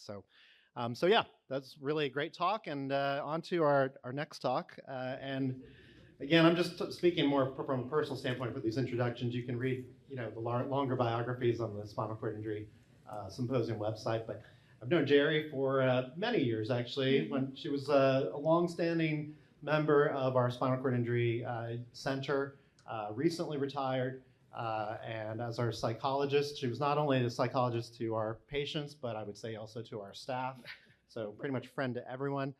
Today, she's going to be talking about trauma-informed care, and I think it's going to be an excellent talk. Thank you.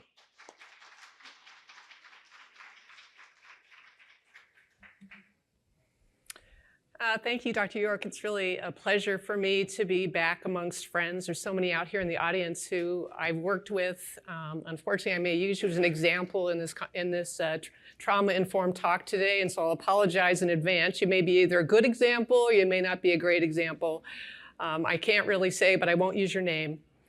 We're going to shift gears from what you've heard up until now and really talk more about rehab from the human level, which is the human factors that start to determine whether or not we're doing the best we can do as a rehabilitation team to not only improve rehabilitation for the patient, but to improve their outcome. Today, we're going to be talking about trauma specifically. And there's a number of reasons why we're going to talk about trauma. For those of you that work with veterans, I think most of you recognize that trauma in veterans obviously have much higher rates, and we'll talk about the rates later than in the general population. That's particularly true when you look at childhood adverse events. Women veterans are about the same as women civilians, and that's because women's rates of trauma is very high because it includes interpersonal violence, et cetera. Men's rates, however, are different in the sense that the civilian rates for trauma in community members of men is actually lower than military veterans before they even enter the military. So that's an important thing, that even before they ever enter the military, it isn't always combat that we're talking about in terms of trauma. So in terms of disclosures, unfortunately, I have no financial disclosures to give today, and I have absolutely no commercial support. So there's a cup, I think, going around that should be filling up any tips. Now that I'm retired, I can use that. There are some things that I certainly hope that you take away from today. I tend to move around a lot. As you notice, I'm not standing behind the podium, so hopefully you'll follow me. But I do want you to understand how trauma impacts rehabilitation, and it actually impacts one's engagement in rehab. And I want to talk about trauma more loosely today than opposed to those people that are actually diagnosed with PTSD, because that rate tends to be much lower. And also it misses those symptoms that people may not actually meet the criteria for PTSD, but actually exhibit a lot of the behaviors and responses that one would expect with someone who's experienced trauma. I want you to also understand how the system of care impacts. So the system of care in which you're providing care in, and how your system actually works to either impede or improve engagement in rehab, and in what ways can you maybe change that or improve upon that. We'll talk about certainly the elements of trauma-informed care, as well as ending with sort of how do we actually begin to think about implementing trauma-informed care. And the overarching thing here today is the most important thing I want you to take it away from is that you as a person are probably the most important person in the rehab experience of each individual patient that you see. And so whatever you bring to that interaction is going to have an impact, whether it's positive or negative. So I want to start with just an overview, and I know that many of you work on rehab teams. You understand sort of what makes up a rehabilitation team. Typically in a rehab center, you would see the core team members. Most of you already know this. There's a number of consultants. Unfortunately, we often don't have as much influence on how consultants actually interact with our patients. And so the onus oftentimes is on the rehab team to either help the consultants or actually come in afterwards and apologize, which does happen a lot. So let's talk about the different types of teams. So many of you in here are on multidisciplinary teams, and the reason why I'm bringing this up is I want you to really understand why the issue of teams and how they're made up and sort of how they look at the problem. So for instance, if I'm on a multidisciplinary team, the patient sits in the center here, and each one of us around this circle has a different view of what the problem is with that patient based upon our specialty. The problem is, in these kinds of situations, that sometimes the care can get siloed. In this particular kind of model, each team member, each discipline comes with their own goals for the patient, right? And so oftentimes the disciplines are working in concert with each other, but have their own individual goals for that patient. The interdisciplinary team then tends to have a little bit more sharing of goals. There's a little more overlap in expertise. There's a much more decision-making based upon the group, the whole team. It becomes challenging in a specialized care team such as spinal cord injury. It would be different if it was in something that was quite less specialized to actually do more interdisciplinary care. A little harder in these more complex care situations. Interdisciplinary teams, for those of you that have a PT team, you have an OT team, you have a psychology team, you have a medical team. Each of those teams then sort of share information, but they have their own specific view of the patient and what the patient actually needs to improve along their rehabilitative process. And this, we'll talk about why that sometimes becomes a problem. And then transdisciplinary, this is where typically not in specialty centers, but typically you would see where people actually share a lot of expertise across disciplines, and different disciplines are doing a variety of things. So you may have OT doing some neuropsych testing and also doing some neuro rehab, as well as psychologists doing that, et cetera. So there's a lot of overlap in terms of disciplines. Because we have so many different ways in which we see the patient, given our own life experience and our own sort of expertise, I want to talk about trauma-informed care more in terms of a lens as opposed to a model. And it's a lens that we can all look through, a lens that actually improves our care of all of the patients that we see, not just with trauma, and you'll understand that hopefully at the end of this, that this should actually improve your interactions also with people in general, in terms of understanding a little bit more how trauma affects people. So when we talk about trauma, we're going to talk about trauma that's really any of these, and there are probably others. But the most important takeaway from this is I want you to think about the fact that it's the perception of the patient or the person that's most important. Oftentimes when people come in and they say, well, this happened to me, we as providers say, well, gosh, that's not so bad because look at what this person went through. I mean, this is much different. And so sometimes we have a tendency to downplay the impact of those events on that particular person. Keep in mind that every person brings their own personhood, their own life experience, everything to that moment. And so it has different meanings and certainly can have different impacts. And you can see on here, we have a lot of the causes for spinal cord injury. Some traumatic hospitalizations. I actually did a lot of exposure therapy for one of our SCI patients who had a traumatic intubation in ICU. We spent a lot of time in the ICU doing exposure therapy. We're doing actually trauma treatment. The one thing I don't want you to forget about is that also the experience of discrimination, oppression, and bias based upon your sexual orientation, whether you're LGBTQ, whether you're a person of color, whether you have a different spiritual way of seeing and viewing the world, that we have to be aware that people also experience trauma in that way. And it can be either structural, which means sort of how the system is set up. So for instance, someone now who's transgender may not be able to receive transgender treatment because it will be against the law to do so.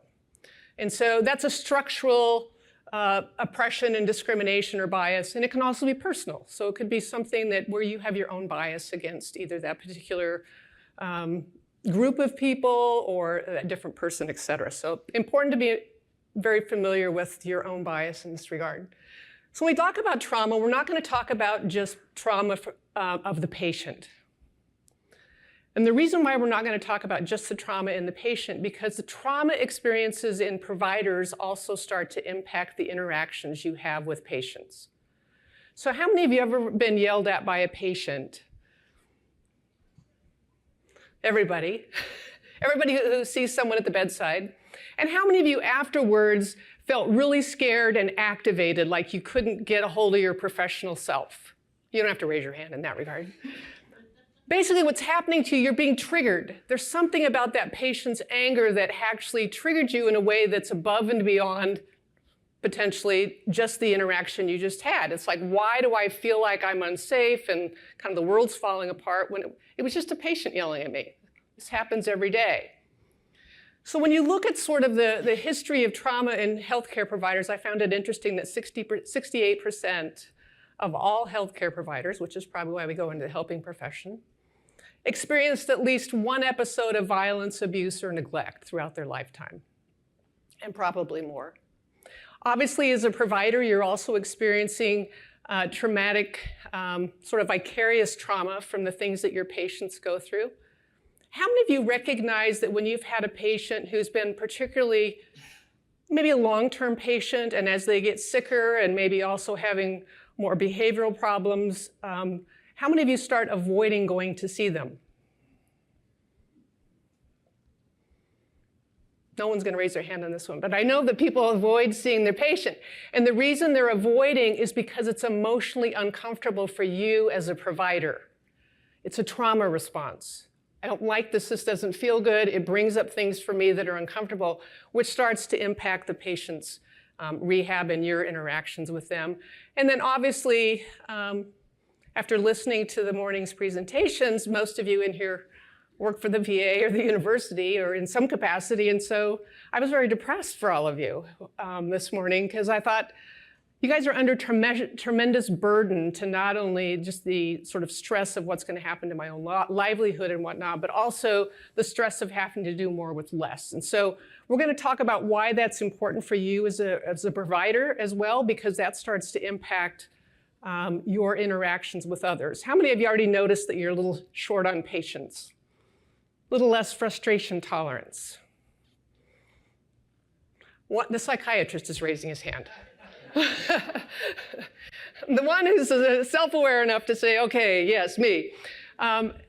It's true, though, when we start dealing with more and more stressors, more and more impact it starts to have on our care delivery as well. And it also starts to impact on our patients, not only our own patients, in terms of how much patience we have with others and with difficulties, but also how we interact with others. When you look at the general population, these are PTSD rates, they're not trauma rates.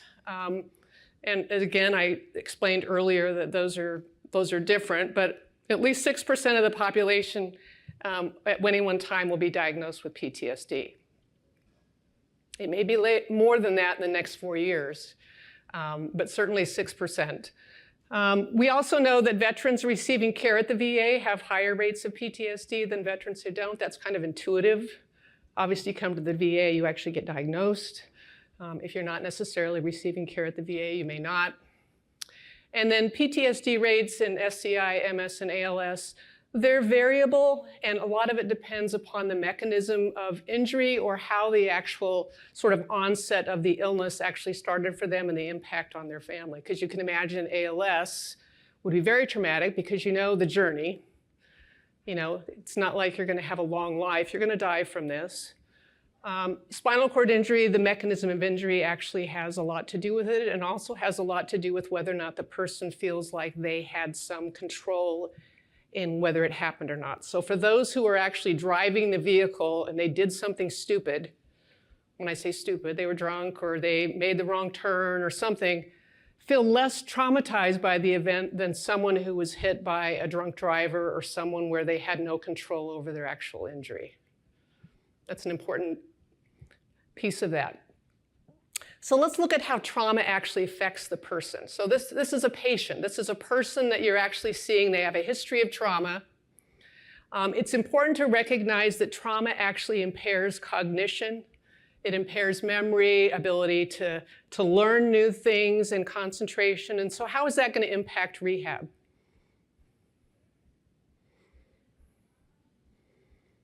I know some of you know. If I can't learn new information, I can't focus, I can't listen to what my therapist or the people that are trying to help me learn how to deal with my body in terms of what to do, in terms of self-management, I'm going to have a lot of difficulty actually translating that into behaviors that are actually healthy for me, right? And what I often find in rehab settings that oftentimes other team members often think, well, the person must have a head injury. That's not necessarily the case. They may not have a head injury. It may just be trauma that's actually causing the difficulty with learning and focus. Trauma impacts an individual's ability to trust, cope, and form healthy relationships. How many of you feel like it's important for you to have a healthy, trustworthy relationship with your provider? Some of you don't care? or you're listening to your iPad or something. It's important for us to feel like we can trust the people who are providing care for us. The problem with trauma is that trauma actually interrupts that ability to actually form trustworthy relationships. And so what happens is that you're trying your best to try to find some way to collaborate with the patient, but a patient who has trauma who actually doesn't want to form a relationship or is afraid to form a relationship with you until you've actually demonstrated that you're safe and you're trustworthy. And it's not going to happen in a week.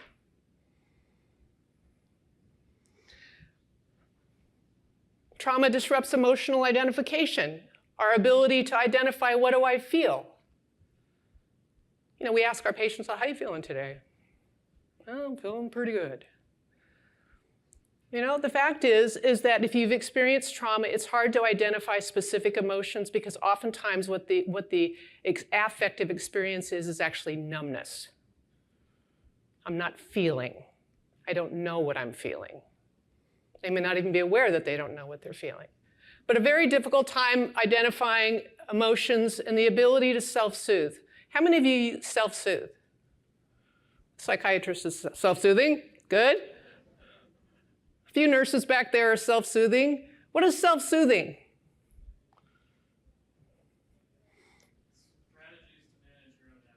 Okay, good. What happens when you have something catastrophic like a spinal cord injury? Do you think that the person needs to have strategies to actually comfort themselves? I always found it fascinating that nursing would call me when a patient was crying. Because I always thought, well, that's not an unusual thing to do. You know, they've just experienced a big loss and they're struggling. Crying's a human thing to do. How did it become a mental health problem? Crying is also comforting, but guess what else is comforting? If Henry was crying, I would come over here and tell him, I'm really sorry, what's happening? You know, I would do something to actually provide some comfort, whether it's verbally or otherwise, but patients actually learn as children and as young adults and later on in life how to soothe, how to comfort themselves. Trauma disrupts that, particularly those people that have had any adverse childhood events, because the people that were supposed to be soothing them are the ones that are actually harming them. And so what'll happen oftentimes is that you'll see patients in rehab who don't have those self-soothing skills, who don't know how to cry or don't know how to talk about what's going on with them, how to reach out for support, how to provide comfort to themselves in the moment. So what do instead? They act out. They yell at you. They find other ways to deal with their emotions. They refuse to do things. They also lose their ability to really know what's safe and what's not safe. So one of the important hallmarks of trauma is what it does is it actually changes our ability to differentiate what's safe and what isn't safe. Because what happens is that we learn in that moment that the world is unsafe and unpredictable. Right? So if it's unsafe and unpredictable, how much trust am I going to have in this process while I'm going through rehab that what you tell me and what we're doing and where we're going is something I can count on? It's difficult for them to then begin to engage in how do I know what's safe or unsafe? And so oftentimes you'll find you'll go into a patient's room and you'll say something that seems fairly innocuous, but somehow there's a major upheaval over something that you just said. Maybe you looked a certain way or had a certain expression on your face. Some of this has to do with how do people feel threatened. And if you can't differentiate safety from security and from being unsafe, then the best offense, so to speak, is the best defense. So they become reactive. They become defensive. They're hard to engage. They don't trust you. They don't trust the process yet. So the other thing, and this is important in rehab, is that trauma actually shapes a person's belief about themselves, particularly for people who have childhood negative or at least adverse child events. How you learn about your own self-worth is how. Psychiatrists can't answer this question. How do we learn about our self-worth?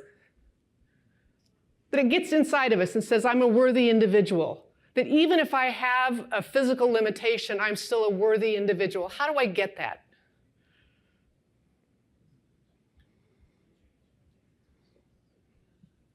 I know you're dying to answer this question. You can help them.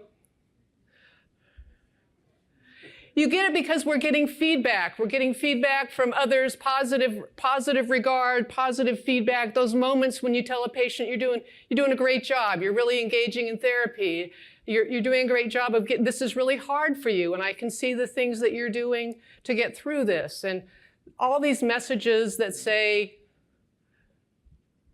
you have self-efficacy, you have power, and you're also someone that I see that has value. I see you. And we're going to talk about that in a minute. I skipped over the fact that trauma also impacts one's obviously our mind and our body and our emotions are all connected. And so we do know that people who had extensive trauma often tend to have a lot of other health problems. Whether it's because of different kinds of behaviors that are associated with self-destruction or just bad habits, or whether it's actually more of a stress model, we know they do. The other thing is that some people think that trauma comes back as a memory. Oh, I just had a flashback. How does it typically come back? How many of you walked into a patient's room who may have PTSD or at least have a history of trauma, and you didn't tell them you were entering the room and you just opened the curtain? What do you think the response would be? They may startle. They may feel scared. They may feel threatened. They may not feel safe in that moment. It comes back, as I said before, how many of you, when you're in an interaction with someone where you've noticed there's either someone yelling at the other person, where you have this completely heightened over-arousal than what the actual situation actually really calls for, you've been triggered. You've been triggered by something emotionally that either looks, sounds, smells, or has a feeling of something that was traumatic to you. It may be completely different, but there's some nuanced sense about it. So what happens is that it's the reaction that actually tells us, oh, this person obviously has some unresolved work here on some trauma. They're reacting, they're overreacting, they're having an overreaction of emotions. It's important for us to know that trauma isn't just reported because I had this memory, I had these dreams last night. It's the way they respond with you interpersonally, and you them. So let's talk about some of the triggers in trauma. One of the things that we know about trauma is that if you ever had an experience of trauma and you have that that loss, that sense of safety, that I'm not safe in the world anymore, what does one try to do to compensate for that loss of control?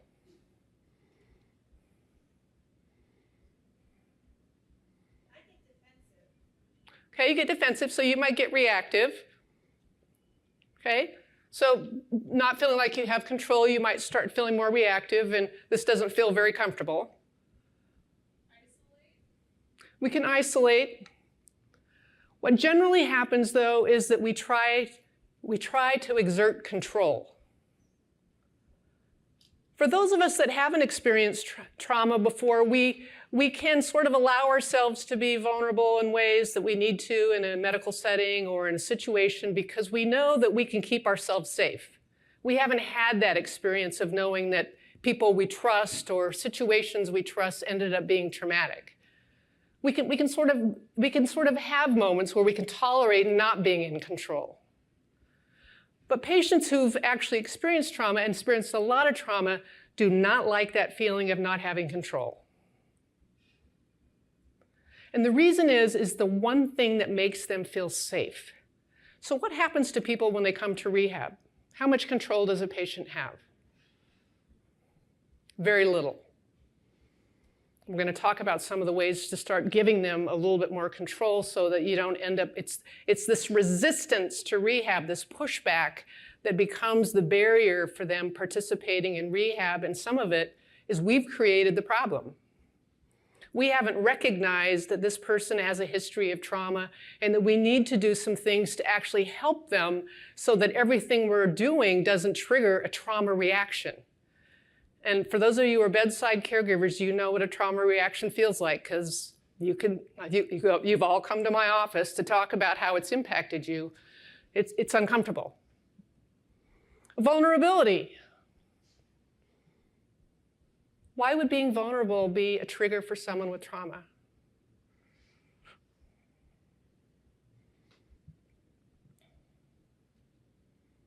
So if I'm a person who's experienced trauma and I'm completely vulnerable, I have my clothes off, I have someone examining me, I can't get out of the bed. It goes back to the loss of control, but it's also, vulnerability is one of the things that patients always bring up to me that they feel in these kinds of situations because there's nothing they can do about it. There's a sense of being completely vulnerable, and it's not only just loss of control, but also this idea that I don't have any way to actually sort of protect myself, and I'm sort of splayed wide open for someone else. This is important, particularly for those patients who actually have experiences or histories of sexual trauma. You know, how many times when you do bowel care do you ever ask a male patient, or are you aware, does this patient have any a history of sexual trauma? Before you ask someone to disrobe, do you ask for permission? Do you tell them what they're doing?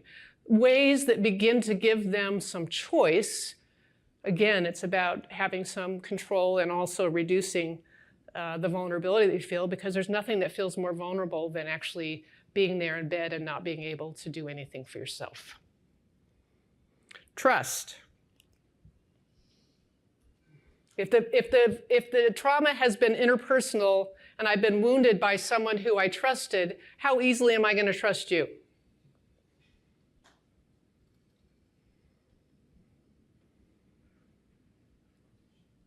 Not very easily.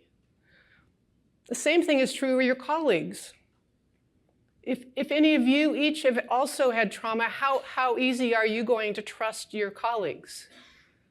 Are you going to trust that they have your best interest or the team's interest in mind or the patient's interest? There'll be a lot of behavior that will indicate that they don't trust what's happening. They'll be resistant. They'll push back. They'll dig their heels in. Safety. How do we provide safety in SCI rehab? For staff and patients.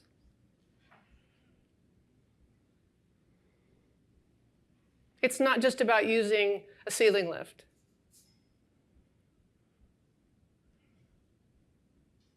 How do you provide safety? You guys should be telling me a few things. Safety, how do I provide safety? They know that what we say will happen. They learn when we tell them that this is like what's happening for today, and this is how we're going about it, and I see you and I'm going to work with you to sort of help you through this process, and I want to make sure that you feel like your goals are as important as ours. You're safe with me. But I'm also providing an environment where they can get away, where they can do their own self-soothing. There's a place that's quiet. There's a place that I can provide my own physical safety as well if I need away from the overstimulation of everyone poking me, prodding me. If I'm in a 4-person room and people are snoring and yelling and whatever, how do I provide my own individual safety, my sense of safety? The other one is dependency. Why would dependency be a rehabilitation trigger? If I'm dependent upon you, what do I have to do? I have to trust you. So as soon as I become dependent upon others, there's a greater likelihood that trauma triggers will then be reactivated. What's also important to keep in mind is that when people are under duress, if they have a history of trauma or even a history of PTSD, if they're experiencing stress in their life right now, even though they've already had treatment for PTSD, for instance, what will happen to their symptoms of trauma? How many of you felt really great after listening to all the funding things this morning? No one felt great, right? You're dependent upon money to do the work that you want to do. We don't feel good. So the same thing is true as if patients are dependent upon you to not only provide them a system of care that is safe and trustworthy and helps them have a sense of control, but also minimizes their dependency, you're gonna get a lot of trauma triggers and a lot of pushback to things where they feel like they're being either infantilized, where they're treated as though they're incapable and as though they're a child, that you make them dependent upon you. Those trauma triggers are potentially a problem. So let's talk about some of the system things that re-traumatize patients. One of them is having to actually retell your story. I would pick one person on your team. Usually it's a psychologist, maybe it's a social worker, psychiatrist, but one person who actually does the initial interview to find out the trauma history. The rest of you can read the record. Each time I have to go through that becomes re-traumatizing. And you know, patients don't like to tell you over and over again. Being treated as a number. You don't see me as a person. You just see me as another SCI patient. Again, we talked about sort of those procedures that require disrobing. It's important to understand patients that actually have histories of trauma, because disrobing will be very difficult for them. It just will be. It's not a normal thing for someone to come in and actually cath or do bowel care on you.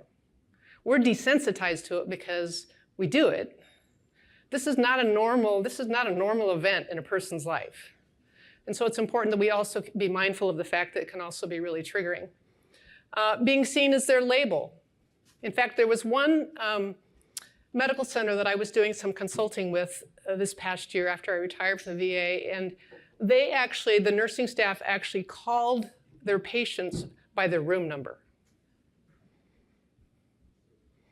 They were reduced to a room number as well as a diagnosis. How many of you feel good when you feel like you're not seen? No.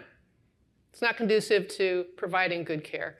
Also, obviously, if you have a system that has no choice in service or treatment, sometimes our rehab models that we have, it's like an overlay. You know, you had on those projectors where you just kind of lay it down. And I remember in our conference room, we had these days of stay. You know, we sort of knew like how long should a patient be here. These are important to also keep in mind in terms of individualizing them, because each person's different, so that they feel like they do have some input in what's happening with their treatment. Let's talk about the relationship parts of it. Do you guys know what it means to feel seen? I gave this presentation at a national conference, and no one in the room could tell me, there were probably 600 people in there, no one could tell me what it felt like to be seen. Do you guys know what it feels like to be seen?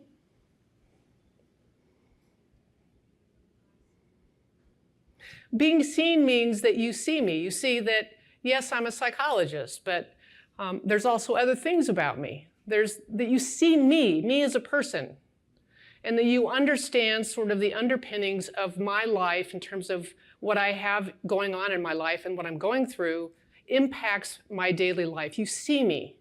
That's the same thing with patients. And one of the things the staff members often have a hard time doing is that providing care becomes a task as opposed to an interaction with a person. So it's also important to remind yourself, is this a task, or am I remembering that there's a person on the end of what I'm providing? And if there isn't, you're not seeing the patient. Violating trust. There are times when, after rounds, a nursing staff member will go tell the patient what the rest of the team said. Some of you are taking a deep breath right now because you're like, oh no, that doesn't happen. It happens.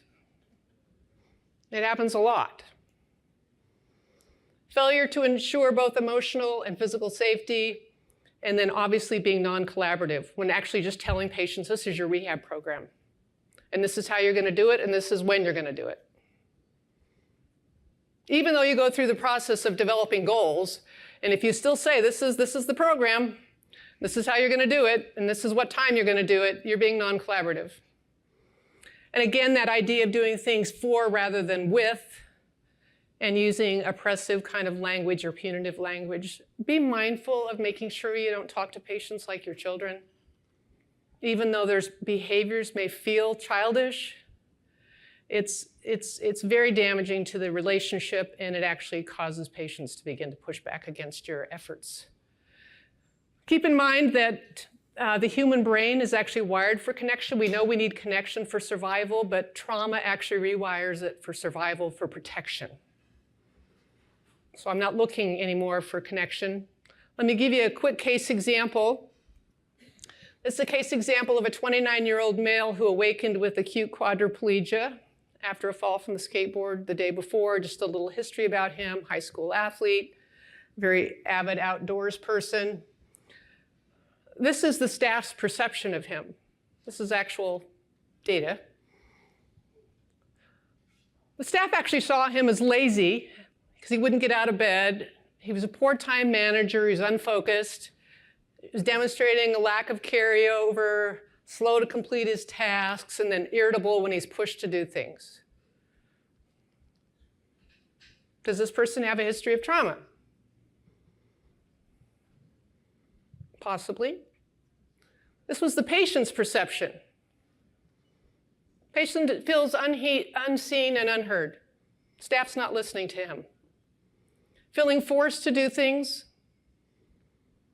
Difficulties coping and coming to terms with his injury. He has a preference for being in bed because that's the only place he doesn't feel disabled. No one's asked him why he's staying in bed so long. I was the first person that asked him that.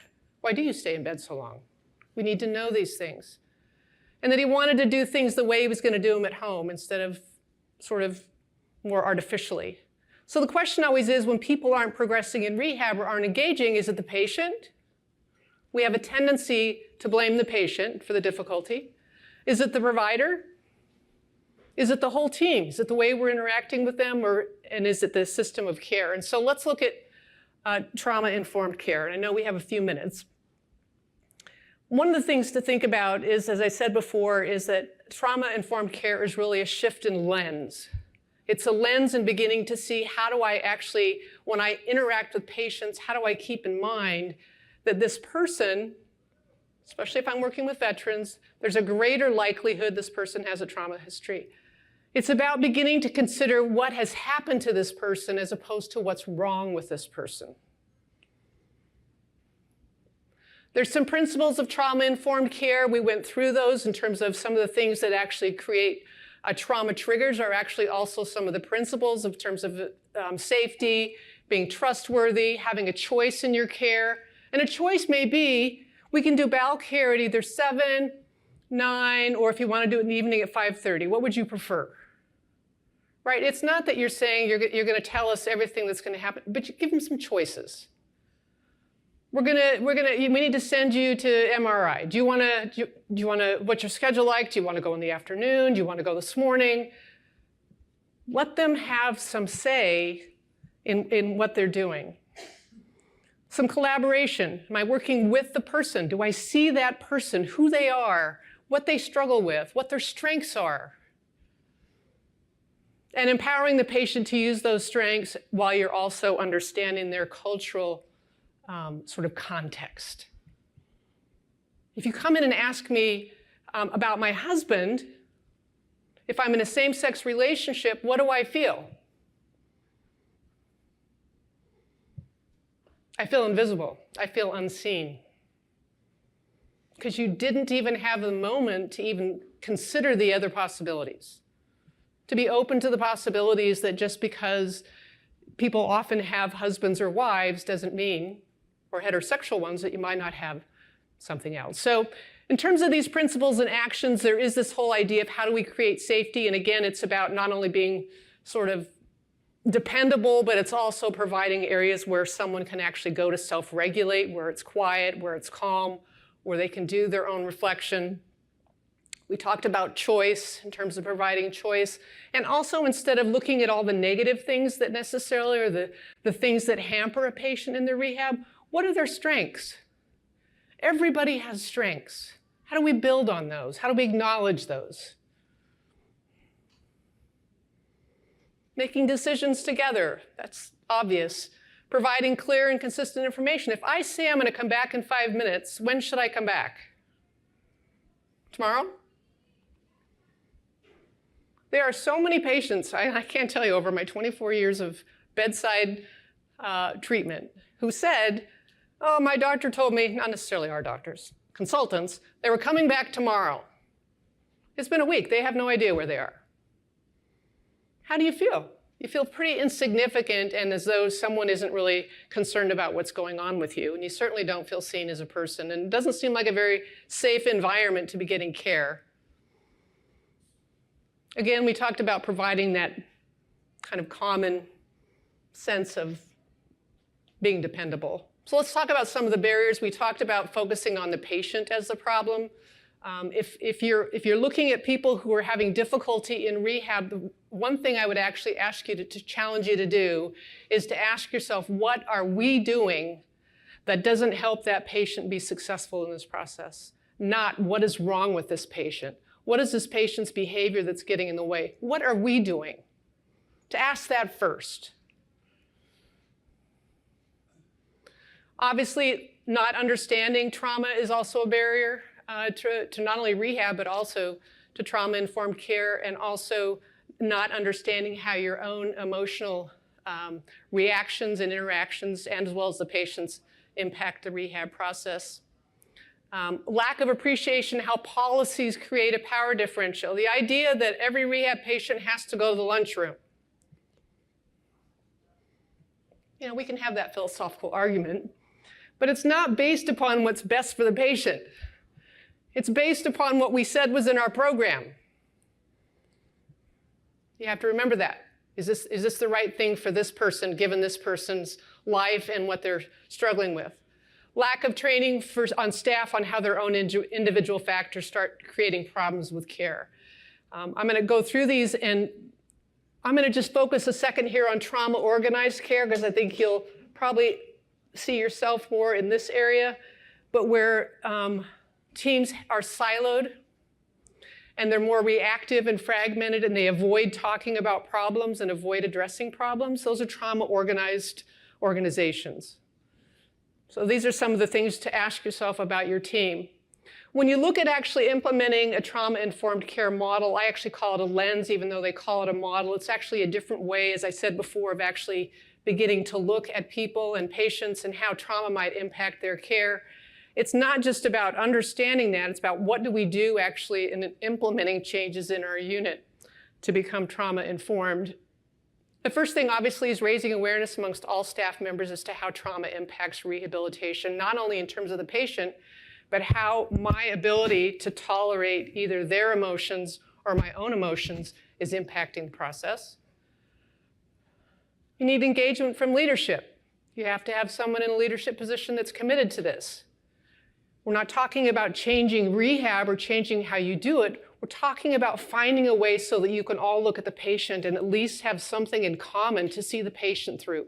We're considering what has actually happened in this patient's life, what do they bring to this moment, and how do we best work with them.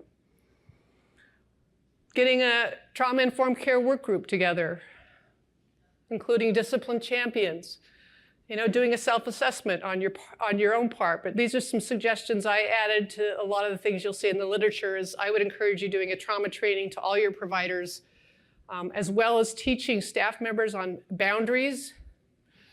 We're crossing boundaries all the time with the intimate care that we provide, and we forget that if a person has had their boundaries violated because of trauma, this becomes a re-traumatizing event.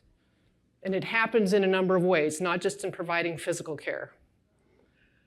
Obviously, staff communication training. How do I work with staff and patients and each other? Developing compassion, and obviously, we always look at safety and stability, but also we're also looking about not just prevention of injuries, but how do I create a safe space for patients to be who they are and to help them flourish in rehab. And then the important, obviously, of understanding cultural, race, and diversity experiences. And again, what we're doing also, hopefully in rehab, is actually building resilience and helping people actually cope more effectively with what's happening with them.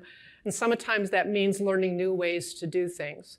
And so if any of you are interested, I know this is a sort of a quick overview of trauma-informed care. There's some great resources. There's actually a manual, if you can find it online, that actually the School of Social Work at Buffalo for trauma-informed organizational change. It's a wonderful book. And there's also a lot of online trainings for any of you that don't want to necessarily sit in a workshop all day or whatever, but you want to do a webinar training. There's several actually that are offered throughout the country. All you have to do is go and put in online trauma-informed care training.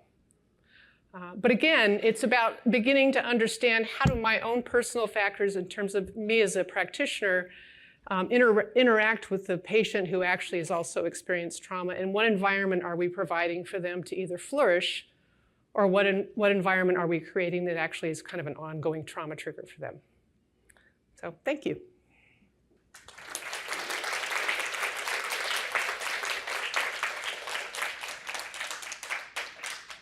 I'll be happy to take questions if you have any quick questions. Yes?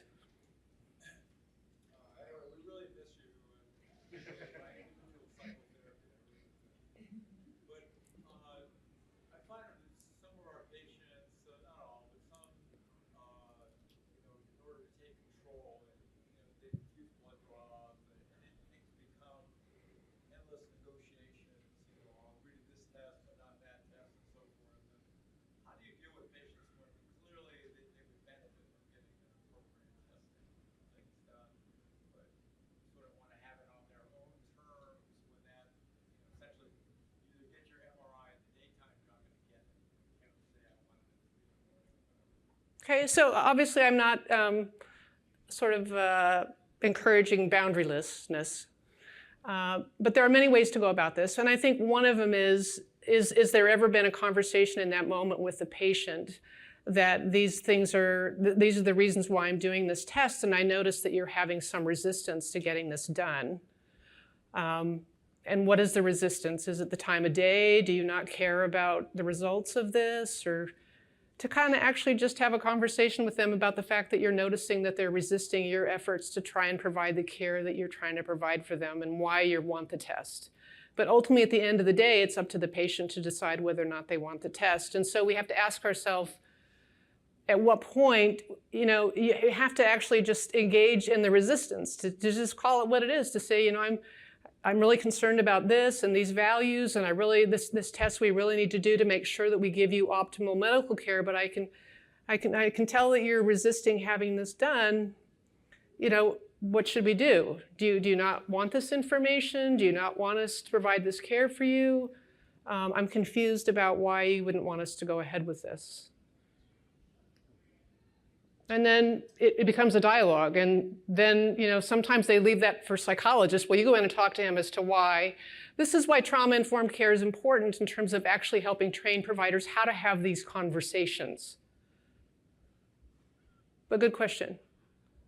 There are times, too, with personality disorders where you have to set boundaries. Someone who always says, I have to have everything this specific little way. Oftentimes I'll tell nursing, you know what, we have to educate them that this is actually a hospital, and that there are limitations between how much you get in terms of personal sort of choice, but we're trying to work with you. So there are boundaries on sort of what you can provide and what you can't.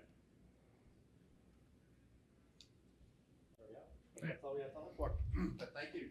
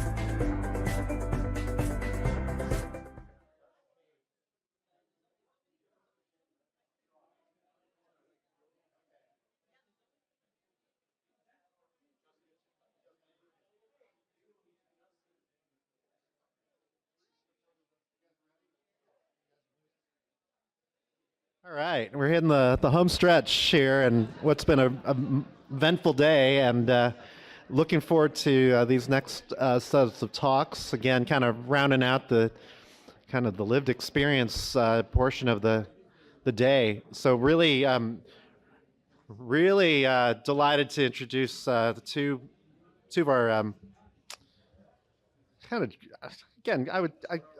I'm going with friends today because we have just again long-standing relationships.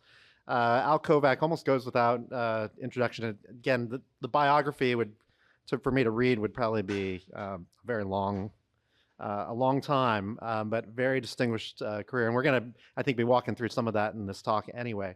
So I'll just leave it to Justin Roberts and Al Kovac to take it away as we take a little look into movies. Thank you, Doctor. Thank you. You going to cue the video? Yeah, go ahead.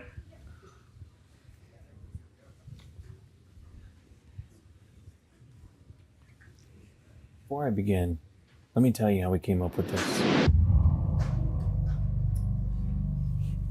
Volume. I was told in Ukraine you. documenting I before told you the began. audio. Let me tell you how we came up with this. I was in Ukraine documenting a war on the front lines. At the same time, my close friend, Al Kovac, a Navy SEAL and paralyzed veteran, was in the hospital. While I was dealing with daily bomb drops, and he was going through another surgery, we finished a screenplay called End of the Rope. It's a true story of when Marlon Brando checked himself into a paralyzed ward, preparing for his first film called The Men. Only the doctors and nurses knew he really wasn't one of them. It's being on the ward for 3 weeks, living with them, and being accepted as one of them, and externally getting to a point where everybody thought that he was really paraplegic. For weeks, he lived alongside these men. He listened to them. He laughed with them. He helped some of them find hope when they were ready to give up. And all the while, he was lying to them. What if the person who convinced you to live was never telling the truth? Some lies destroy people. Some save them. This is the story of both.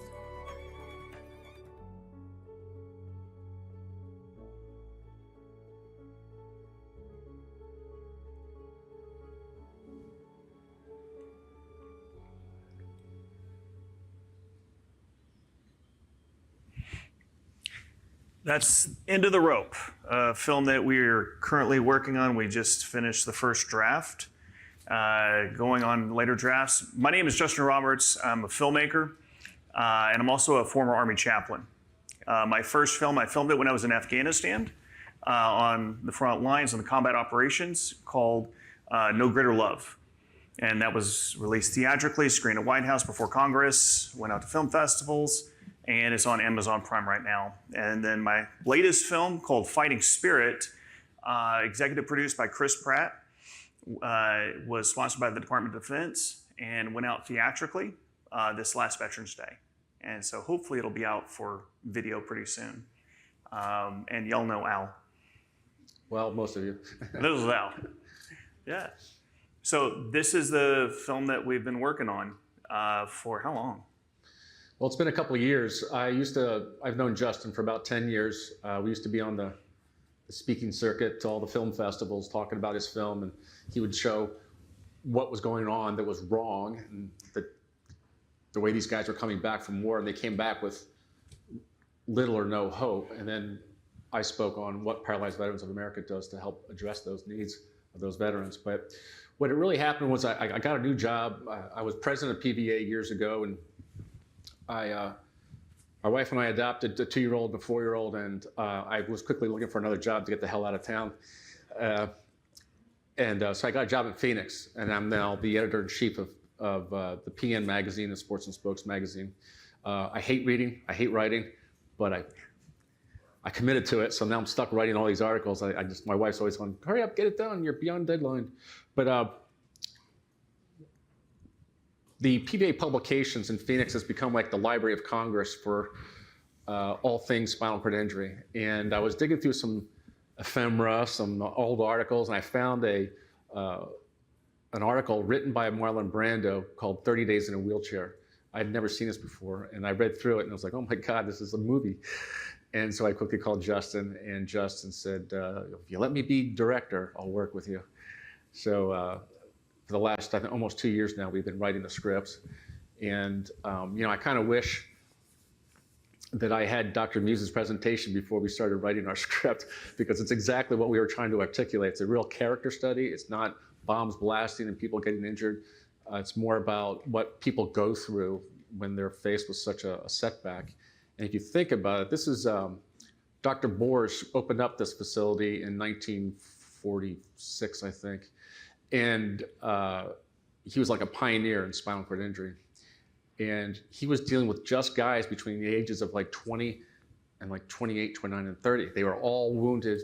There's 2,500 spinal cord injuries coming out of World War II. And the VA hospital in Van Nuys was one of only 2 spinal cord injury centers.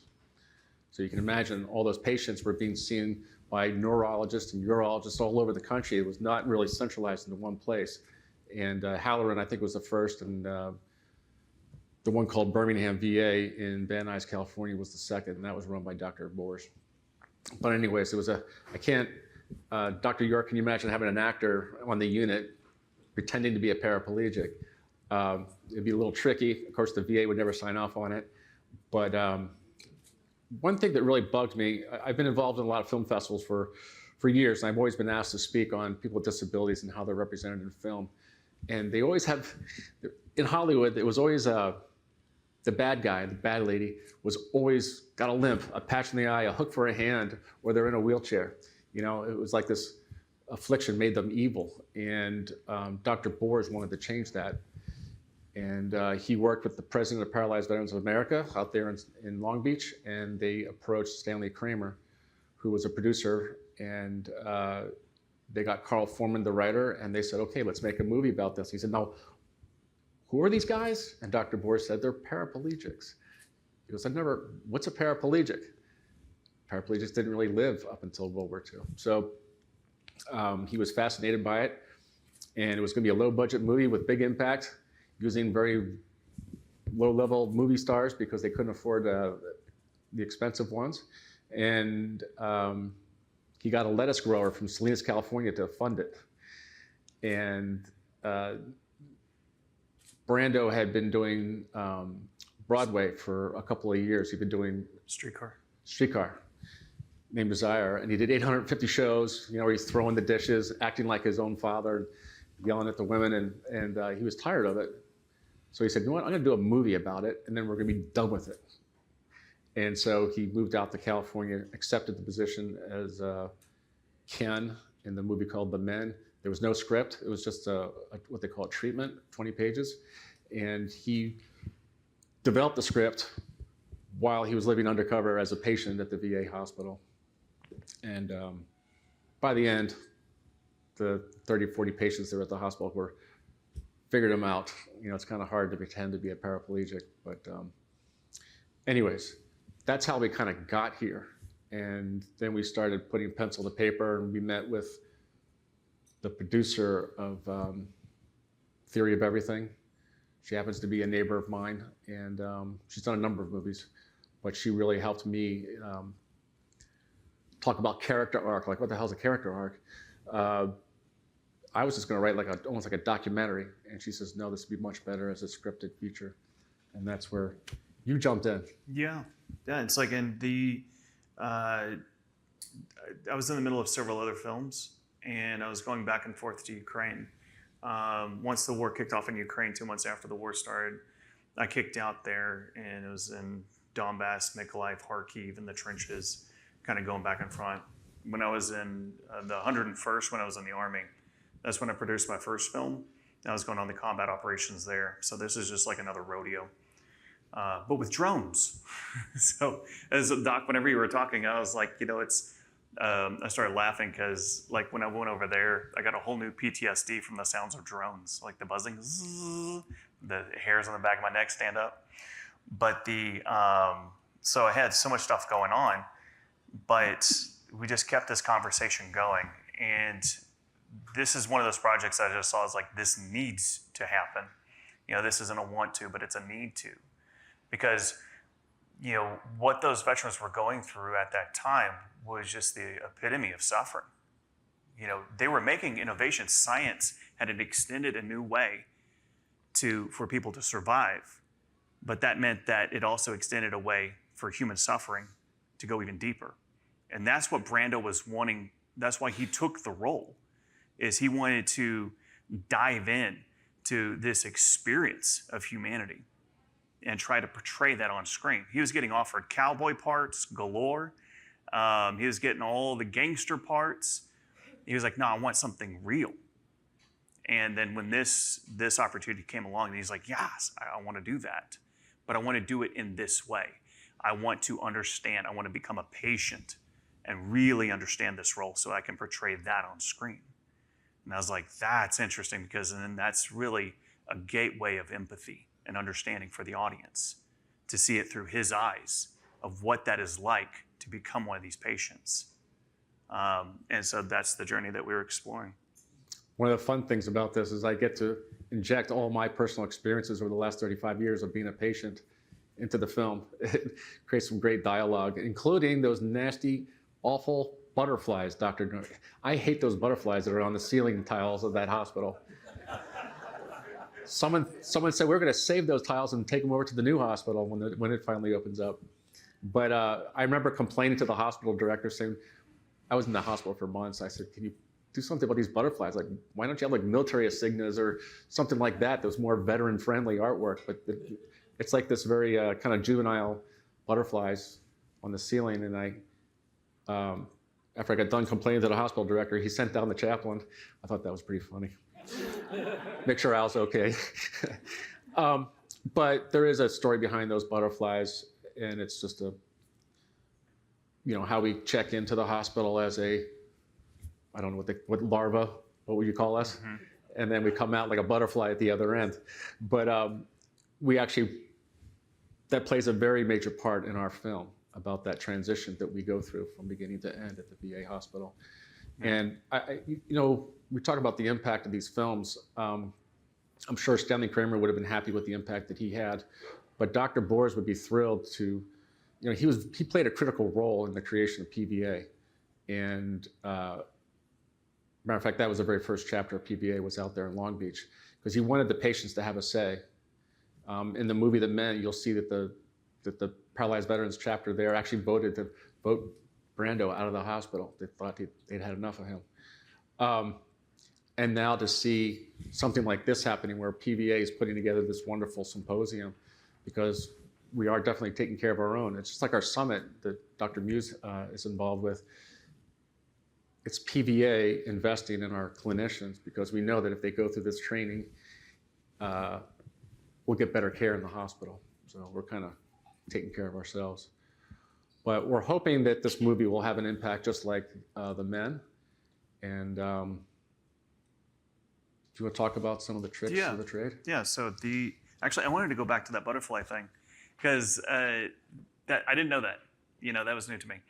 And so whenever we started exploring that, I had this one moment when I was in Afghanistan. We were going through a cornfield, and I'm one of those chaplains that was going on the patrols and the missions. My goal was to go out with each platoon at least once on a combat operation, so that way you earn the right to be spoken to, when they needed counseling. So I was going out, and we're going through a cornfield trying to find some Taliban guys. Get into this crazy firefight, have to run across this stream, bullets zipping. It sounds like kids' toys when it passed by your head. I get into a fighting position, and I have to jump down into the fighting position. And they're returning fire. I look over my buddy's shoulder, and there's this little waterfall, and I have this all on camera too. There's this little waterfall, and then there's these two little butterflies that are flying. And I don't know why, but I held on that, because it was the weirdest thing for me to see. Like the combat stuff, I've been filming combat stuff for a while, but I didn't realize that butterflies keep flying in the middle of combat. And I had this existential moment. I was just like, how? Why? Like in the middle of that chaos, in the middle of the craziness, in the middle of potential death and death happening, they're still flying. And it was the weirdest thing. It was like maybe 10 seconds, but to me it was like an hour. And then I pulled back and we finished the firefight. And so whenever we started exploring that, I was like, how in the world can beauty and goodness and love and all these incredible things coexist in the same moment, in the same time, with all of this suffering, all of this wretchedness and hurt and pain? And that's some of the ideas that we're exploring in the midst of that, because that is life. That's reality. In the midst of the suffering and the hurt and the pain, there's also incredible beauty and goodness. And so I didn't mean to get poetic on you, but yeah.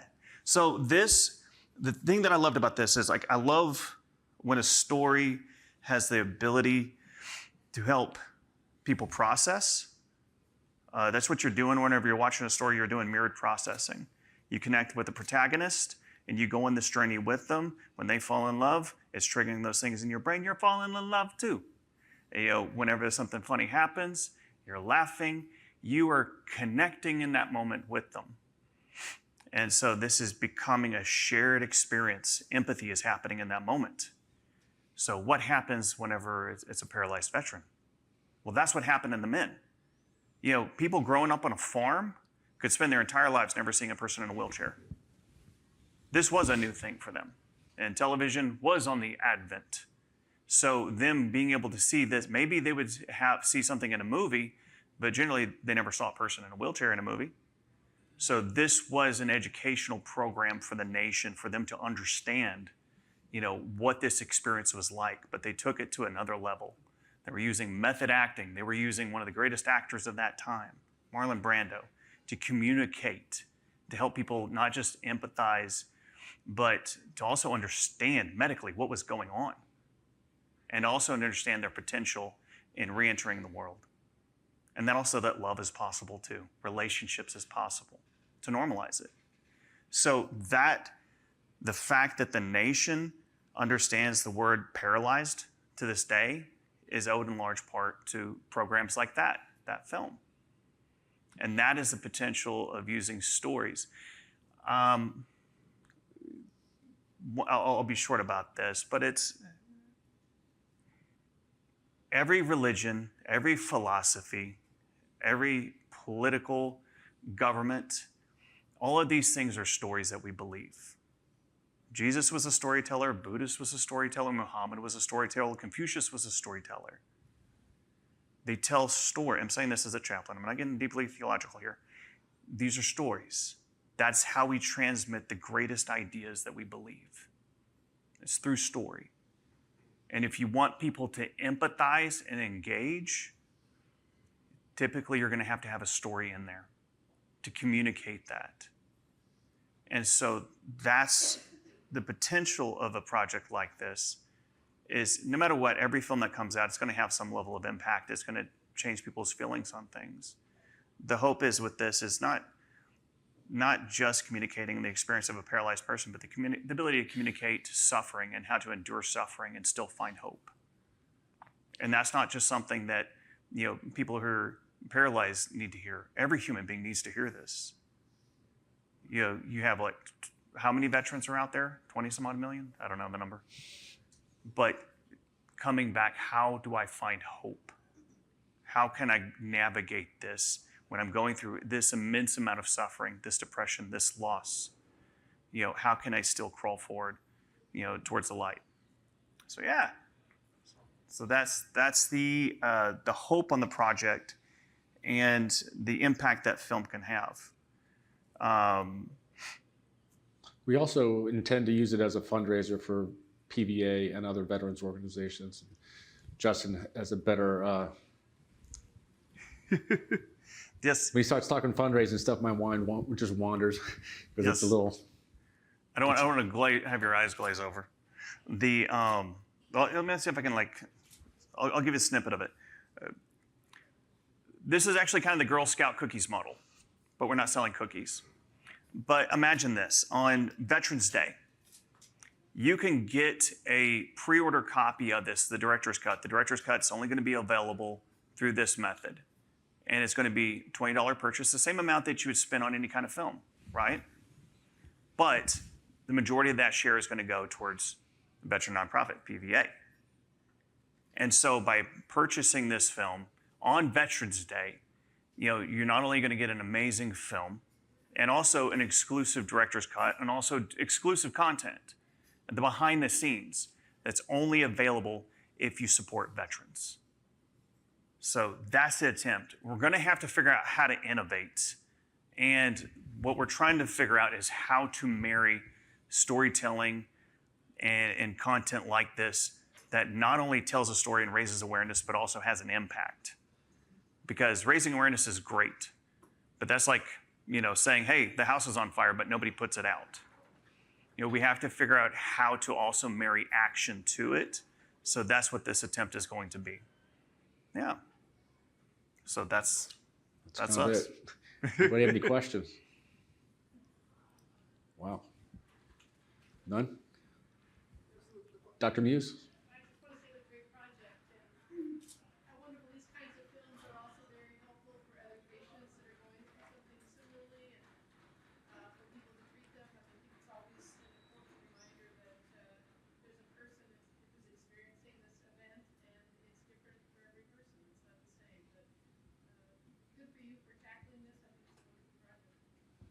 Thank you, Dr. Muse. Yeah. Anybody else? So I guess question is it a live, just kind of, is it live action and is there an actor that's?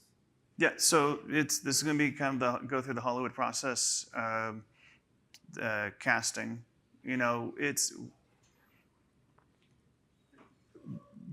Veteran organizations and PVA are going to have to connect with the next generation of donors and the next generation of veterans as well. And so we're going to have to connect with the next generation of actors, younger actors. And so, you're going to have to get your Timothy Chalamets in there. And that's A-list actors, also people who can carry the weight of those parts. Because this is also, you do see on screen when somebody is a good actor or not. And when they've really dove into the part and did the work. And finding those talented individuals is hard. So it's going to be finding somebody who's named, who has wide recognition, but also has the caliber and capability and range to carry it. Yeah. Yeah. So over the years, there've been a lot of depictions of spinal cord injury in the movies since even since Marlon Brando. Clearly, and you talked a little bit about how those are portrayed or some of the stereotypes. I guess what are you thinking about to try to avoid those, or what are you? Your responses to how it's been. Yeah. I've worked on a couple of other films like that, and if Hollywood's going to mess up something, they almost always mess up the berets first, and the uniforms, and that's always the sign of like how much work they went into actually understanding what they're talking about. And so that it comes down to, one, having a veteran who's on set, but more importantly, it's going to be them having a relationship with these veterans, spending time with it. So the biggest, development task is going to be connecting those actors with those veterans so they can have personal conversations and start, getting to know them and understanding, intimate conversations, understanding where they're really coming from on this. Some of your best actors are usually socially intelligent. Not the ones who completely keep replaying themselves in every movie role, but the ones that transform themselves. They're usually very brilliant, very emotionally intelligent. And so that's the only way that we would be able to nail it. People have gone to great lengths to bring authenticity to film and make it as realistic as possible. Tom Cruise was trying to run by Oliver Stone that he was going to be temporarily paralyzed. And the insurance company goes, oh, hell no, you're not going to temporarily paralyze Tom Cruise. But it ended up, Tom Cruise moved into a hospital much like Marlon Brando did. Mm-hmm. He didn't spend the night, just went there during the day. And, recently, having two little girls, I watched Wicked, which is like the prequel to The Wizard of Oz. And there's a young woman who's in that movie who really is paralyzed. I think she was paralyzed when she was like 11 years old in a car accident. And she now plays that character in a wheelchair on Broadway. And they brought her out to Hollywood to make a movie out of it. What I liked about it was, number one, they normalized the wheelchair. It wasn't like it was, oh, this poor person in a wheelchair, we're going to have to cater to them. It was different. It's almost as if they didn't need to be in a wheelchair. The other thing I thought was really neat was that they actually had a consultant who made sure that every single set was wheelchair accessible. I have a friend of mine who's a C5. He's a filmmaker up in Hollywood, and he has a really hard time getting his power chair over those giant cables that are everywhere on a film set.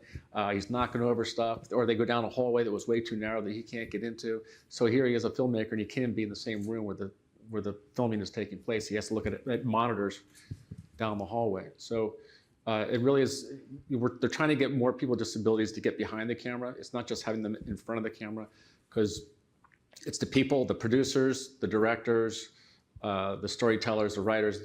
They are the people that can get those stories on paper and put it in front of the camera eventually. But I've been involved in a lot of discourse over whether or not someone with a disability has, if a character's disabled, does the actor who plays that part have to be disabled? And 99 times out of 100, the person's not disabled.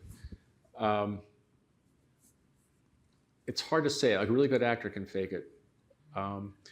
Casting directors will say, there's not enough people with disabilities. Like, if someone's going to play Jesse in a movie, you have a quadriplegic who's missing a left arm and has really bad tattoos. They are few and far between. It's better to have an actor play that and maybe use a little CGI to hide his arm or something. But it is very much a challenge. And during the Men, they used about 30 other, all the extras were all real paralyzed veterans. They were all real patients of the hospital there. And you could tell because some could act and some were terrible at it. But it's a challenge. I would love to have people with disabilities play disabled people, but we're not there yet. Why not? I don't know if they just don't have. There's an organization called Peter Sensibility, and they were doubles. They were quasi actors, and they were all disabled, and they were used in movies. This is before CGI and other kinds of special effects happened, and I think they got a lot of parts, and they unionized. But then in the 90s, Spielberg came out with, it was called AI, I think, or artificial intelligence. And he was up against using the state-of-the-art artificial intelligence, special effects, to create these people that look like they're half human, half bionic.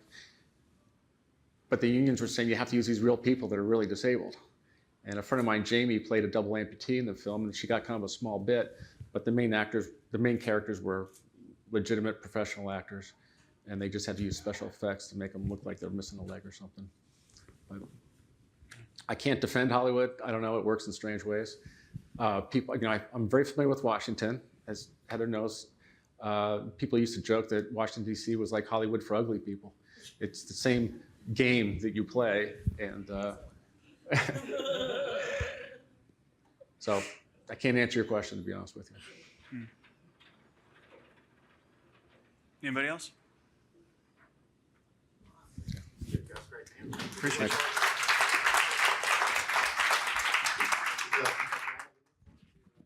Theaters at some point. All right. And on that note, I think we may as well proceed on with Brian, if you wouldn't mind. Yeah. So Brian Delaney is coming to us to talk a little more about his lived experience and his distinguished life. And again, I will just let you just take it away. Maybe a little more central there. And okay, not like how I get one of those cool things. Like a Britney Spears kind of thing. No, this can go in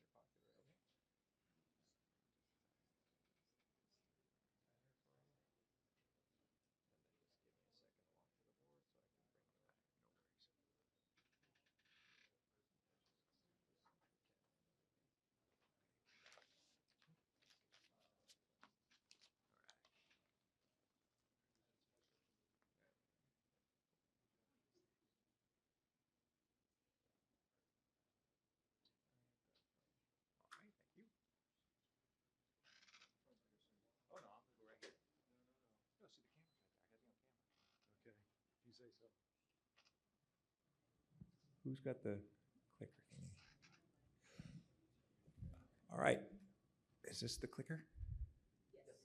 Yay. Okay, cool. Go back. There we go. Oh, sure. Thank you. All right. Well, good afternoon. I get the honor of being the last speaker for today. If you noticed the original, I am not Maria Arroyo. She couldn't make it. More's the pity, so you get me instead. Just so everybody knows, one of my main coping mechanisms with both stress and my injury and pain is through humor. So if I make some really stupid jokes, I am sorry. I'll say this in advance, I'm sorry. I got Peter over there ready to throw stuff at me if I go too bad. Also, this is the first time I've openly talked to a group about these things. When I was making my notes, I got a little emotional, so I'm going to do my best not to, but just as a warning.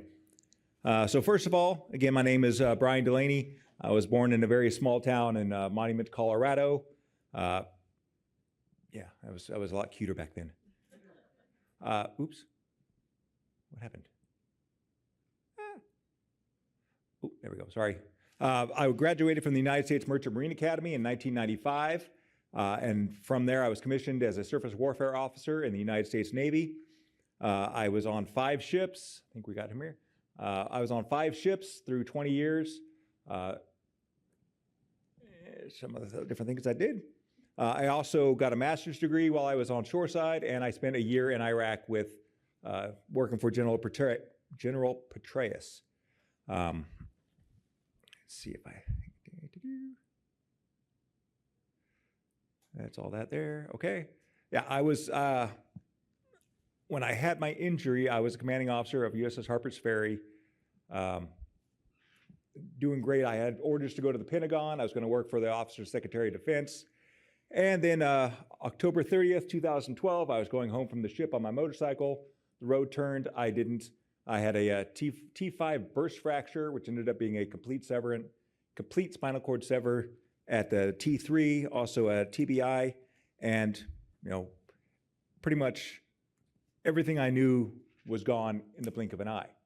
I was in a coma for about 3.5 weeks, and when I woke up, like I said, everything had changed. So that was me. I had this, where was I here? That was me before the accident, and then ta-da. So I did my rehab here at the La Jolla VA, the SCIU, and I cannot say enough about how amazing my experience was there. Thank you, Dr. Muse. Thank you for everybody else. I don't recognize anybody else who was there, but amazing job teaching you how to live again. In fact, I had my 40th birthday there on the unit on a trach, and I had some nurses come in, 4 nurses come in with a little cupcake and sing me happy birthday. That was immense. I mean, I will never forget that. That was so amazing. But that's the kind of love that we get here up there at the SCI, and I can't speak highly enough. But, after 40 years of living, now suddenly I had to learn everything over again, and they did an amazing job teaching me how to move. I only have my arms. I'm a T3, so I'm a high-level para. So going from being a 6'4" bodybuilder, power lifter, to a high-level para was pretty very, very, very traumatic. I went from being proudly independent, a commanding officer, a commander in the United States Navy, to needing help just going to the bathroom. It was a heck of an adjustment. Let's see if I don't know where to go here. Oh, no, go back. The things that I never had to worry about, I never had to think about, pressure sores, turning at night, all sorts of things like that I never had to deal with. And these were all things that I had to learn, that the staff there at the SCI had to teach me. And I know they had moments where, like, this guy's completely unteachable. But coughing, I can't cough. I don't have any ab muscles. So they had to teach me how to cough, how to eat. Don't eat in bed. Okay, I learned that the hard way by almost joking. Unfortunately, I had to learn things the hard way. But what happened, luckily, while I was inpatient, I had a couple members of the PVA stop by and talk to me, and that was huge. They taught me that rather than focus on the things that I couldn't do, focus on the things I can do.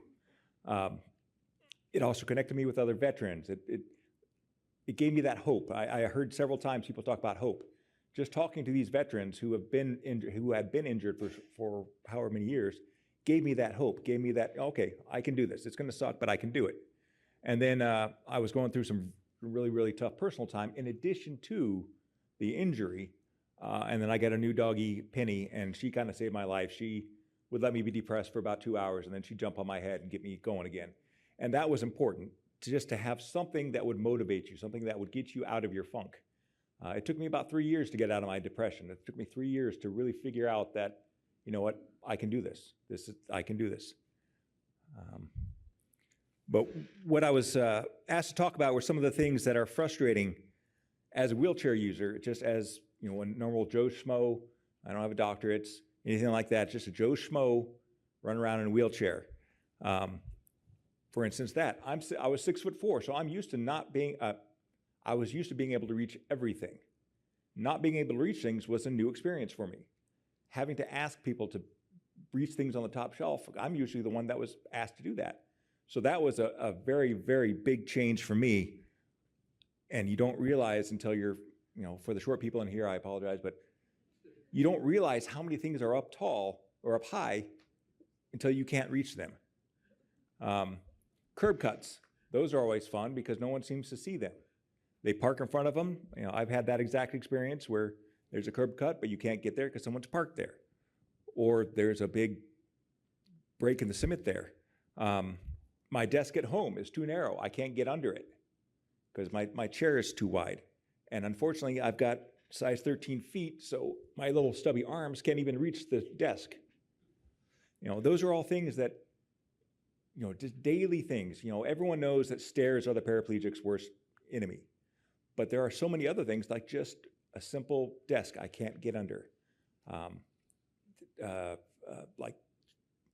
Tables and chairs, or tables for buffets.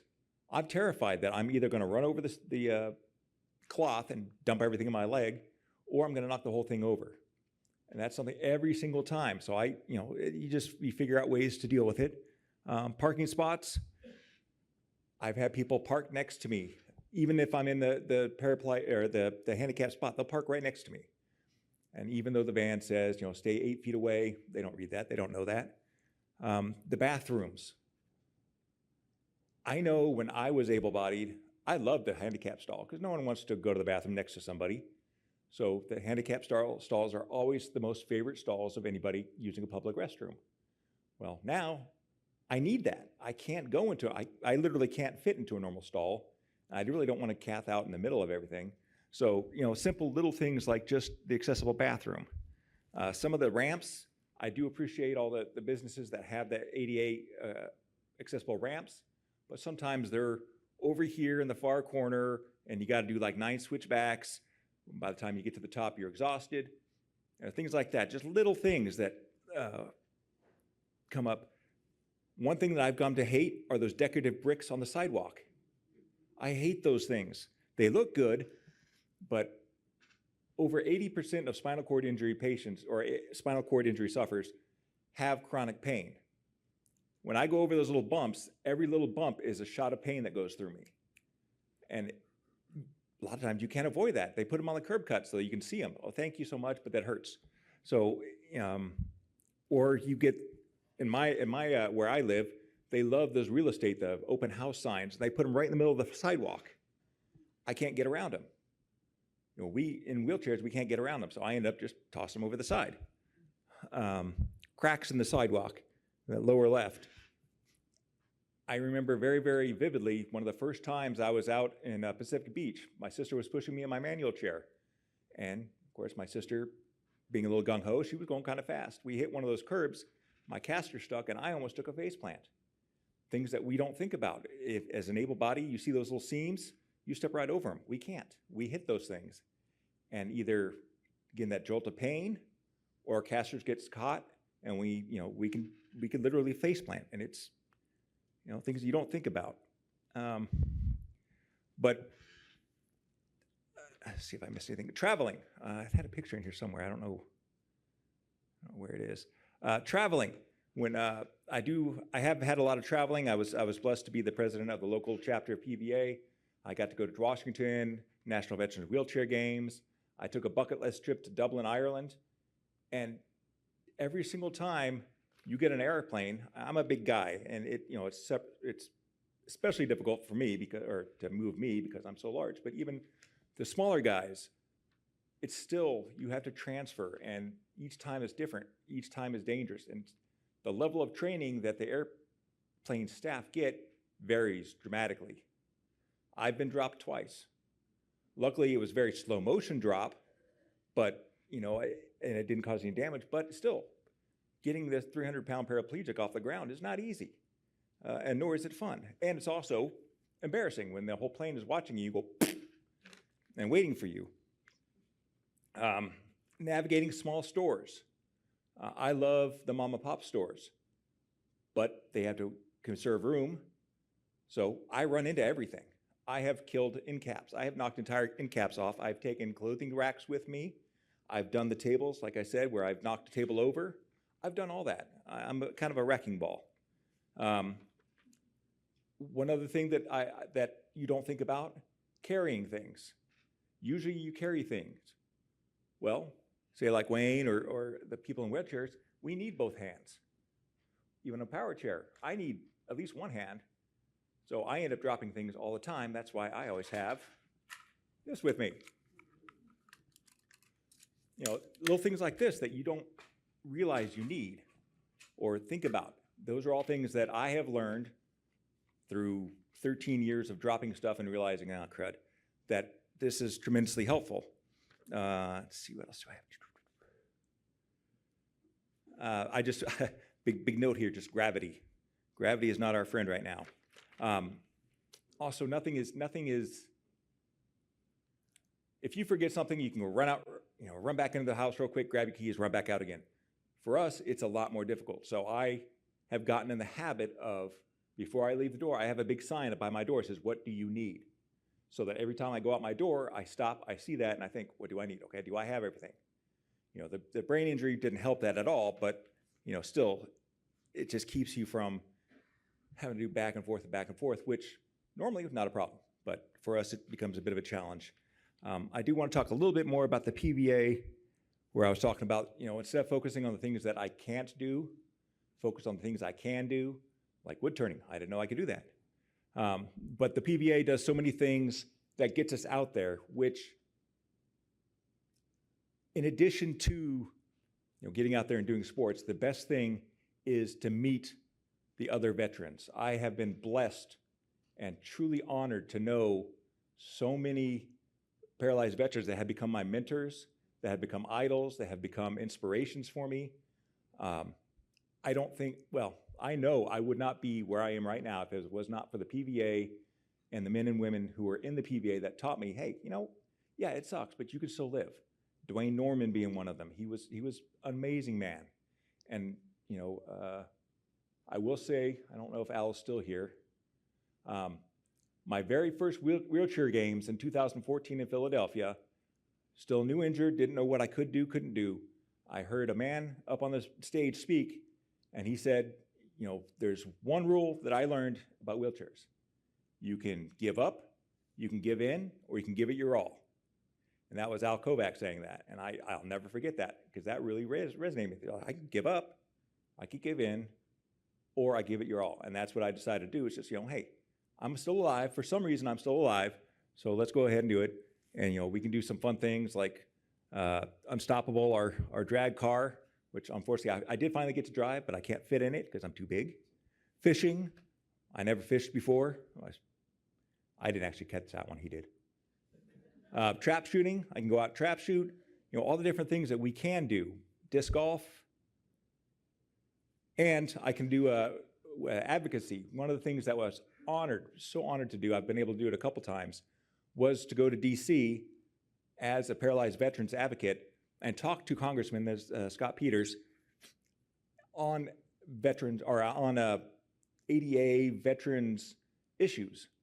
And it's been a great, I used to have a mohawk too, but it's such a rewarding thing to be able to at least feel like you're having an active role in it. There's on the picture on the left, that's me in Dublin. My power chair stopped working, so I had to rent one. Most Irish people are not 6'4", 320 pounds. So I got that little thing, but it worked. But so some of the challenges of, international travel, they don't necessarily have all these things. So what's next for me? I wrote these things down here, and I dropped that. The movie The Men that Al was talking about, if you get a chance to see it, I highly recommend watching it. Thank you, sir. It is such a well-done movie. I kind of recommend that all new injuries see it, just because all the things that I went through when I was going through my rehab there, they show, and they show very, very well. Some of the things I've learned over 13 years of running into things and hurting myself is just because I can doesn't mean I should. I can do a lot of things. Doesn't mean I should do these things. I've hurt my shoulders because I don't have any leverage, so anything I try to lift up, I have to find different ways to do, and unfortunately my shoulders don't agree with that too much. I'm headed back to Colorado at the end of the year because I realized that the most important thing for someone in my position is the support network, is the caregivers, it's the friends, it's the network that you have. My San Diego network, besides the PVA, is pretty small, but my entire family's in Colorado, so I'm going to go there to get support. But I'm also going to try and start, as much as I can, bring a lot of things that I learned here in San Diego there. Wood turning is great. It's not just being able to do it, but it's the camaraderie of meeting people. A lot of the other things that the PVA here does, fishing, RC cars, I want to try and bring that so we can bring that camaraderie. The new injuries need to have that camaraderie or that hope. The hope that life can go back to a normal-ish. Maybe not like you were. I'm definitely not the same Commander Delaney that I was before. No way. There's no way I could do what I did before. But I'm the new Brian, and I'm okay with that. I've learned to live with that, and I accept that. And thanks to my shipmates here in PVA and shipmates throughout the SCI, all the therapists and doctors and things like that, they've helped me learn to live, and I can't thank them enough. But what's next? I don't know. The sky's the limit. So that's all I can say. Thank you. It's an honor to speak, and thank you all for coming here. It is a great honor to be here and to see all of you. So thank you very much.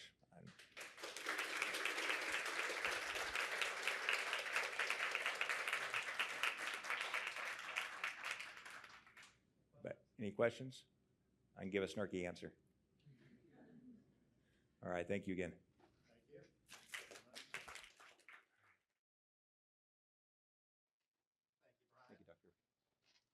Brian, again, and thank you everyone for attending today. Again, we're going to flash the QR code. If you, again, wouldn't mind completing a survey before you depart, that would be super. Again, a huge thanks to our benefactors, the PVA Educational Foundation, of course, support the line share, but of course our Cal-Diego PVA.